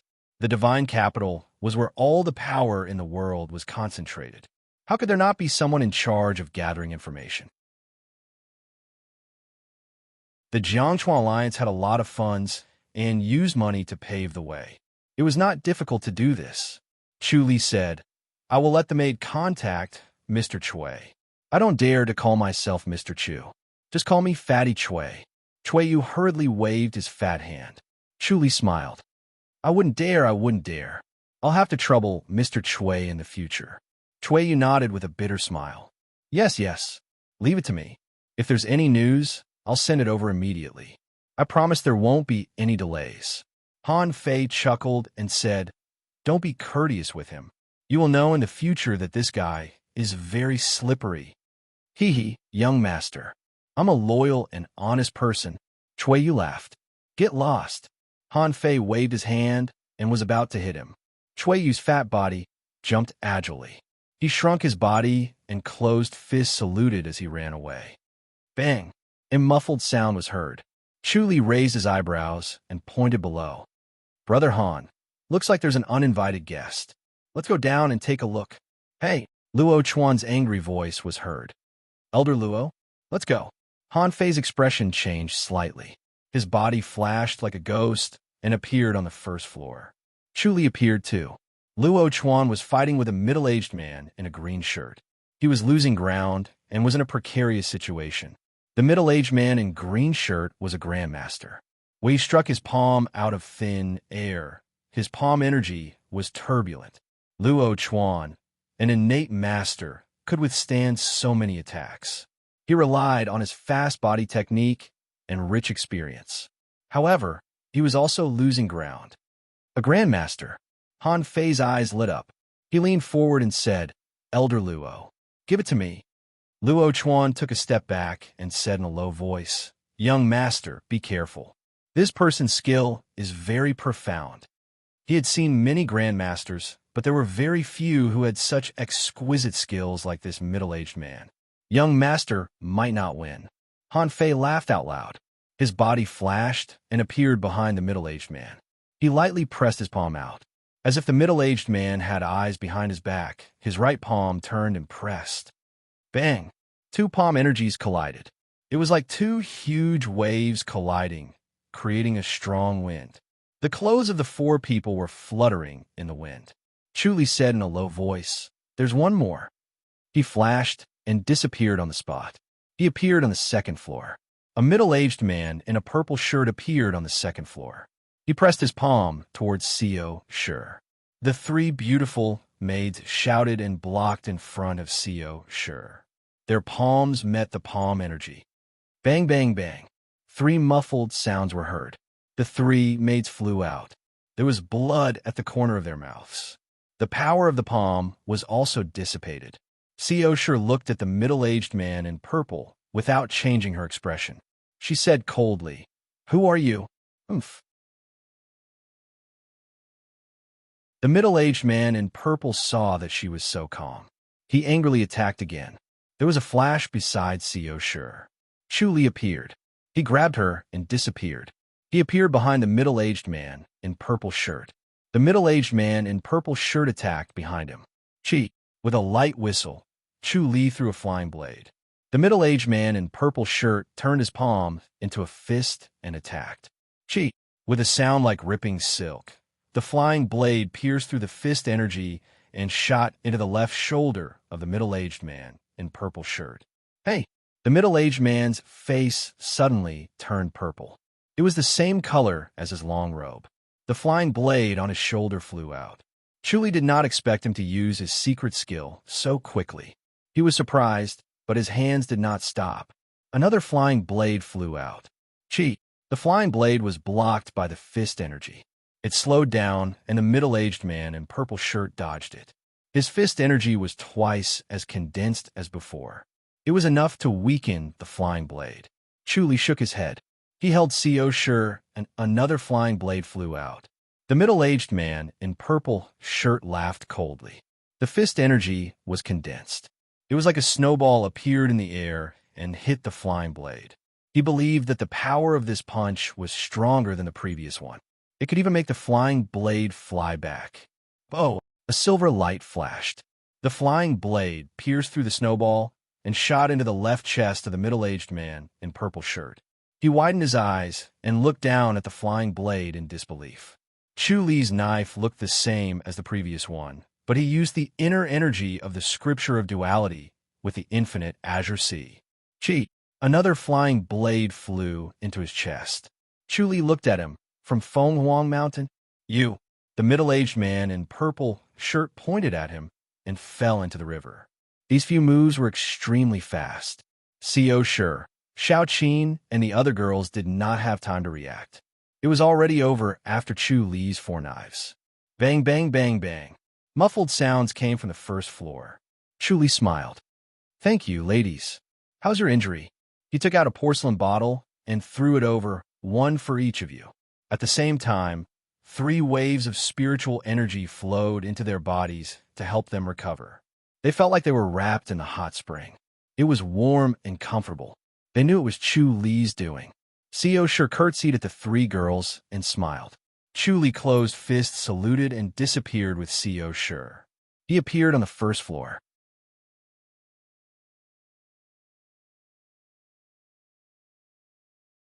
Chapter 331. P.S. The 4th Guild Master has been born, Guild Master Q Blockhead. Chu Li sized him up.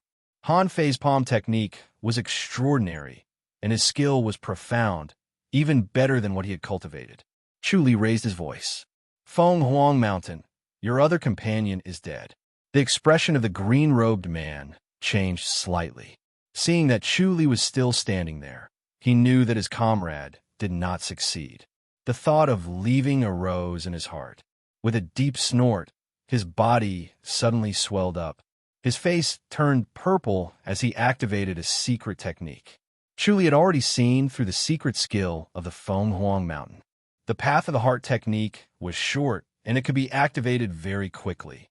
His face turning purple was a similar sign. Unfortunately, the price was too great. Even if he learned it, he would use it cautiously. After all, he had the divine limbs. If he couldn't win, he could just run. There was no need for him to use a secret art that would shorten his lifespan. The green-robed, middle-aged man decisively used a secret technique. He understood that since his senior brother had died, it was impossible for him to escape without using a secret technique. Realizing that his palm strength had suddenly increased and his power had doubled, Han Fei laughed and said, "As expected, you've hidden a few tricks up your sleeves. Very good." The power of his palm also condensed and increased greatly. He was still evenly matched with a green-robed, middle-aged man. Chu Li smiled. "Brother Han, let me do it. I'll take care of him," Han Fei said excitedly. He rarely fought with grandmasters. The number of grandmasters in the martial arts world was limited, so he could not be bothered with a third-rate association like the Jiangchuan Alliance. He also had to hide his cultivation level, so he rarely fought. Now that the opportunity was right in front of him, he naturally had to seize it to practice. Such a powerful grandmaster was rare.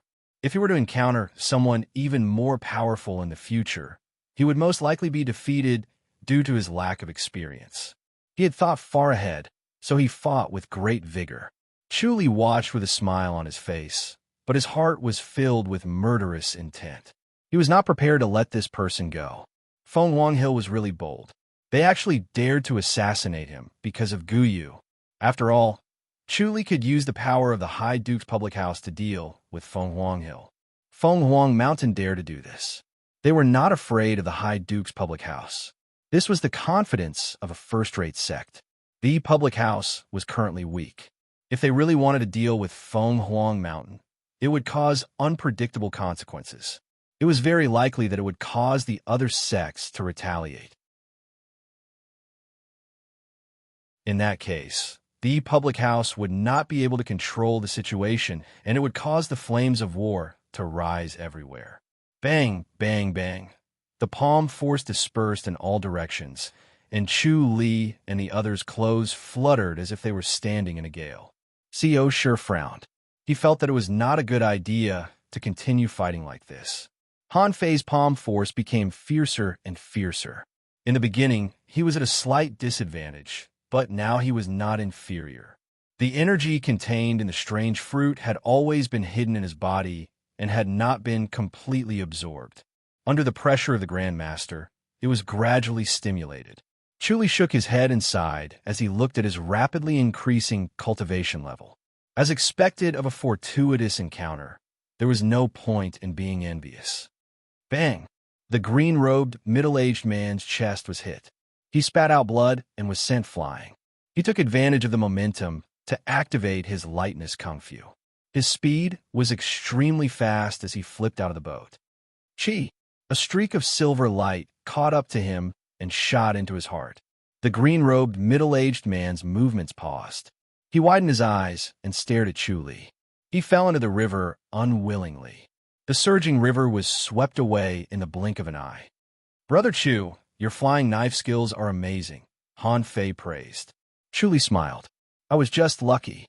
If Brother Han didn't injure him, it wouldn't have been so easy to hit him. A Grandmaster's intuition towards danger is amazing, and he can avoid the vital parts." Han Fei laughed. "It's your flying knife that's too fast." Chu Li burst into laughter. "Brother Han, let's not flatter each other." He was speaking the truth. When using flying knives to kill, he would often use God's limbs to force his way to the front. Even if the opponent had a warning sign, he would not be able to react in time. The distance was so far just now, it was impossible to kill a Grandmaster. Once the distance was far, the Grandmaster would be able to avoid the vital parts with a warning sign. How satisfying! Han Fei was overjoyed. He laughed loudly. "Come, let's go up and have a few drinks." Chu Li and Co sure followed him up to the deck. The three women were sitting cross-legged on the carpet, channeling and recuperating. "Young Qin, are you guys all right?" Han Fei asked with concern. "Are your injuries serious?" Young Qin opened her eyes and smiled elegantly. "Master, we are fine. Master Chu came in time and protected us." Chu Li smiled and waved his hand. They were really smart women. They were protecting Co sure, but it turned out that he was the one protecting them. He really owed them a favor. The other two women opened their eyes as well. Their faces were radiant. With Chu Li's pills and the assistance of the spiritual energy from the plants, their injuries were not serious. They were healed in a short while.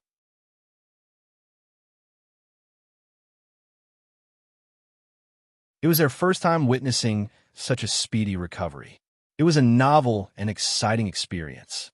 Co sure said, "If the three younger sisters are bullied, come and find me. I will help you." Han Fei looked at Chu Li. Chu Li smiled. "Brother Han, this is the second lady. She will soon become princess," and Han Fei was stunned for a moment. He quickly said, "Brother Chu, don't joke around." He always thought that Co sure was Chu Li's wife. She almost never spoke. She sat quietly at the side, like a gentle and virtuous woman. Her eyes occasionally glanced over, giving him a strange feeling. He knew that Chu Li was not married, but how could such a young genius not have a woman? He was only the young alliance leader, and he already had so many beauties. He concluded that Chu Li was just not married. The two of them sat together like husband and wife. Naturally, he treated Co Shi as Chu Li's woman and addressed her as his wife. He never expected it to be the second lady of the High Duke's public house. Chu Li smiled, then just treat it as a joke. Is it really the second lady? Han Fei looked at Co Shi hesitantly. Co Shi's eyes were like autumn water. She glanced at him and did not say a word. Han Fei believed it. No wonder this Madame Chu's expression was always weird. She was so arrogant. So was the second lady. No wonder. Chu Li waved his hand and smiled. The identity of the second lady cannot be spread to prevent gossip. Brother Han, just pretend that you don't know. Han Fei stared at him and smiled bitterly. I can't do it. Brother Han is a free and easy person. Chu Li smiled. Han Fei tried his best not to look at Co Shi. He sighed. This trip to Chongming Town was really interesting. He was very curious. The second lady was known as the first beauty of the Great Ji dynasty. He wondered how she looked like. Was she really that beautiful? Co Shi lowered her head and did not look at him anymore. The ship sailed extremely fast. It was a smooth journey. Occasionally, they would stop at the pier for a while to replenish their supplies before continuing to sail. After 7 days, the ship sailed to the pier outside of Chongming Town. To enter the town, they had to enter through the town gate. The waterway in Chongming Town was usually not used. Xueling was already waiting at the pier. She wore a snow-white gown. Her jade-like face was as cold as snow. In the bustling pier, she stood out like a crane among chickens. People consciously avoided her. There was an empty space around her. Seeing Chu Li standing on the ship, her cold, jade-like face suddenly revealed a smile. It was like a snowy day. Her face was dazzling. She floated lightly and landed in front of Chu Li silently. Master! Second lady. Chu Li smiled at Han Fei. This is my maid Xueling. This is Han Fei, Brother Han. Han Fei closed fist saluted. Miss Xueling curtsied. Greetings, Master Han. Chu Li said, if there's any news in the future, ask Mr. Chui to look for Xueling. Han Fei chuckled. Then Elder Chui will be overjoyed. Brother Han, we'll meet again. See you in town. Chu Li closed fist saluted. His left hand held Xueling, and his right hand held Co Shi.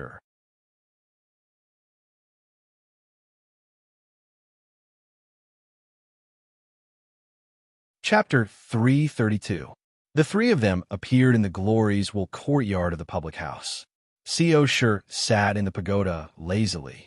She did not want to move and did not want to return to Symphony Island. Xue frowned. Master, it's strange. There's no movement from the other houses. It's like they don't know about the wedding. Chu Li pondered. I'm afraid it won't be peaceful. Pay special attention to the Ren public house. Will they cause trouble? It's hard to say. Co Shi said lazily. Didn't we talk about it with Lu Yurong?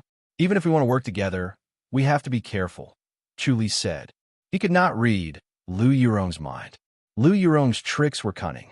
It was hard to tell if she would cause trouble. He had to go to the Ren public house to find out. Co Shi said, it's good that they're here. Let's see what they can do. As the wedding approached, she suddenly felt fear. Although she was prepared to sacrifice herself, when the day was about to come, she still felt fear and anxiety. To enter the imperial residence, it would be full of thorns and every step would be difficult. Chu Li saw her anxiety and smiled. Let's go out and play. Where are we going? Co Shi was languid and did not seem to be in the mood. How about Mountain Shirwan? Chu Li said. Mountain Shirwan was a forbidden area for humans. It was the territory of spirit beasts. Even an enlightened master could not leave.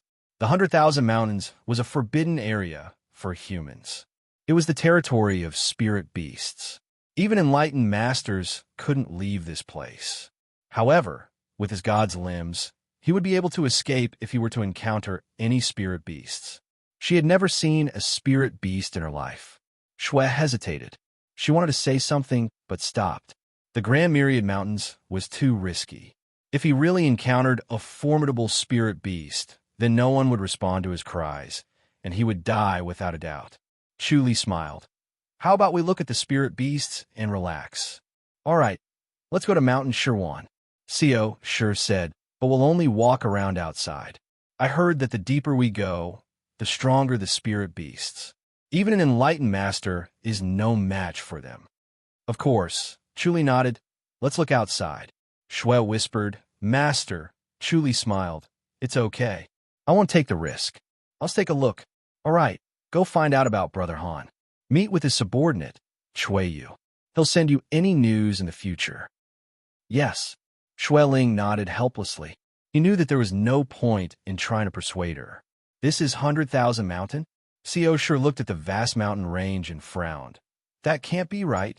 Chu Li and Co sure stood at the foot of a huge mountain. Back then, he and Zhaoying came here to plant the deity's beard. It was in a valley on this mountain. However, this could only be regarded as the outer mountain range of the 100,000 mountains, and there were no spirit beasts. If he wanted to truly enter the Myriad Mountains, he had to climb this mountain. Once he entered, he would truly step into the Myriad Mountains, and it would be another world. He had never been to the 100,000 mountains, so he couldn't imagine it in his mind. He could not use his divine feet, either. Chuli smiled and said, This is the outer area. Once we pass this mountain, we will truly enter the 100,000 hills. Then what are we waiting for? Let's go, Xiaosher said hastily. Chuli said, Have you thought it through, Lady Xiao? It's very dangerous inside. I heard that you can't get out even if you enter. It's better if we can't get out. Xiaosher scoffed. Chuli nodded and put his arm around her waist. In a flash, they disappeared and reappeared at the peak. Standing at the top of the mountain and looking down at the mountains, all one could see were lush and majestic peaks.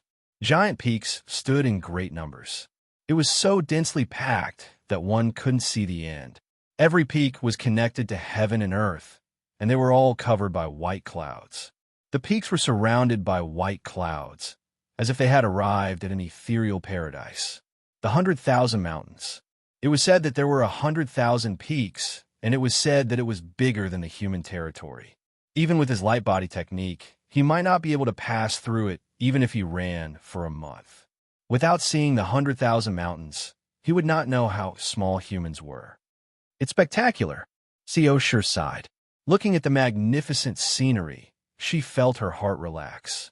Her impatient anger was swept away. She turned her head and looked at Chuli. Are we going in? Let's go in and have a look. Chuli smiled. He held Co sure's wrist and disappeared on the spot, reappearing at the foot of a giant peak. As soon as he stepped into the peak, his body suddenly felt lighter. The surrounding air was exceptionally fresh. With a breath, every pore on his body opened up, and his internal organs were cleansed. He felt lighter. The spiritual energy is really thick, Chuli exclaimed. The scripture of life and death was activated, and spiritual energy from all directions surged into his body. The spiritual energy was thick and lively. It actually felt a little like the Gloriesville tree. Although it was slightly inferior, it was not much different. Good place. Co sure also felt comfortable. What entered her eyes were crisp and dark green, full of vitality. Standing at the foot of the mountain, her mood was inexplicably good. She was in high spirits and full of vitality. It would be great if we could stay here, Co sure exclaimed. Chuli smiled. That's a good idea. He used the omniscient mirror to look around. There were no spirit beasts, only lush spirit herbs and spirit trees, and some small insects. Other than that, there were some birds in the forest. Compared to the birds outside, they were much more vigorous. There was nothing else unusual. These birds were happily pecking at the insects on the trees. Occasionally, they would jump down and eat the insects in the soil. Other than these birds, there were no other birds or beasts. Let's go up and have a look, Chuli said. Co sure said. Then be careful. Chuli held her wrist and disappeared on the spot. After 2 flashes, he appeared halfway up the mountain. Fog lingered and the temperature dropped. He saw a type of bird in the omniscient mirror.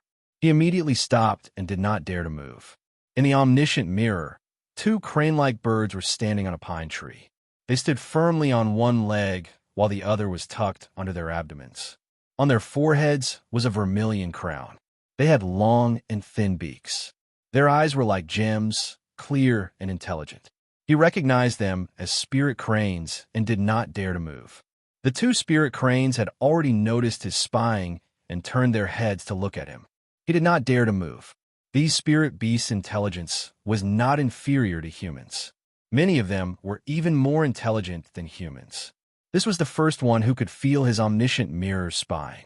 As expected, his spiritual sense was much sharper than normal people. "What's wrong?" Seosher saw that he was frozen and asked softly.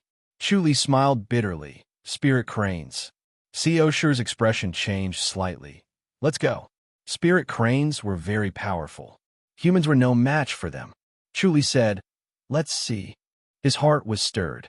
He wanted to come into contact with spirit beasts. He was too curious about spirit beasts. Screech. A loud and clear screech was heard. The two spirit cranes spread their long wings and flapped twice. They soared into the sky and turned into two rays of white light that appeared in his field of vision. They were like arrows that left the bow. They were aggressive and wanted to take their lives. He was shocked. He quickly pulled Seosher to the side and waved his palm to meet it. Bang! A muffled sound was heard. He dodged the peck from the spirit crane's long beak. He hit the spirit crane, but flew away as if he was hit by a galloping horse. While he was in the air, another spirit crane shot towards him. Its long beak was like a sword. Chuli tried his best to move sideways to avoid the long beak. He waved his palm. Bang! His palm hit the spirit crane's body. The spirit crane's feathers were tough and smooth. It deflected most of the force. His palm energy could not penetrate its body.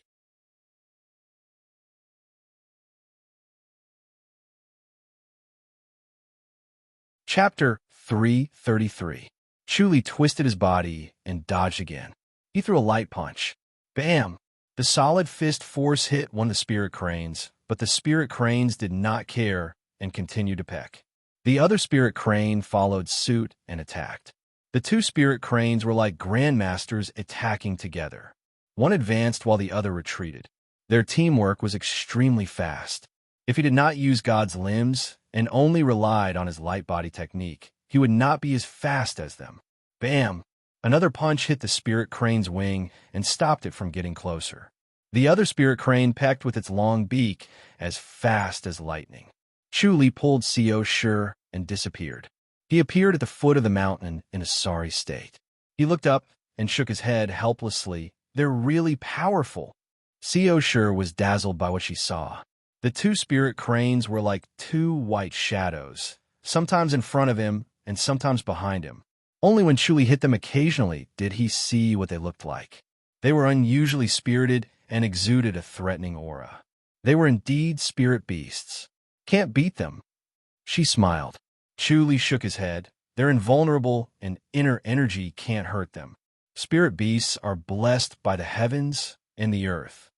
With such tough feathers, they were not afraid of human weapons and martial arts. They were more intelligent than humans and had sharper senses than grandmasters. It was impossible to poison them. Humans could not do anything to them." "Let's go back," Seosher said.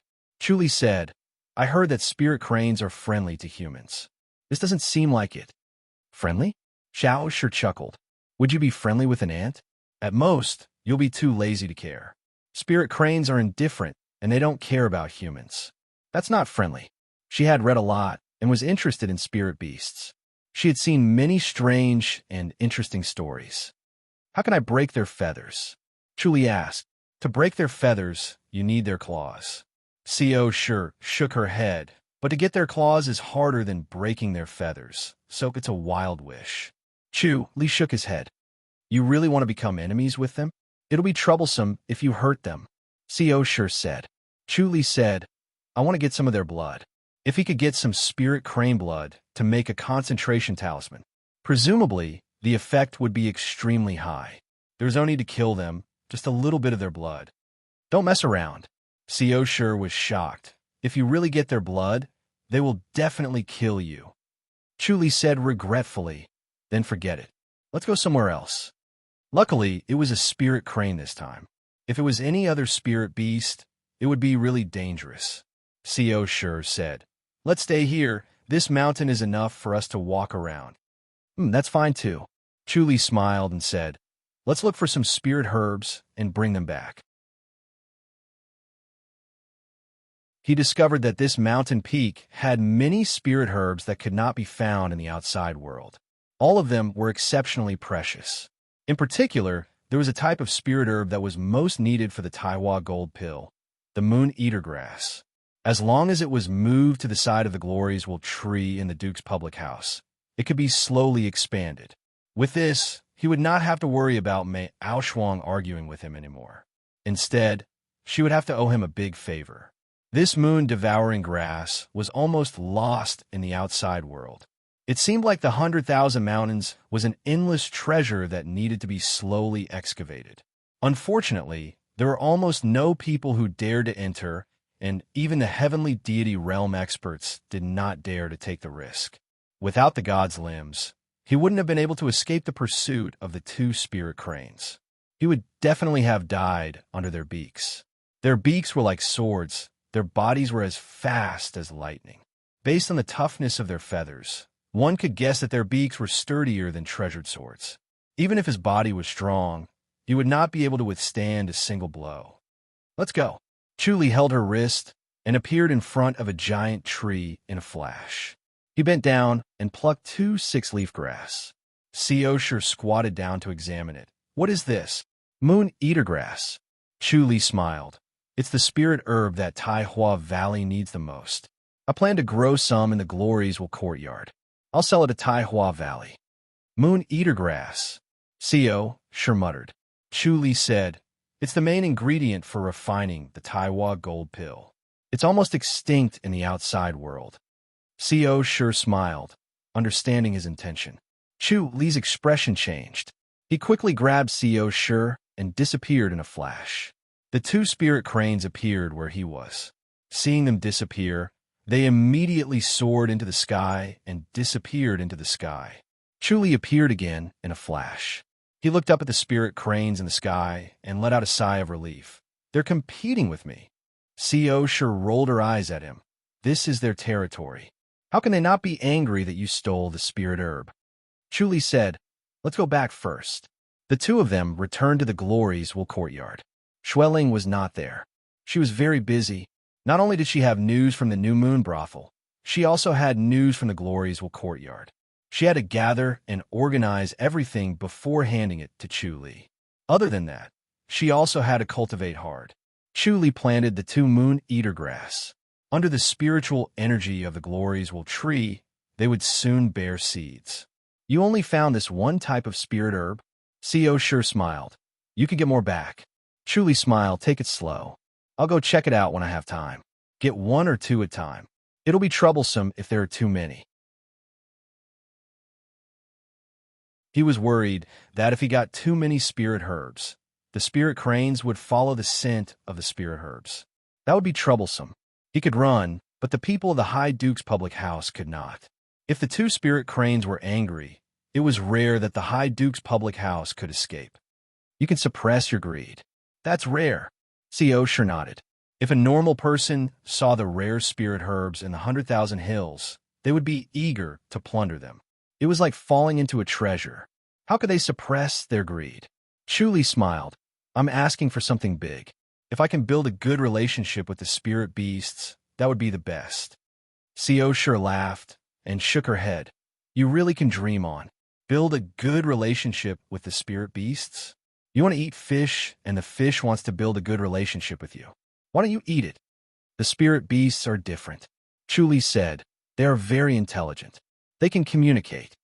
You just be silly. Co sure said unhappily. Don't put yourself in danger. Chuli was full of confidence. His omniscient mirror could see what the human brain was thinking. It could also see what the spirit beasts were thinking. Humans had weaknesses. The spirit beasts were the same. They must have weaknesses. Co sure shook her head and laughed. She stopped persuading him. I'm going to rest. I'm tired. Co sure waved her hand. Chuli held her wrist and disappeared in a flash. He appeared on the island of Symphony. Yangsu was tidying up in the pagoda. When she saw the two of them, she curtsied. Xiao Shi waved her hand. Tell them to stay far away. I don't want to see them. Yes, Yangsu replied. Xiao Shi said, Chuli, you go too. Come back tomorrow. Chuli closed fists, saluted, and disappeared. He flashed a few times and appeared on the 100,000 hills. It was still that giant peak. A spirit crane was standing on the tree. The other spirit crane was nowhere to be seen. Chuli sighed in relief. If it was only one, he would not be in such a difficult situation. He could barely handle it. The spirit crane seemed to have felt Chuli's prying. It turned its head. Chuli sighed in his heart. It found him again. This time, it did not rush over directly. It stood on the tree and raised its long beak. It let out a high-pitched cry that echoed through the clouds. Chuli grinned. He saw clearly. There was a small nest under the spirit crane's feet. There were 2 eggs in the nest. The nest was well hidden. He did not notice it in his rush last time. No wonder they were so irritable. They rushed over when they saw him. They were guarding the eggs. Another long cry was heard. The other spirit crane had arrived. Chuli disappeared in a flash. You're tuning in to the Warrior Lore YouTube channel. Don't forget to subscribe and join us on this journey to catch the most captivating stories.